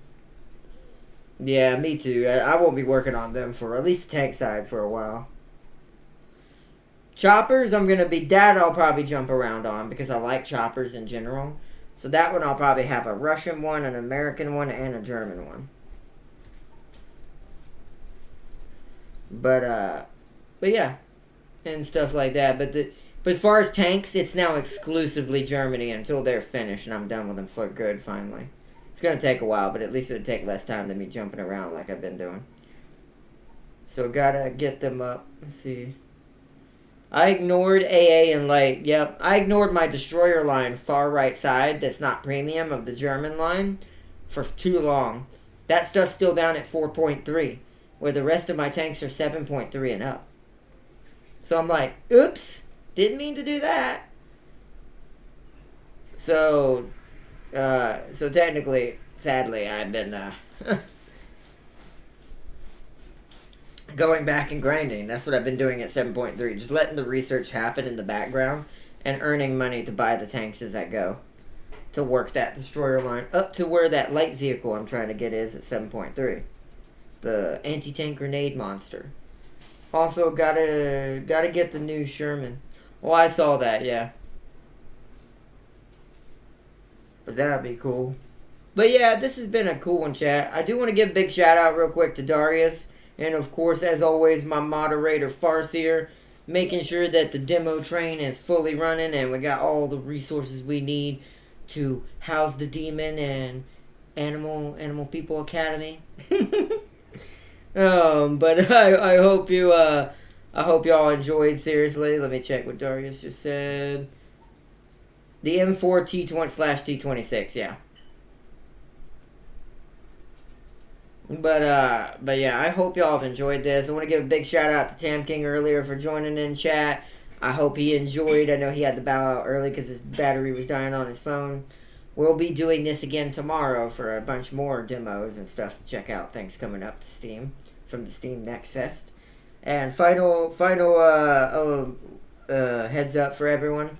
For tonight, if you are planning on doing the Steam Next Fest yourself, for anyone out there that I recommend it to, definitely do it before the next 3 days.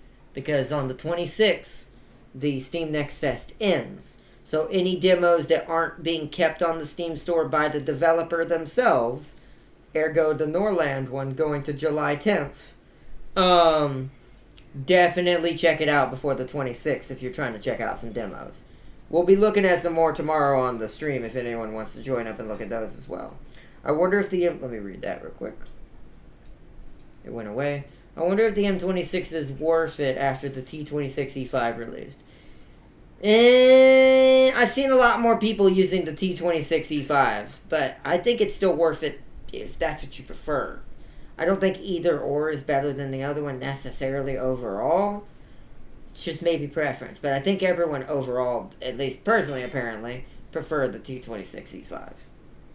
Let's see. Farseer said, "By Ardnot, did you see what I mean by the T26E5 being common?" I did. It's funny you said that right before Daria said that, or that said that as well. Yes. I have. That's why I said that. I'm like, apparently everyone prefers the T26E5 though over that. So, you know, T26E5 plays better in my mind. See, that's what a lot of people say. I don't see too much of a difference from what I've seen gameplay wise. Maybe slight changes, but to me it comes down to pilot when it comes to that. Like, which do you prefer style wise? So, but hey, you know, it's like I'm not gonna flaunt on it either, or hate on it either. Is what I meant to say. It's a good tank. The T26E5 is very good. Very, very good. So I don't blame people for using it so much. But, alright, Darius. Alright, Farseer. Tam King. Big shout out to Wizard as well. Let's see, better armor. Nah, I did see that. That I do agree with. It does have better armor. But I do think it's slower, isn't it? Something like that. It's like a slight bit slower. Like I said, it comes down to preference in some things. Like, I have a Panzer that's like that. There's two different versions that are the same rank. But one is slightly heavier and more armored. The other's faster and got better gun rotation. So it's tomato. So, but yeah, big shout out to Wizard as well. And to Nathan joining in chat today. And everyone who joined in tonight. A little bit slower, but just as fast to be effective. I guess. I like a lot of speed, because once you get the engine upgrade for the faster one, it's a lot faster. And then I guess you could say once you get the engine upgrade for the heavier one, she's almost quite somewhat as fast, but once again, I guess it's just, to me, it's like, whatever you prefer. If you like speed, and you prefer to be on the go more while fighting, I would say the other one, the M26. But if you want to be tankier, but keep a decent amount of movement instead, so that way if you do get bogged down, you won't necessarily die, then yeah, T26E5. But you know, it is what it is, whichever way you want to play it. She is as fast as the M26 with the engine upgrade. Yeah, but what about the M26 with the engine upgrade? Like, once the engine upgrade, like, the M26 gets her engine upgrade. Because there is quite a substantial difference, usually, between tanks once they get it. But either way, I mean, you know, like I said, that's still amazing.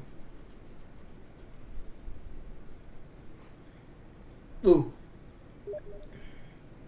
Also, since everyone is sniping, you might need more armor. That's true. I have noticed that. Lighter tanks are having a problem now.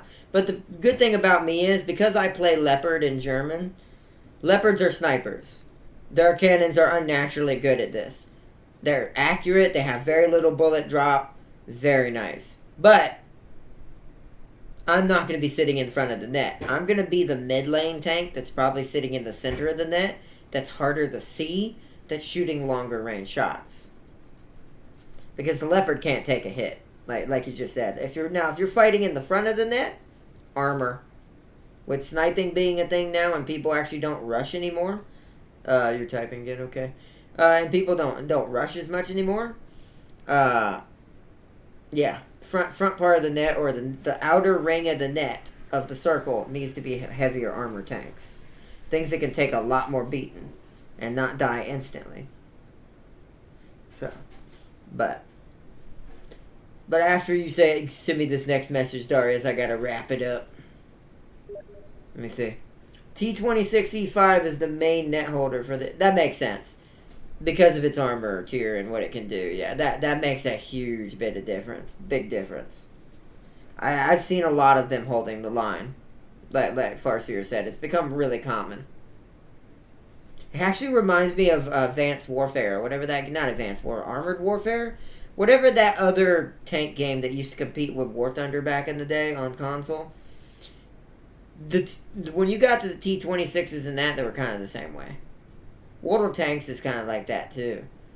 The T26 is always like this main frontline beast who can hold the net, which makes sense according to its specs. But I agree. But alright, Darius, alright, Fireseer, and everyone in chat. I want to give a big shout out to all my subscribers as well. Nathan and all the new ones who have joined up, and all my new followers on PSN as well. And to everyone just enjoying the streams and coming to chill and chat. Thank you so much as always. Big shout out to Tam King and Jazich, who, if we get a free time this weekend, we'll be doing some co-op. Well, by or not, I'm just surprised so many people researched it. I mean, when the tank's that good, you'd be surprised how many people will put the work in. I mean, even I would if I had the time, but I play too many games for that. That's why I enjoy War Thunder, but I take breaks from it. New and old players. Yeah, I saw that, yeah. Both old returning players who have long been in War Thunder and newbies have all went for that same tank. Both the M51 and the T26E5 are both being kind of spammed right now. But, hey, you know, I can't blame them. It's not like it's broken. I mean, I can kill them easily. I can fight them. I know how to kill a T26. I know how to kill a M51. It comes down to tanker skill at the end of the day. And so, it's like, hey, well, player skill since it's a video game, but you know what I mean. But I hope y'all have a good one. Thank you so much, and bye to you, Darius, and bye to you, Farseer, as well. And thank you all so much for joining tonight, as always, checking out these demos. We'll be doing some more tomorrow if we don't do a co-op with Jazich and Tam King on some Diablo or something, so stay tuned for that. But it did murder the M26 population. It did. But I hope y'all have a good one. Thank you so much to everyone out there, and I will see you all in the next one. Bye, everyone. Bye.